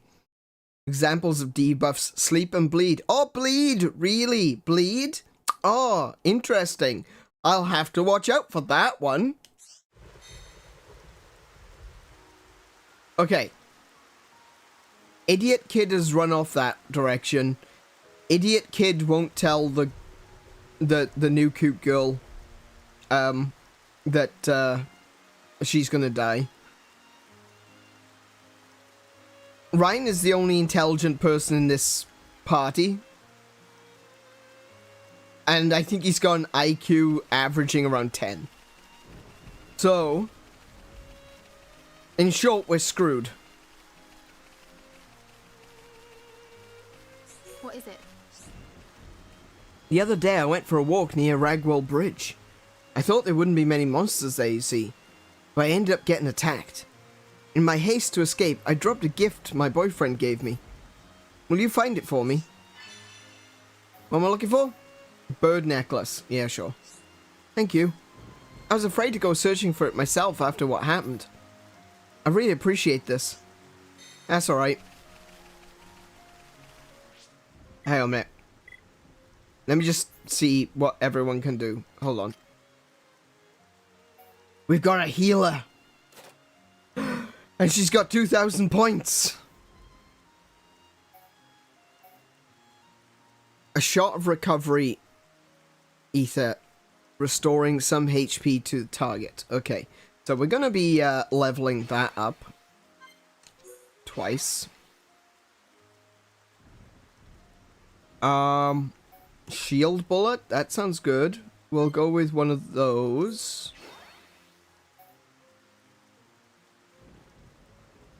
Thunder bullet. A 2-hit combo, critical against flying enemies. Okay, that's useful. Yes. What's this one do? Removes debuffs from target and grants temporary debuff immunity. Oh, actually no, we'll go for that one as well. We got 420 left. Nice. Blaze it. We're gonna put another thunder bullet level. What's this one? An ether bullet with hypnotic qualities. Inflicts sleep.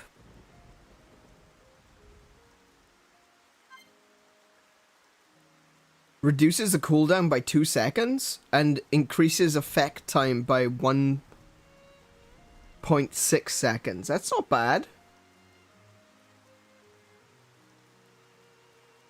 Yeah. Yeah, we'll go with that one. Sleep sounds good. Okay, what can we do with Ryan? He's got 646 AP.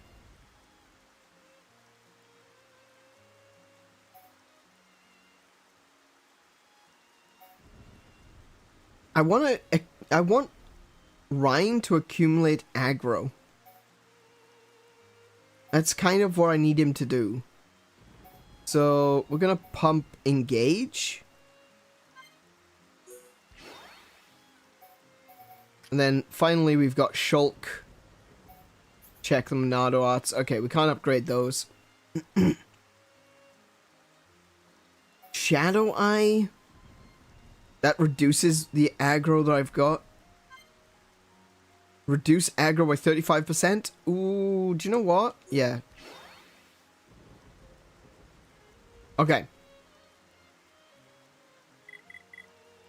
Let's see what Sharla's wearing.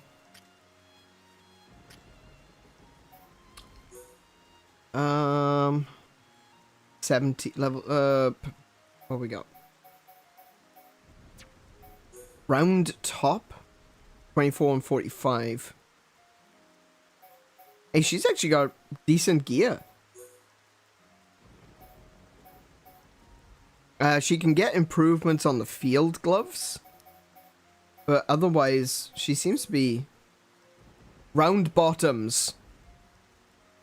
Yeah, she does have that. Oh,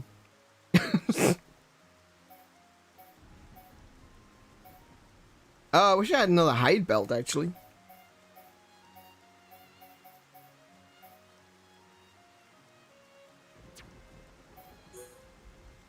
Round shoes. Ragnus boots? No. No, everything is... She's actually pretty well equipped at the moment. I tell you what, though. I can give her ether up. And... slow resist.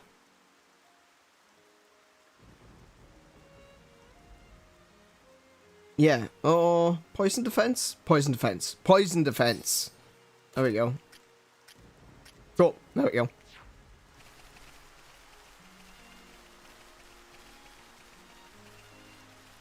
Well, you didn't seem to be knowledgeable about it before. Sorry, what did I miss? What did I miss? You're gonna have to give me some sort of context. I'm afraid.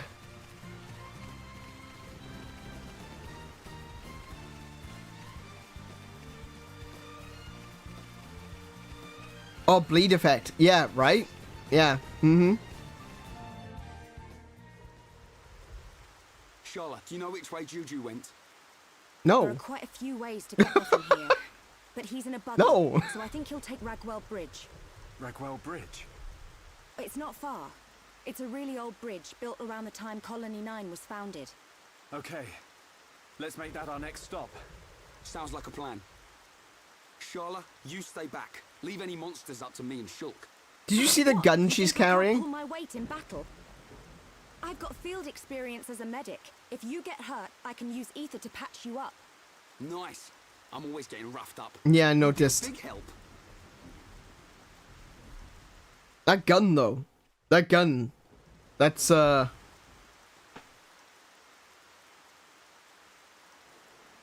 he's crashed the damn thing again. Oh, my goodness. Come on. Who put this barrier in the way? Now He the did. front's The barrier strangely isn't in the twisted up. way. You crashed into Looks it. like I'll have to walk it. They're all cowards. This kid. I can't I'll even show with this them all. kid.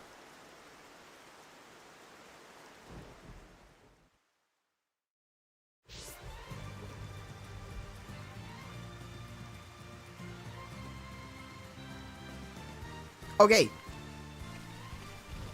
So, this is really cool. See, Gower Plains has all of these...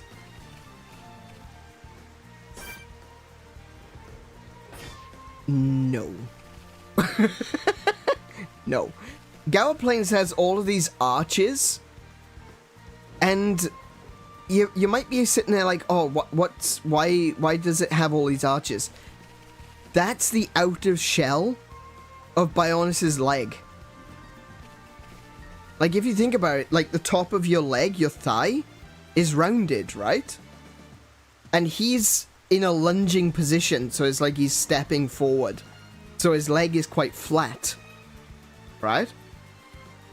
But as Bionis has died, the shell has broken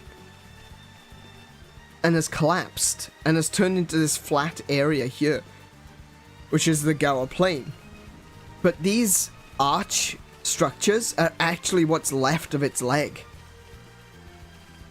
Are they large enough to have gravitational pull? Probably not. Not gravitational pull that would be stronger than the gravity of the world that they are standing on. Why gravitational pull? What? It's an interesting question that you have asked, but oh, I shouldn't be getting too close to these guys. A humming plum. Yeah, it really hums. Oh no. No, no, no, no, no, no, no. No, none of that, thanks.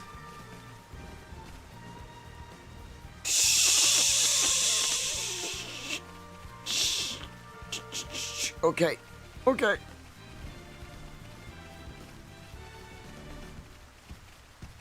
Oh no. You've gotta be kidding me. I'm too low level for this.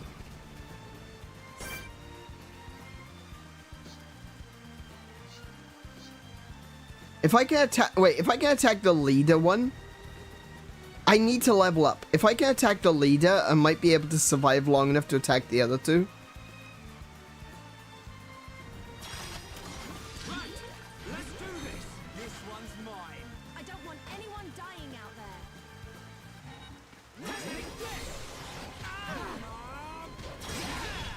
Ah, come on.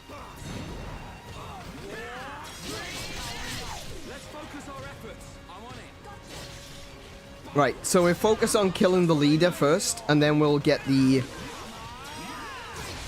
There we go. Physical defense down. Nice.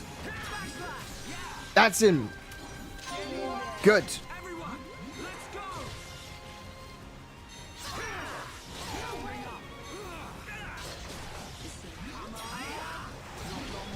Okay, let's See, that heal is pathetic. Absolutely useless.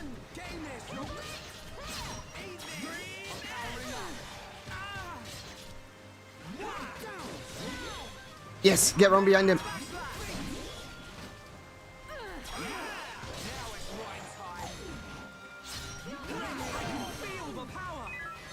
Oh my goodness, we actually survived that. Okay. Shulker's leveled up, but the other two haven't.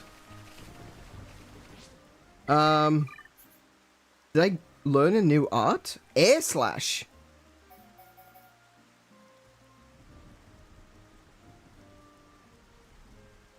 side hit causes break. That's fine. Yeah, it's a pink one, so it causes break. A side hit causes slowdown. Can I level it? No, I don't have enough points to level it just yet. Any more skills? Doesn't look like it. Nope. Okay. Okay, so I can use an ability that now slows enemies. That's going to be useful. Hot Taro. Oh, let's have a look at the collectibles. That is one completed section. A pelt top. Okay. Humming Plum. Queen Locust. Moth Crawler. Oh yeah, we needed to collect 3 of those, but I'll put one into the Collectopedia anyway. Okay, so we can still take on higher level enemies now that we've got 3 of us. So that seems reasonable. That is a Mechon. Those are Mechons. Okay, here we go.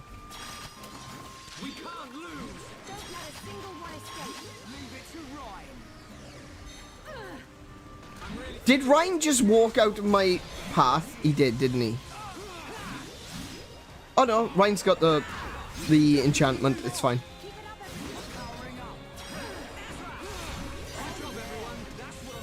Hey, there we go. Ryan just leveled up. Nice. Actually, we are quite effective at fighting Mechon. This might be our way to level up. This will be our way to level up.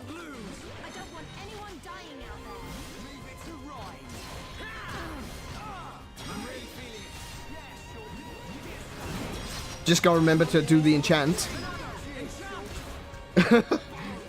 Gotta remember to actually enchant them.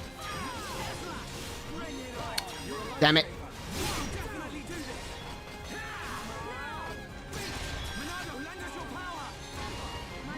Oh no, I didn't mean to press that. I wanted to... That. Can you get up, please? Thank you.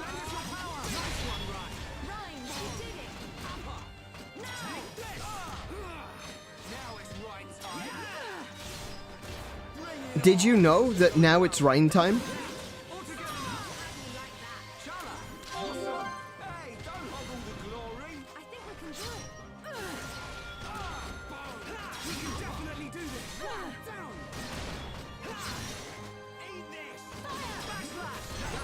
There we go. We make a great team. Generic blade? Small earth cylinder, small electric cylinder. Okay. Yeah, I think fighting Mechon are going to be our way to actually... to leveling pretty quickly.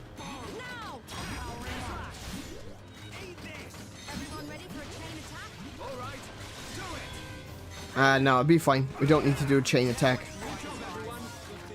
See? We're fine. We just gotta keep our, if we can keep our affinity high, we can just keep fighting. And we'll use a chain attack when we absolutely need to. Shoot it!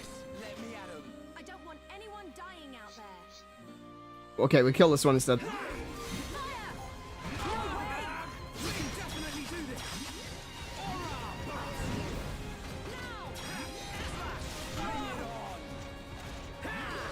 Oh, whoa! Did that one that flew away, call more in? I literally can't stand back up. Okay, we're in a little bit of, trouble, but we can do it. We can do it. Okay. So, I'm going to do that for everyone. We're gonna go that one. Not going to go with a third attack? Alright, fine.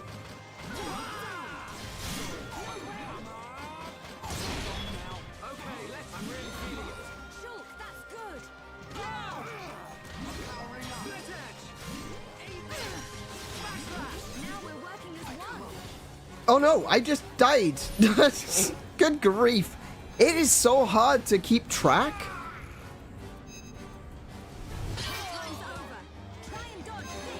It's so hard to keep track of everything.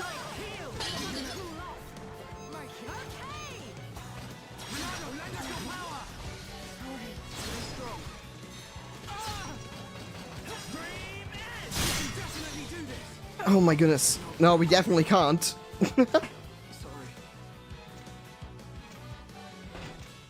Wow, okay. So I'm going to assume that that one little flying enemy went and got more enemies to come join us. That's the only thing I can think of. Because we were fighting a group of 3 and then another, like, group of 4 or so came rushing at us. Did we keep our levels? Please tell me we kept our levels. We did. Okay, good. Right.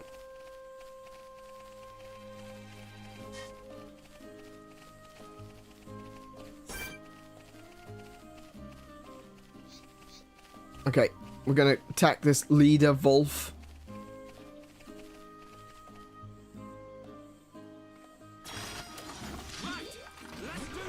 Don't let a single one escape. He's really feeling it. Let's focus our efforts. Not a problem.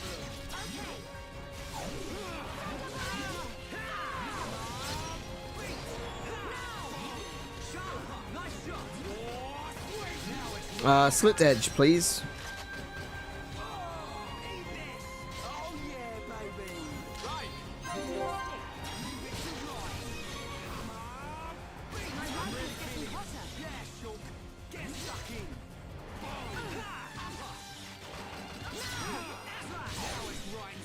There you go. Slowed down.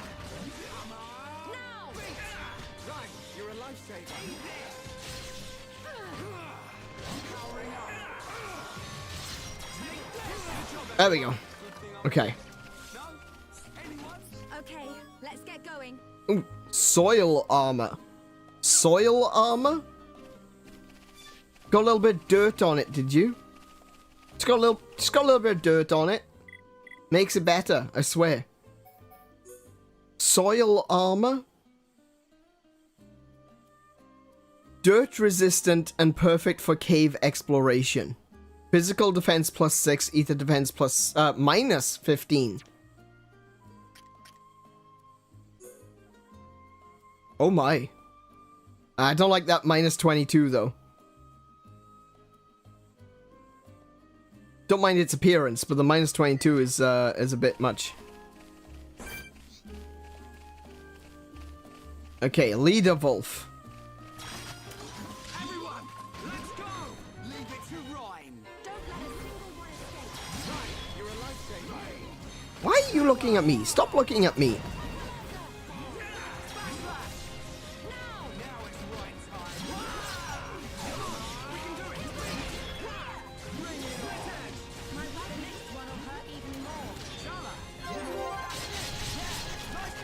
Oh, we'll keep that. We won't use it just yet. We'll use it for when we need it.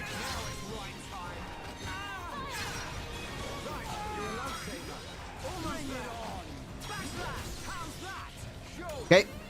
Oh, I missed that one.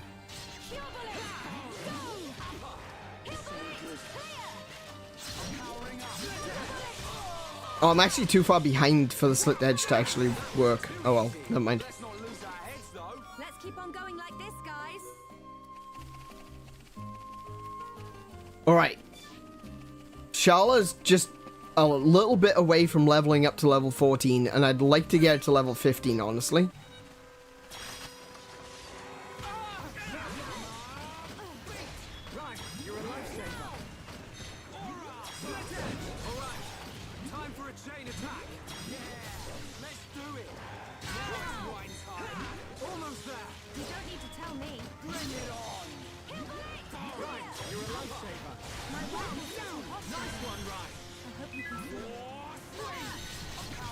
Where's the... Oh, he's over there. Okay.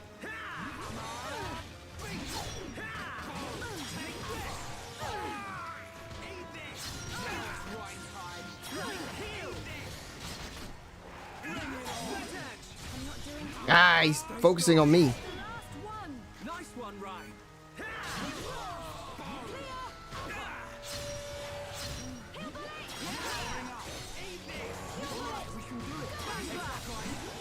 There we go.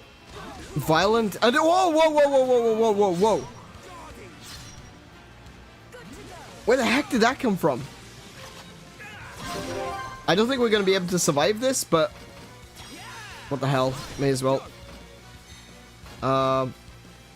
That one. Sleep. Good night. Okay, perfect. We did it. That's doing nothing.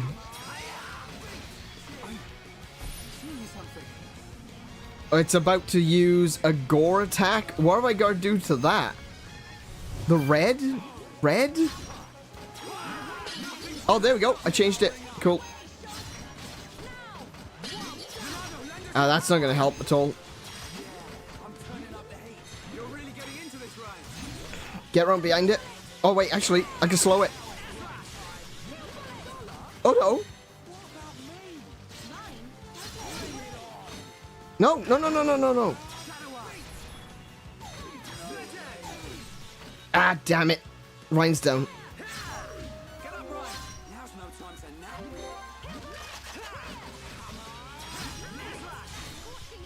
It's not... I just realized this is literally not taking damage. Okay. We're running. Oh my goodness, that thing. It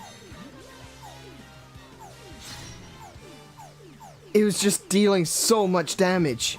And it's not taking damage. What are you alley-ooping about? Good grief.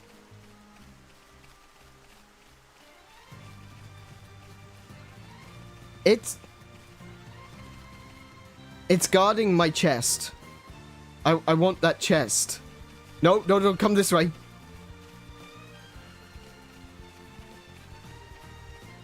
I want that chest though. I really, really want that chest. Oh my goodness. Alright, fine. You can keep it. I don't need it anyway. I didn't really want it. I don't even like chests. You can keep it.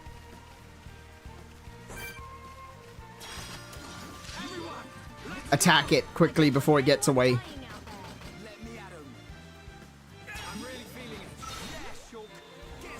Got it. This is the Monado's power. We're not invincible. Monado, entrapped. Yes, yes. Kill the Mechon. Pretty good.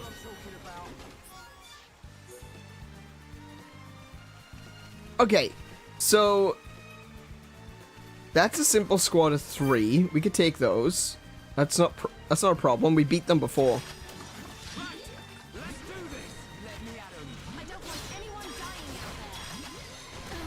Okay, enchantment.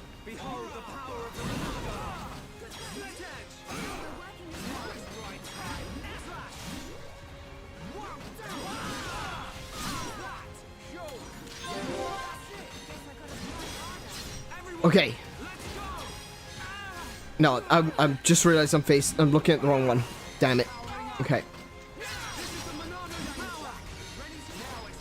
There we go. Everyone's still enchanted. Nice. Cool. Apparently I'm down, but alright.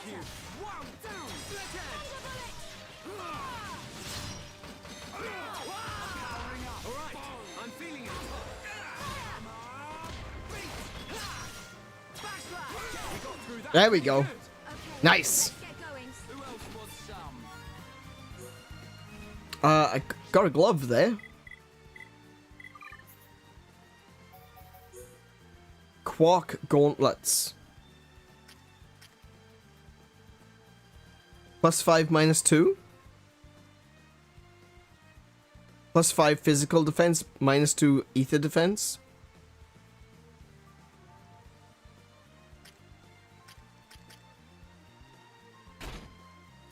That'll work. Actually, wait, there were skills as well. Hold on. Okay, so healing arts restore more HP. Finally. This one will allow me to heal an encouraged ally. That's good. I don't have any arts I can give there. What's this one? Allows medium weight armor, and this one is equip heavy armor. Okay, neither of those are actually that useful. Okay. And I can't equip anything from Shala just yet.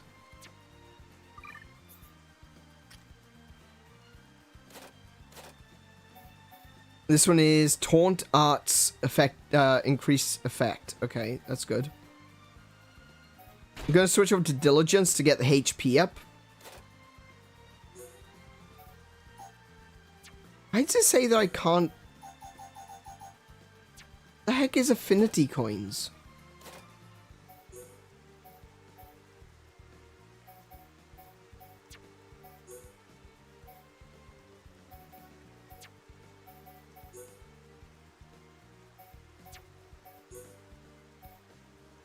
Why?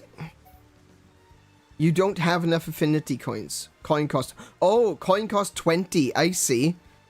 Right. Okay. Alright. Fair enough. Fair enough. Fair enough. Fair enough. Shulk didn't gain any new arts, but Shala did. Heal Blast. A shot of recovery ether restoring a large amount of HP to target. Yeah. Yeah. Yeah.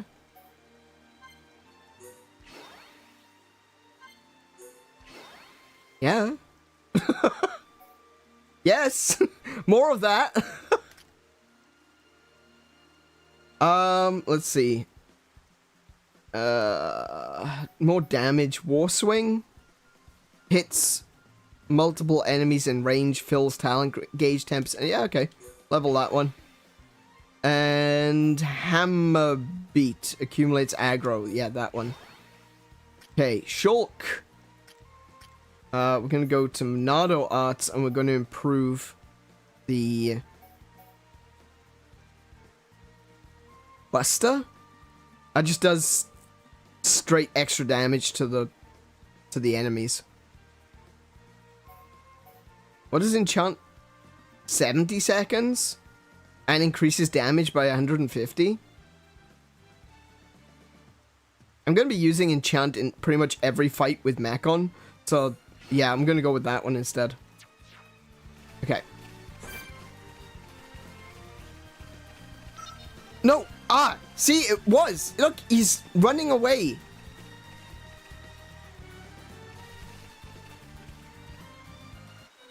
Yes, look! See, he brought... Okay, we'll kite him this way, and we'll fight those first. Then we'll fight the other ones.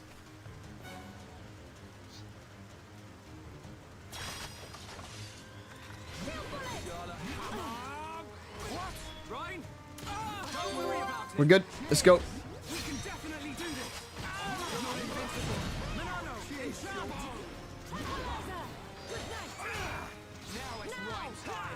Oh, there's a lot of them, actually.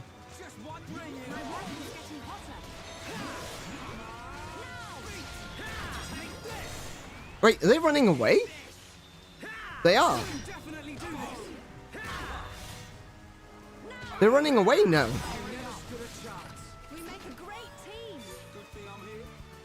Why are they running away? Maybe it's because I killed the scout? Maybe it's because I killed the scout. Have I had dinner yet? No.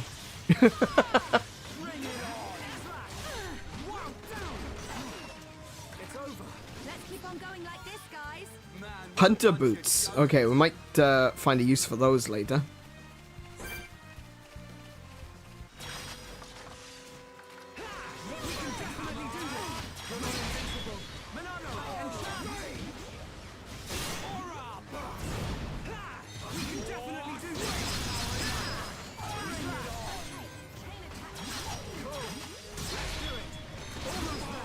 Nice.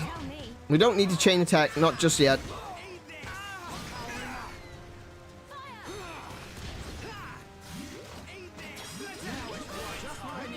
Oh, no.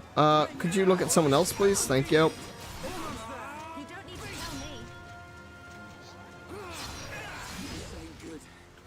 This ain't good? Okay.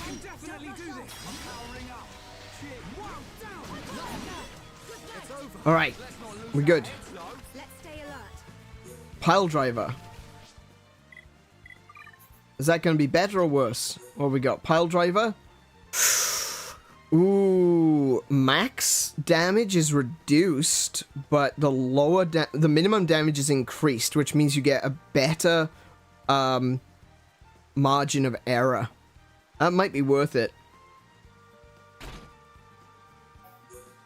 Do we have an extra... Ooh, attack stability? Increase weapons minimum damage by 12%? Yes. Oh, actually...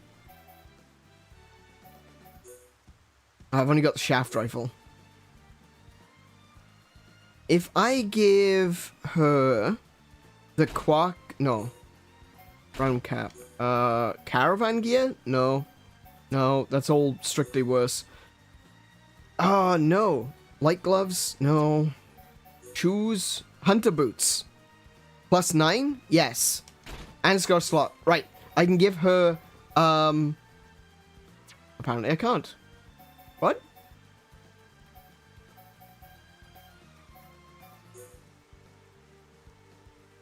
Oh, is that weapon only? Lightning attack. Okay. I can only put that on a weapon.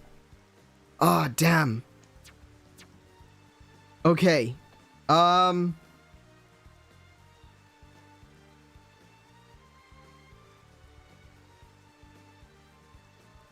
need to get a new rifle for her. Hopefully one will drop, but, yeah. Is he a level 15? That's fine. We can take him. We can take him. Everyone, let's go! Leave it to Ryan. I don't want anyone dying out there. Right, you're a lifesaver. You can definitely do this. Shadow up. Now it's Ryan's time. Ready to roll. All right, do it. Take this. Yeah, I'm turning up the heat. You're really getting into this. There we go. There we go. We got him. Don't run away. Okay, we're gonna do some chaining, cause why not? We're gonna go with I'm on it. that one. Nice. Nice. She doesn't have a red attack, which means it's difficult to keep the combos going. Let's keep on going like this, guys.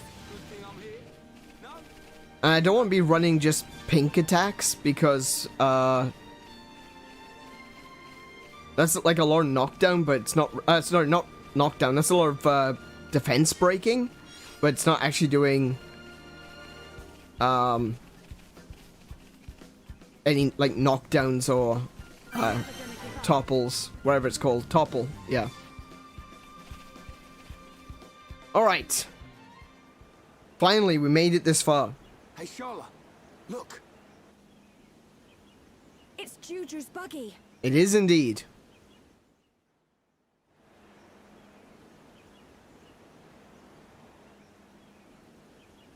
He crashed the thing again.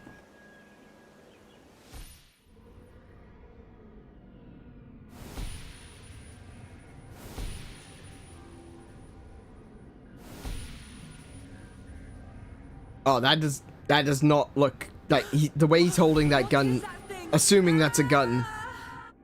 It's not looking good for him. Juju!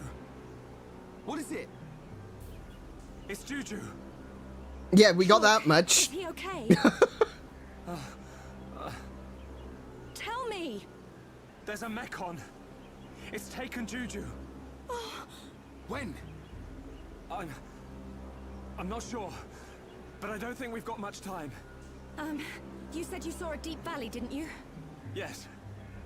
Oh, there's a place like that just up ahead. And it's even on the way to Colony 6. That must be the route Juju's taking. You sure? That's No other convenient. deep valleys round here? Not as far as I know. Well, Shulk, Let's move.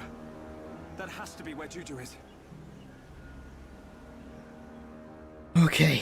Hopefully we'll gain enough levels before getting there to be able to fight the boss, because I still feel like we are way behind. Hang on a minute. Let's do the collectibles.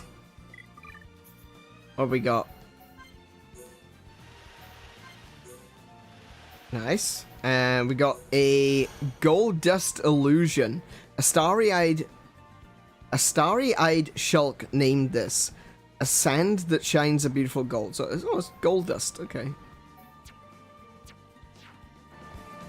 It's like the Count of Monte Cristo.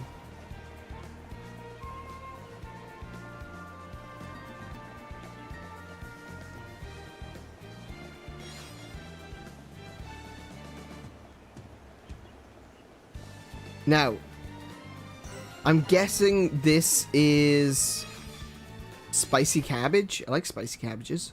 Ooh. That's the 4th sour gooseberry. Okay, so we need to collect 4 sour gooseberries as well. I think Ewan needs these. We'd better take them to him. Okay. So Ewan needs 4 sour gooseberries. Right.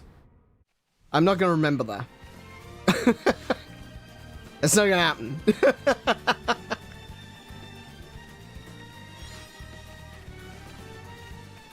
Beautiful views, despite the morbid reality of the... Yeah, exactly. Like, when you think about it, it is the rotting carcass of a titan. But it is absolutely gorgeous. And look, there's the sword.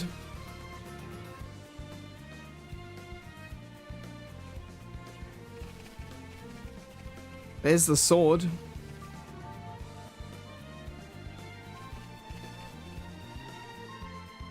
The whole sense of scale, the whole thing is amazing. This is it, all right. At the end of the road, there's a path. Is it all right? But there's no sign of Juju.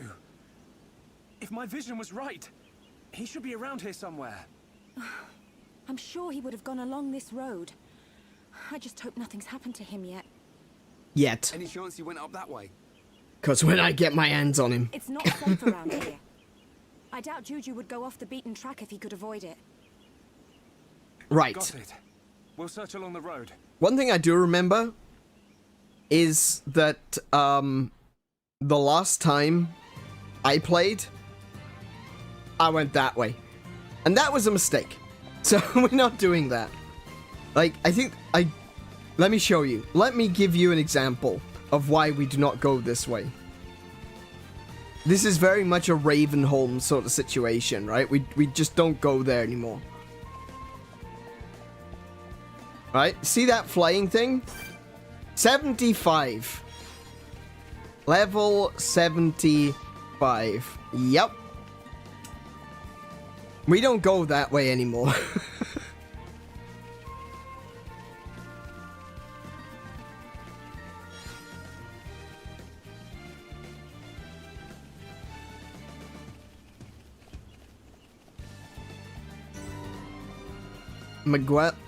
Miguel Road? Or Miguel? Magwell. There's a lot of Mechon here. Holy moly.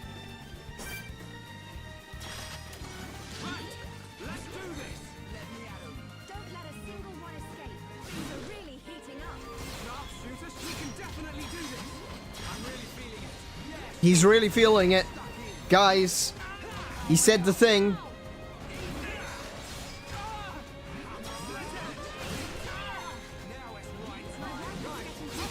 Do you know what? I'm just gonna reduce my my aggro.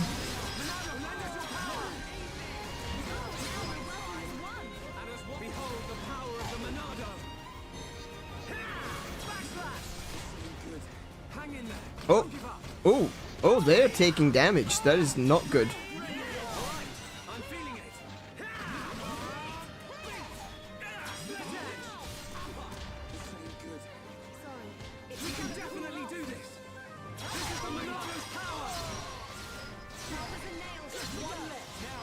Oh, there's still one left? Oh, wow, okay. What's he gonna do? Cut attack. I don't know what I need to do to stop that. It's red. I guess I just need to kill it. Oh, there you go. Future averted.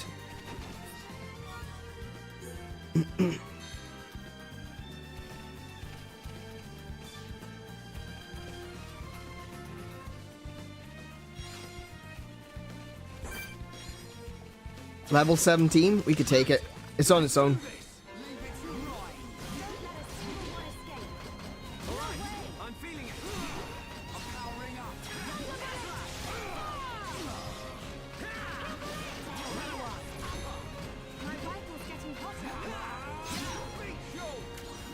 There we go.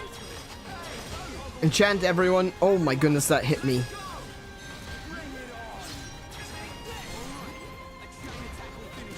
Chain attack. Yep, I'm with you on that one, actually. So we're gonna go with knock it down. Ether. We're going again. Lower its defense.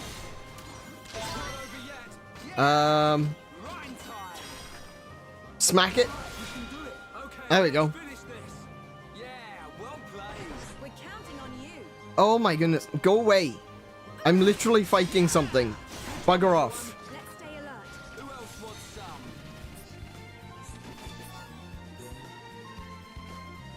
Okay.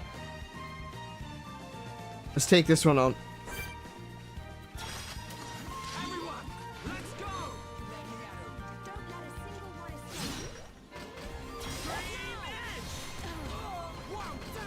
Yes, thank you. Thank you for the wild down. I really appreciate it when they actually do the things that they need to do.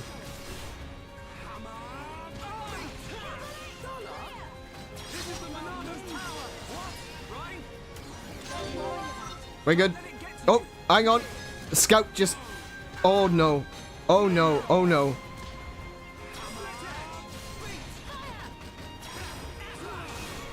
Wait, the scouts... The scout just buggered off. Never mind, it's fine. The scout just left. Oh no, he's bringing those guys. Technically still in combat, so... Oh, here he comes.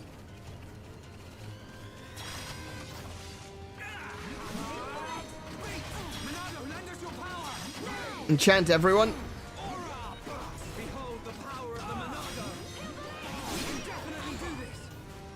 Oh, wait, did he just resist my...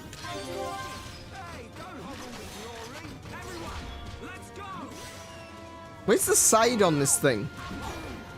Oh, wait, no, it's dead. Okay. Oi! Oi! Where are you going? Okay, so if you kill the scout, the others just leave.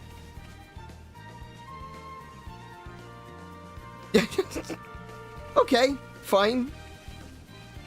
I guess. We can't lose. I mean, we could. We really could.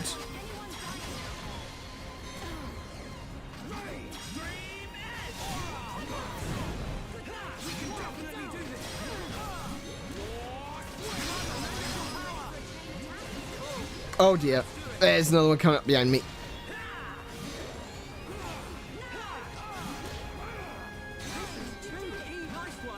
Right. Focus on that one.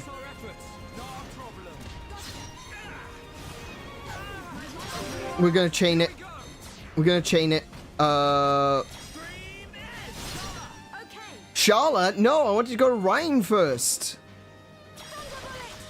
Damn it. That ended the combo early. No, not nice.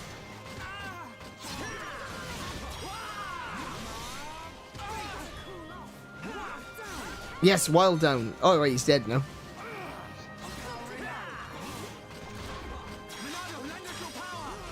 Okay, so this one should not take too long. Can I reduce my aggro against this guy? No, he's still aggroing me. Probably because I'm still the closest thing to him. Right, he's dead.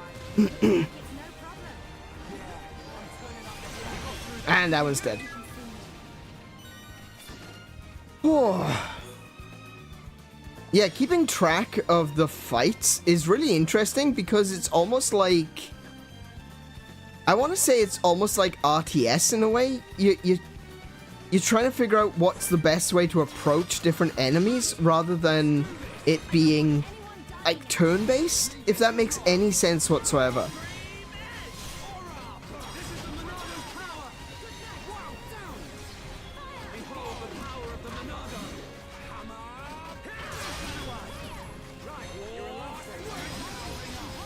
Hey! Don't walk away from me when I'm trying to cut you.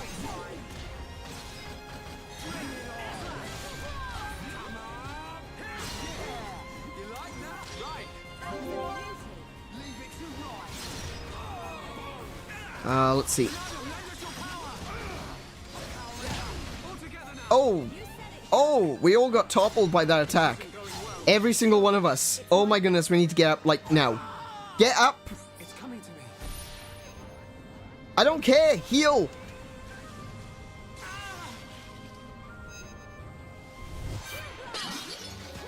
Okay, well, let's sort that out. I can't do anything. Oh. There we go.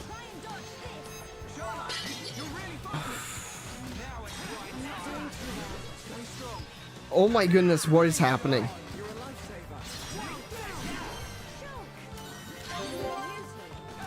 Oh, right. There's this guy over here who's attacking us.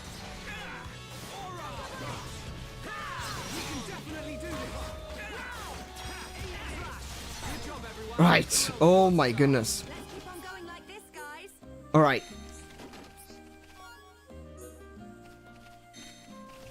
Just these two now? Yeah, just these two. Ah, I missed that entirely.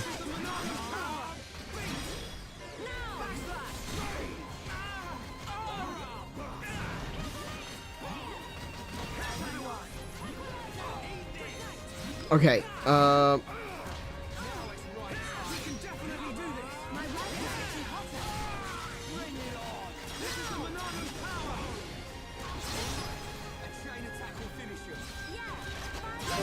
right, okay, let's go. Do that one.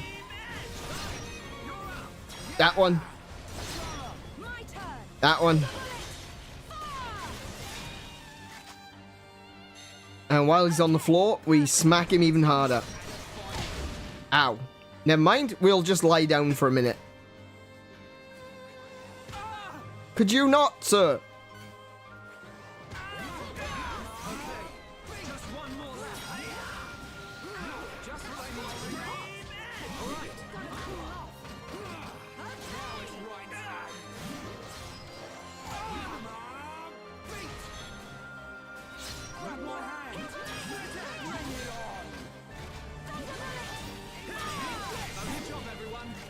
Got it. Okay. Wow. Wow, those topples are so powerful. Good grief. As soon as you get hit with a topple, you're basically down for, like, a good 10, 15 seconds? Yeah, I'm still thinking this is very complex. It is complex. It's a little bit more complex than your average JRPG, I would say.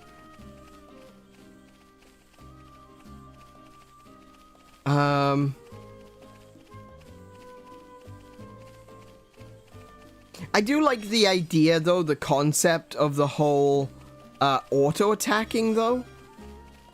I don't think this is the right way. Oh, wait, yes it is. It's over there. I like the auto-attacking, and the reason I like the auto-attacking is because it's one of the things with JRPGs which I feel like... Not just JRPGs, actually, but like when we were playing D&D as well.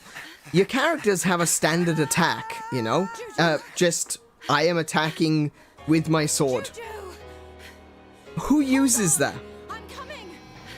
Who uses that? you always use skills. So the idea of having a standard attack, which is an automatic attack, and essentially it deals a certain amount of damage every turn, but you only select from your special attacks, I really, really like that. Can I save her? Of course you can. Now, who said that? Nice.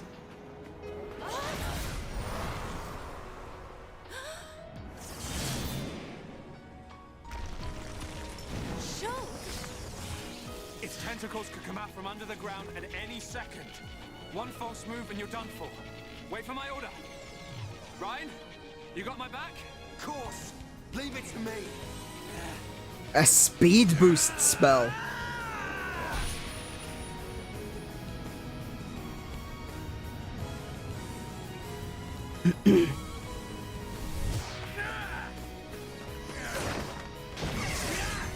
Nice.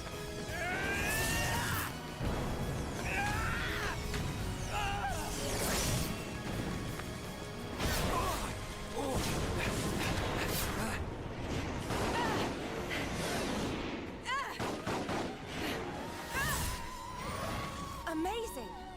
I didn't know you could do that. It's not me. It's the power of the Monado.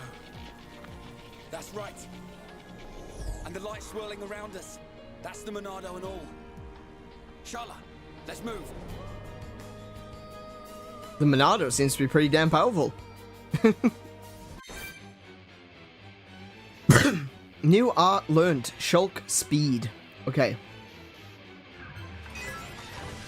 Level 18. Okay, we're gonna have to keep going with this one. So we're gonna go with the enchant first to keep it going. And now I need to try to figure out where the side of it is there. Now the back.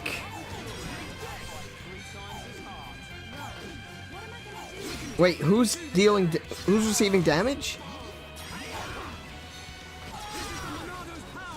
Speed.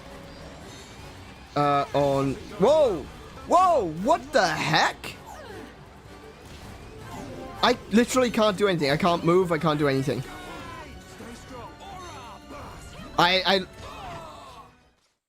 What even was that?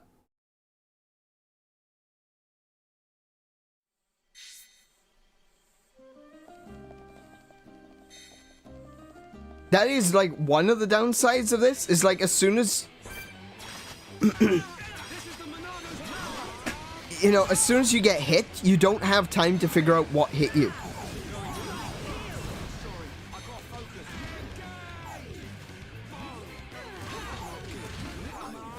And I'm dead again. Game over.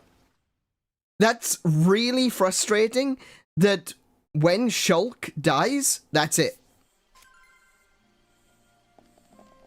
Oh, don't you advertise casual mode to me, game.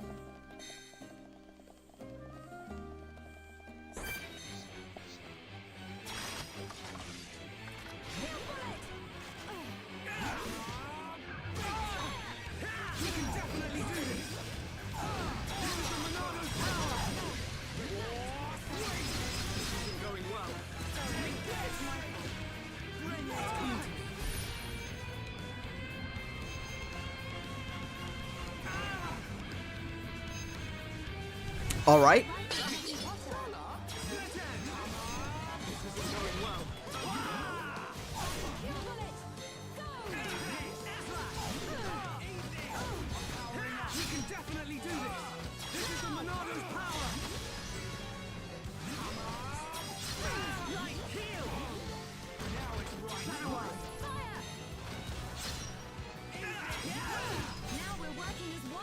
Sort of.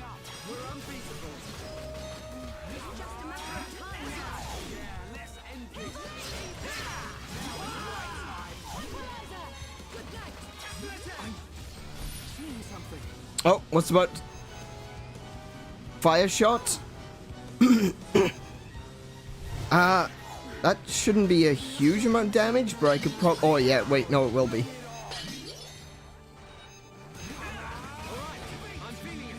Oh, did we beat it?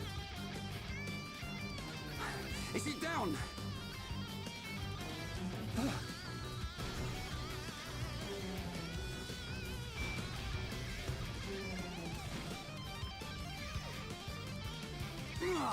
Get back here! It's running away! It's up there! Let's go after it! Right! Well, at least it gives us a little bit of time to heal while we chase after it. Above! Let's get it!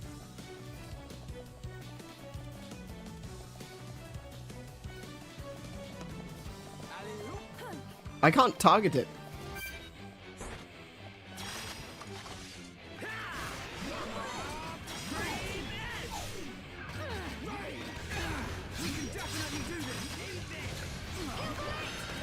Thank you.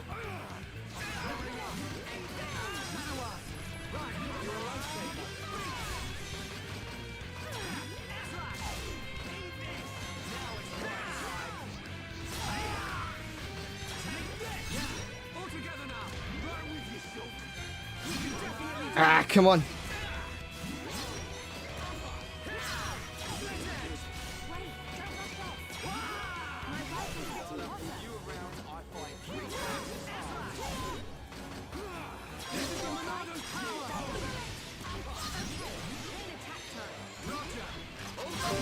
Okay.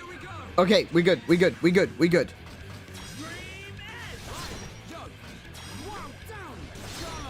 What have you got? Inflicts break. No, I don't need that.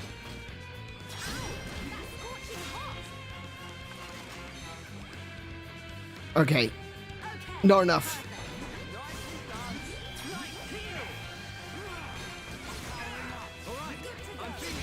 I know where its back is. Which part is its back? Oh, it's looking at me. That's why.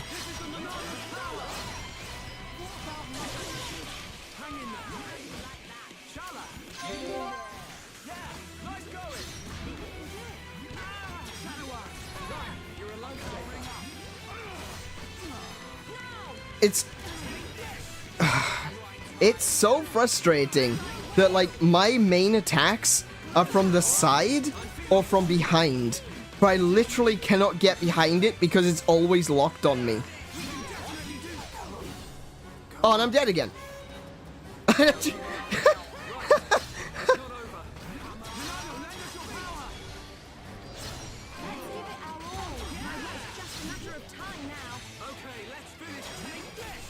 I wanted to do that in courage.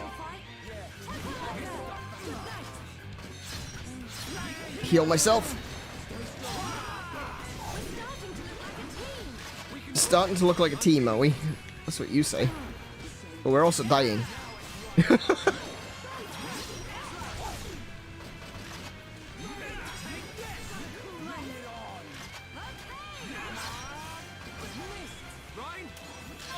Okay.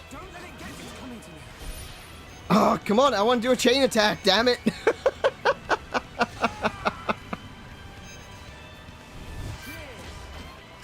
There we go. We're good.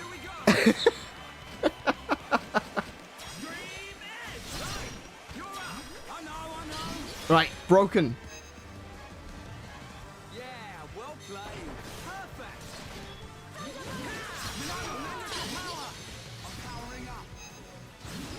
Oh, that wasn't enough. Oh no, I didn't want to heal myself. Damn it.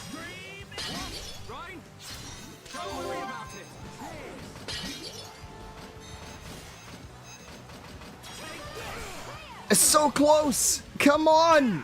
There we go.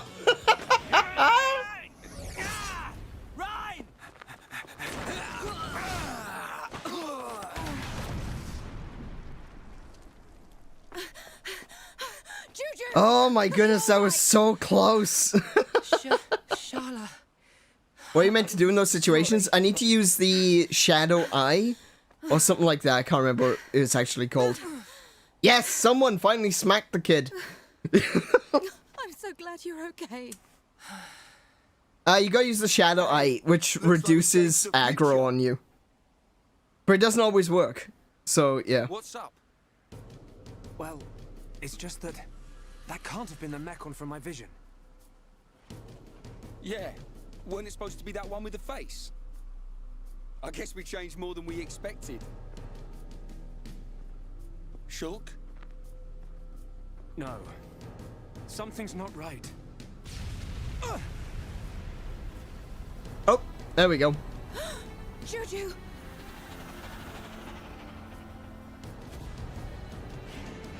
No, it's not him at all. It's a different one. But this one's got a face and all. I've been waiting for you, Monado boy. What? It spoke. That's different.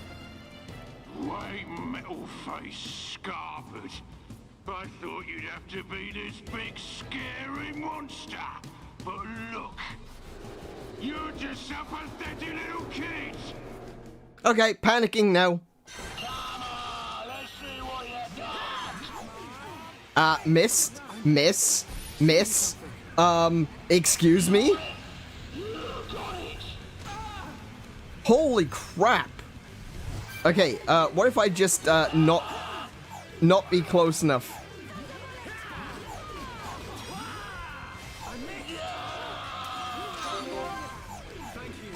Oh, nope, I was still close enough. Thank you.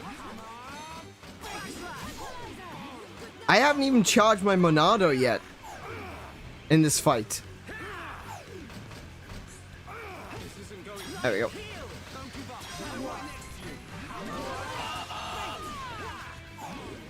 I've reduced my aggro, but still not enough.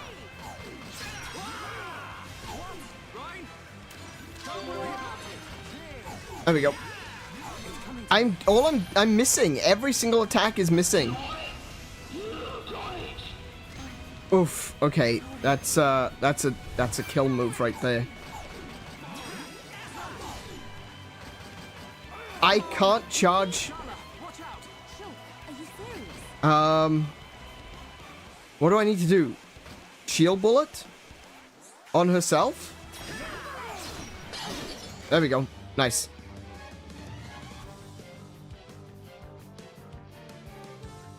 Oh, right. No, this is a different one. Juju! You pile of junk! Let him go! Right, better watch your back. Got it! Cheers, Shulk! That's useful. Ryan, you need to watch your back. Okay. The Monado is just bouncing off.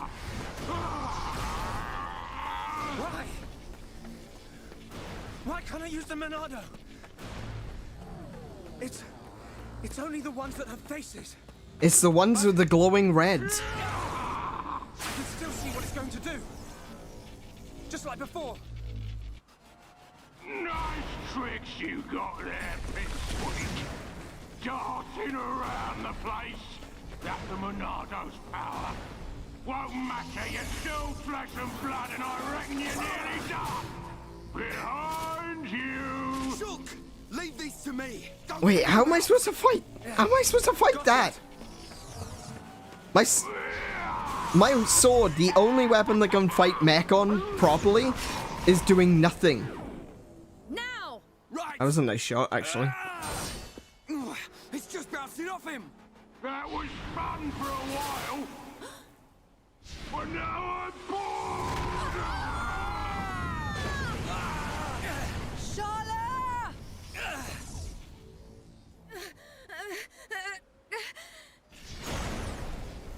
Time to finish you off! Shulk! Look out! Wait, Looks like my time here is up. he's got a time limit. It's your lucky day, little boy. But that luck won't last forever. Maybe that's why Metalface run away as well. I'll keep hold of this brat. If you want him back, you better come to Colony 6. but you'll have to be quick. I'm feeling hungry. You're gonna pay! I can't wait to grind you all into dust! What the hell? Actually, yeah, someone please pick Charlotte up off the edge of the cliff. Please. Please. Before she dies. Oh, no, no. Never mind, she got it. She's fine.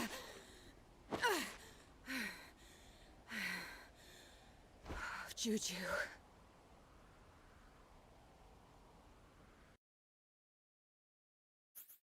And we will save it right there. We will end it for this evening in, at that point. Wow. Okay.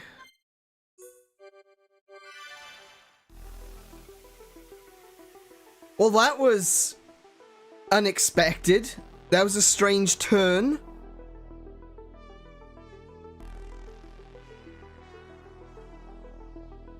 I was expecting that we'd go in and we'd fight the thing. I genuinely, like I said before, I have actually played this before. And the last time I played it, I got further than this. But I don't remember most of this. I thought we were going to go fight the tentacle thing, and that was going to be it.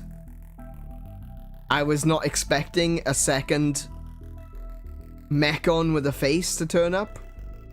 For some reason, my mind had completely forgotten about that one. Yikes. Okay. That seems like a really good place to end it right there, as we are coming up to midnight.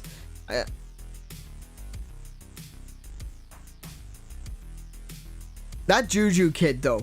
Oh, I'm so glad that Charlotte slapped him. I am so glad that Charlotte slapped him, because I wanted to throttle that kid.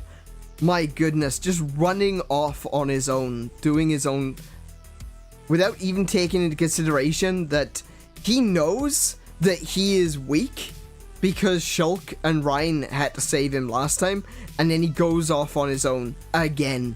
He gets attacked by Mechon again. Oh my goodness.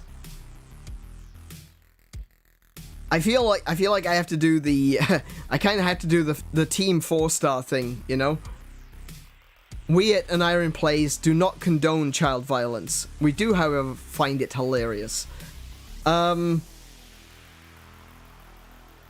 was just brutal. That kid is so dumb. And so ignorant.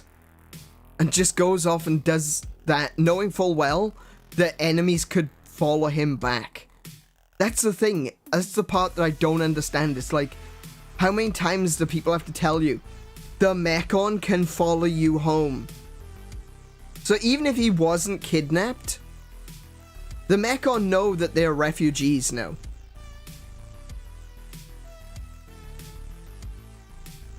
You know? Great. Congratulations. You just shot, may as well have shot off a flare. At least it would have been over quicker. But yeah. Oh my goodness. Having to save that kid over and over again. Oh dear. Alright. It's a common storytelling trope, sadly, and it's one of the few times I've seen someone actually get punished for it. Exactly. Yeah, you're not wrong there. That is something that comes up a lot in, like, stories, games, movies, anime, whatever. Someone doing something stupid. Someone not thinking any further ahead than what do I want to do. And it always ends up bad.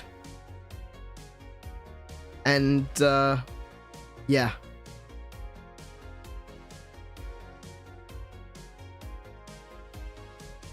I wasn't, actually. I never was. I was always very calculated. People used to compare me with a Vulcan. It doesn't help that I have slightly pointed ears as well. But yeah, people used to compare me with a Vulcan. The first nickname I ever had was Spock. Followed very closely by short stuff. I wasn't adequately confident. Yeah, indeed. Hey, Noctum. Yes, unfortunately, you have overslept for today, and this is the end. We are bringing it to a close right now. That and the fact that I just need to get out of this room, because it's been storming over us while I've been streaming, and the humidity, it is like a sauna in here. Genuinely. Genuinely. Just so damn hot. Thankfully, Kiko brought in some water earlier in the stream, and you can hear it squeaking open now. I've nearly gone through the whole thing.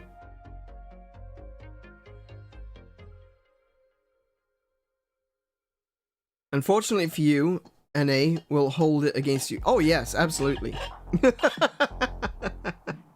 That's actually, that one's empty. Let me open this one instead.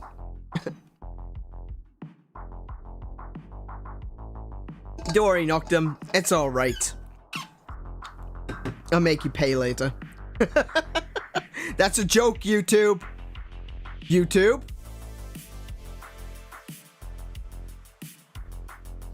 Take your finger away from the ban button. I'm watching you. Tube. It was a joke. I'll make her pay in Minecraft or something.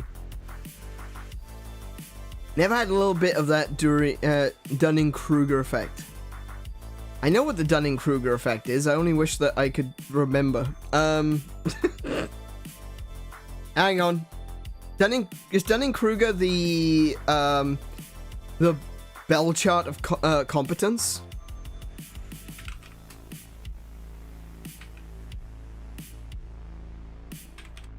Hang on. Yes. Yeah, that's the one. Bell chart of confidence. Yeah. Competence, sorry.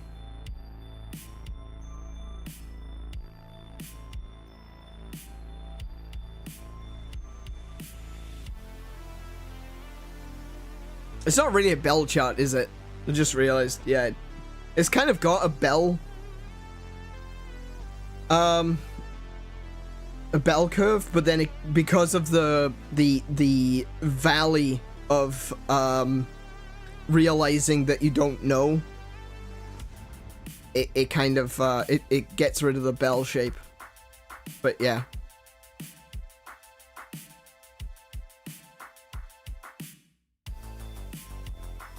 Yeah, no, it's overestimating their knowledge through lack of knowledge. Yeah, that's right. I know, I never really... I don't think I've ever really done that, honestly. I've always been pretty honest with myself. I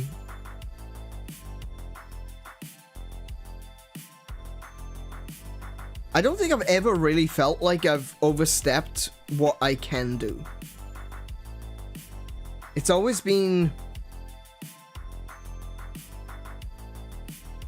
If anything, I think what I've had to experience in the past has not been necessarily limitations of my own capability, because I quite often look down on myself. I quite often underestimate my capabilities rather than overestimate. And the thing that I've had to experience and had to deal with is underestimating other people's, or possibly overestimating other people's capabilities, and underestimating some people's capacity for being evil and for being sinister and conniving, you know? Underestimating someone's capability of betrayal. Let's call it that.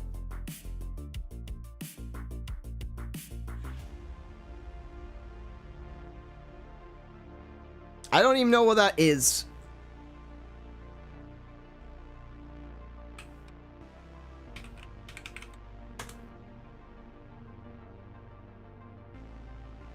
Right. Our beliefs about others influence our actions towards others that impact our others' beliefs about themselves, which causes other actions towards us to reinforce our beliefs about others. Oh, yeah. No, I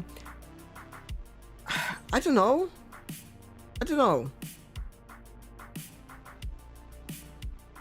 It's more along the lines that I always allow myself to be... This is getting into my deep psychology, right? Yeah, Laney he's clearly got a word of the day dictionary. No, I always allow myself to be disappointed.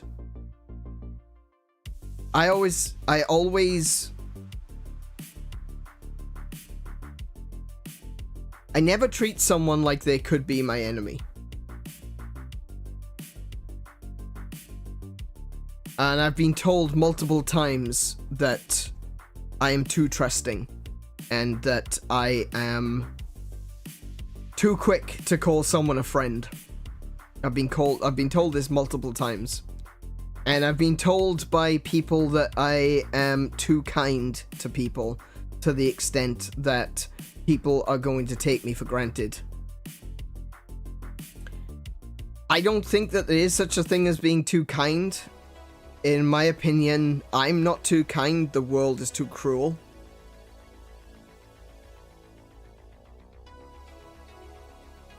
So, any sort of act of kindness that I perform is designed... It is purely because I feel that's the way that we should be. That's the way we should treat each other. And that allows me to be betrayed a lot.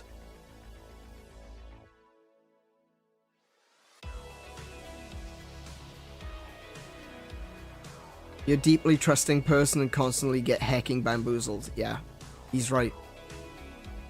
Yeah, Laney has been here for some of it. But he's right.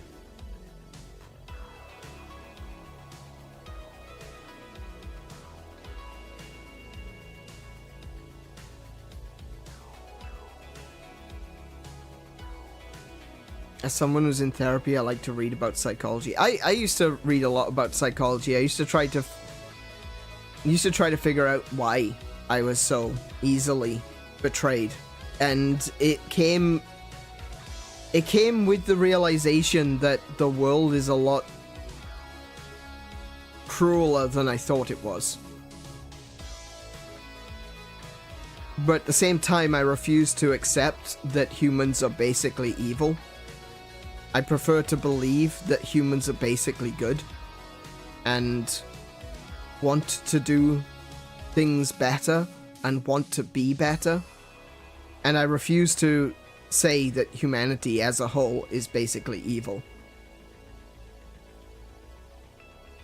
But again, acknowledging that the world is a much darker place than I anticipated,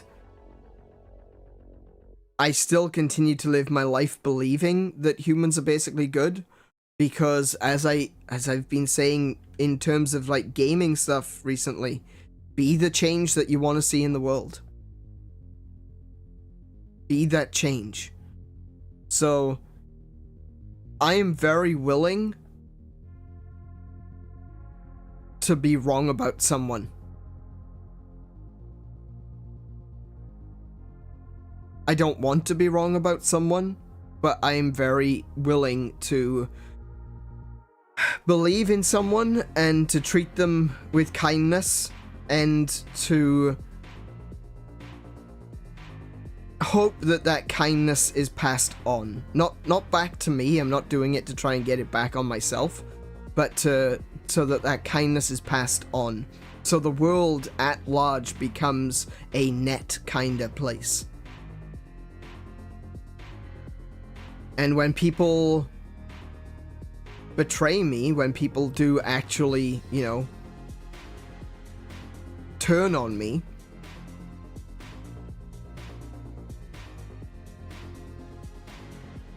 I will give them every opportunity to do it again.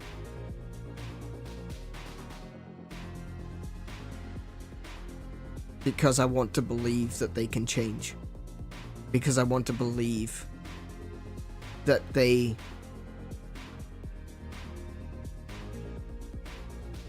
I want to believe that they can see that I do not treat them differently.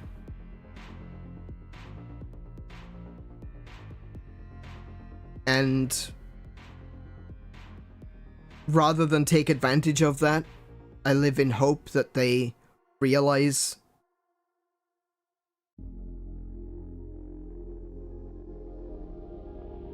I don't know. I think I kind of...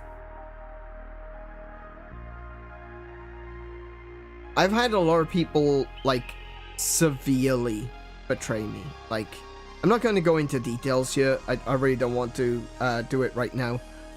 I want to finish before 12:30. And it'll take a long time.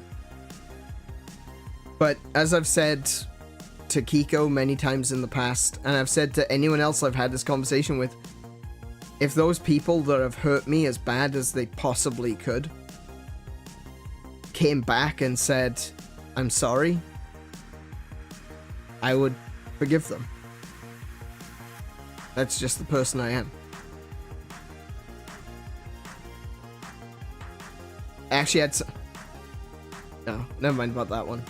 I have actually had someone yell at me for forgiving them, which was strange, but yeah.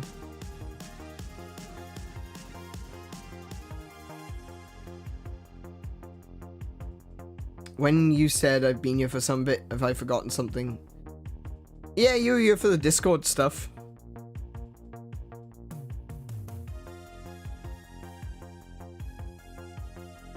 Again, not really wanting to go into any sort of specifics or details, but Lainey, you were definitely here when the Discord stuff happened. In an attempt to try to bring it back to happier things, I think we have a good network of friends. Oh, absolutely. Oh, yeah, definitely. And you know what? Like I said, I'm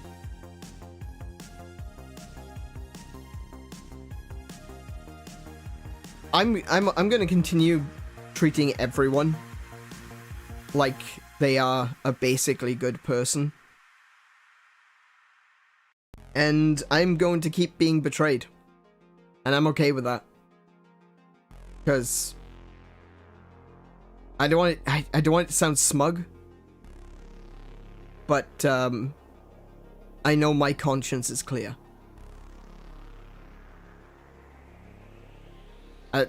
Quite often that sounds smug, and I'm always afraid that it comes off as that.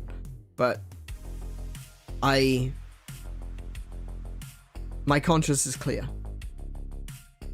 If I treated someone poorly, then that's on me. If I treated someone with nothing but kindness and they take advantage of that or they abuse me, that's on them. And my conscience is clear. That's why I'm willing to be betrayed. That's why I'm willing for... I am willing for people to prove me wrong about their intentions. Because I'm not going to make that first move. If you let the bad people change you, they win. Exactly. And that's why I say it at the end of every one of these streams, because I genuinely mean it.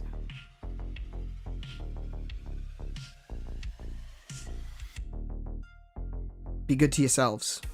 Be excellent to each other. Is a statement as true today as it was 100 years ago? Be excellent to each other.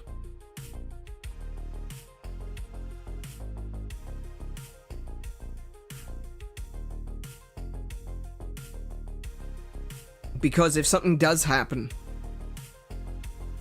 your conscience is clear. You did the right thing. And I feel, while a lot of things have hurt me, if anything, the only thing that they've done is convinced me to go harder on that. To love people more. Because maybe next time, that love will get through.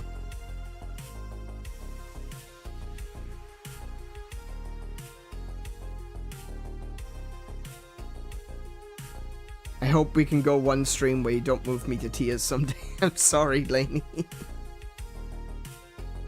I'm sorry.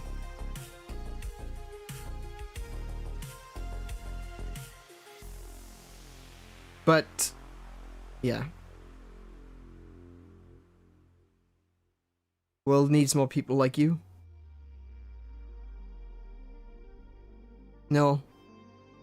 The world needs more people like you.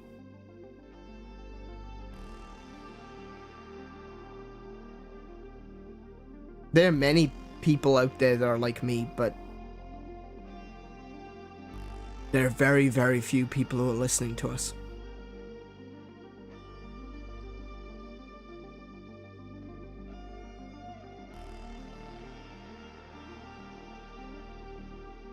So, with that being said, be kind to each other.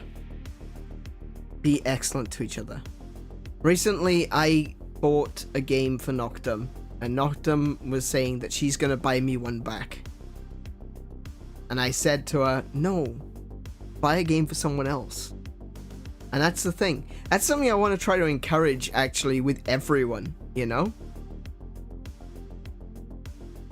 If you want to play a game with someone, and you can afford it, buy it for them.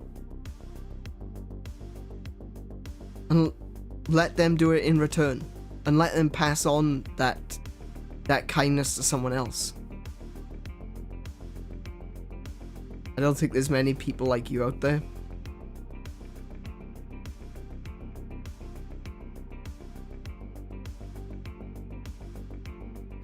I gotta believe that there is.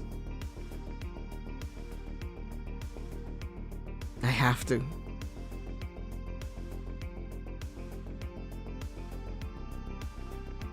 I don't want to I don't want to believe that I'm screaming into a void.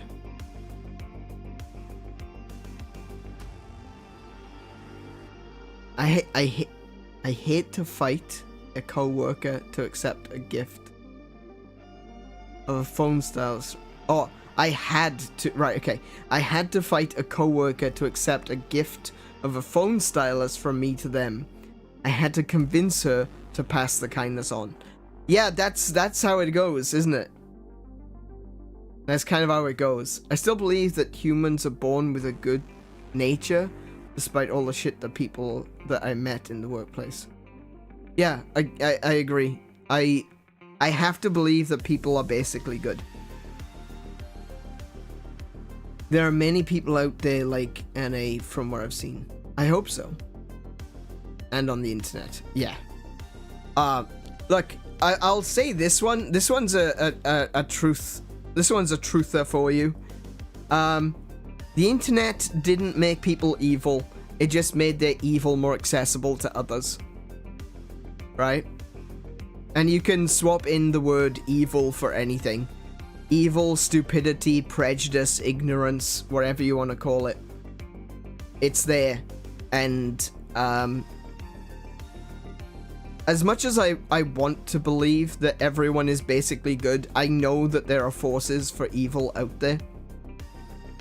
And I know there are people out there that just want to cause harm. But I think my point is that I will always treat them as though they aren't evil. Because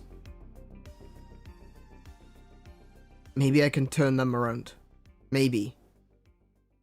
That's kind of braggadocious of me, but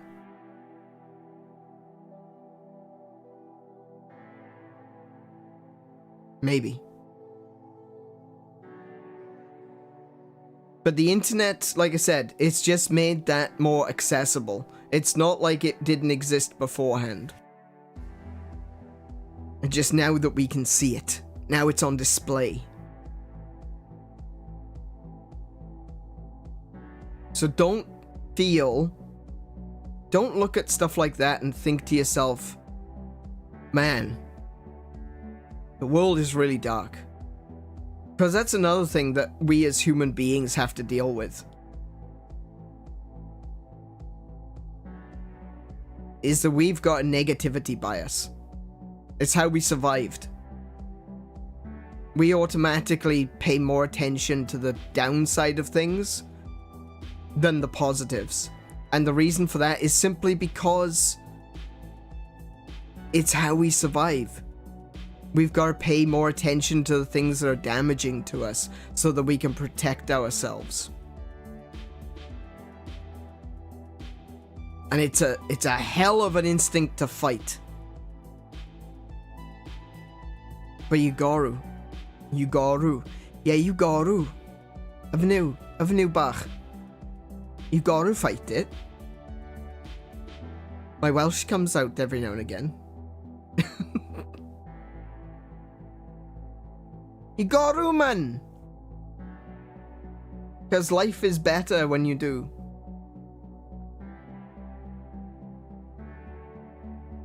Look, sometimes even I'm taken aback by the things people do for me, but I've been trying to think about it from how I feel when someone won't accept my gifts. Exactly.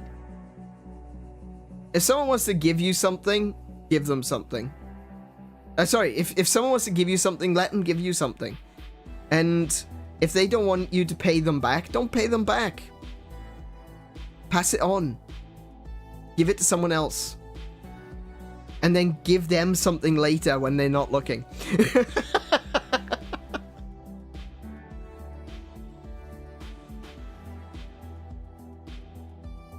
Alright.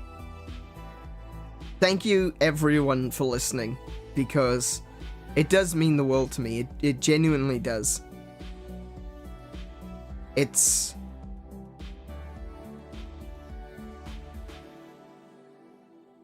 I don't know what else to say. Just thank you. Thank you for being here. Thank you for playing these games with me. Thank you for hanging out. I'm not afraid of accepting gifts, but if I don't give something back, I feel like I'm taking advantage. Nah. You're not taking advantage.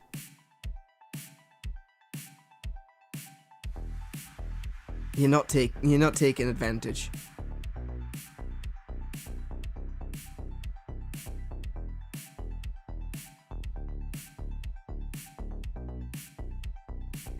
We've brought together quite the collection of people here. And I want us to... I don't want to create this parasocial aspect of a relationship, you know? I want it to be genuine. That's why I said yesterday that if I was ever seen as a celebrity, I know I've failed.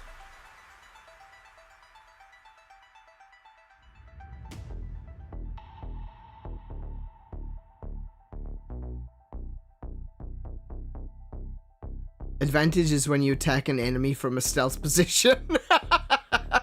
That is true. That Laney is correct. And on that bombshell, I think that's what we're going to call it for this evening.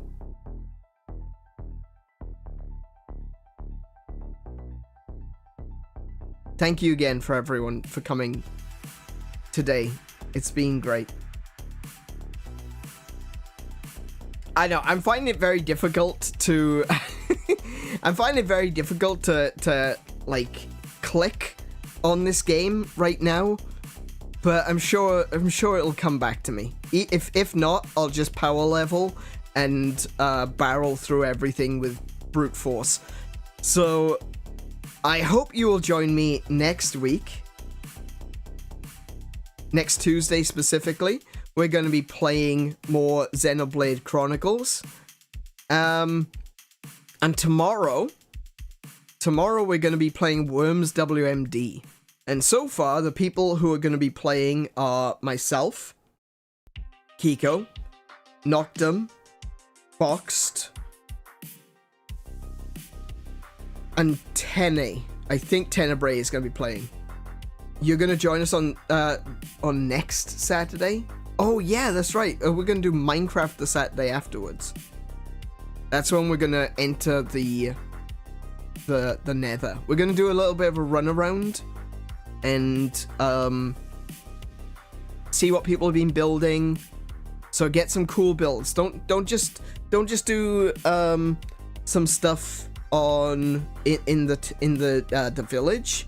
Like that's all good. Don't leave the village to me if you want. Go off somewhere and build something cool. And what we'll do is on that Saturday, if you all go to your own little portions of the world, I can teleport to you and see what you've been doing, right? And then I can teleport everyone back to spawn, and then we can go and do the Nether stuff. So that's currently what I'm thinking. I haven't had an opportunity to really talk to anyone about it yet, but that's what I'm thinking.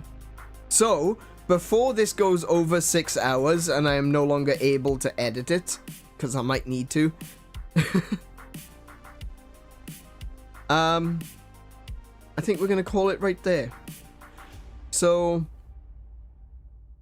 come join us tomorrow for some Worms WMD, more Xenoblade coming next Tuesday, and be good to yourselves, be excellent to each other, play more video games, and until I see you, I wish you all peace and high scores. Good night, everyone.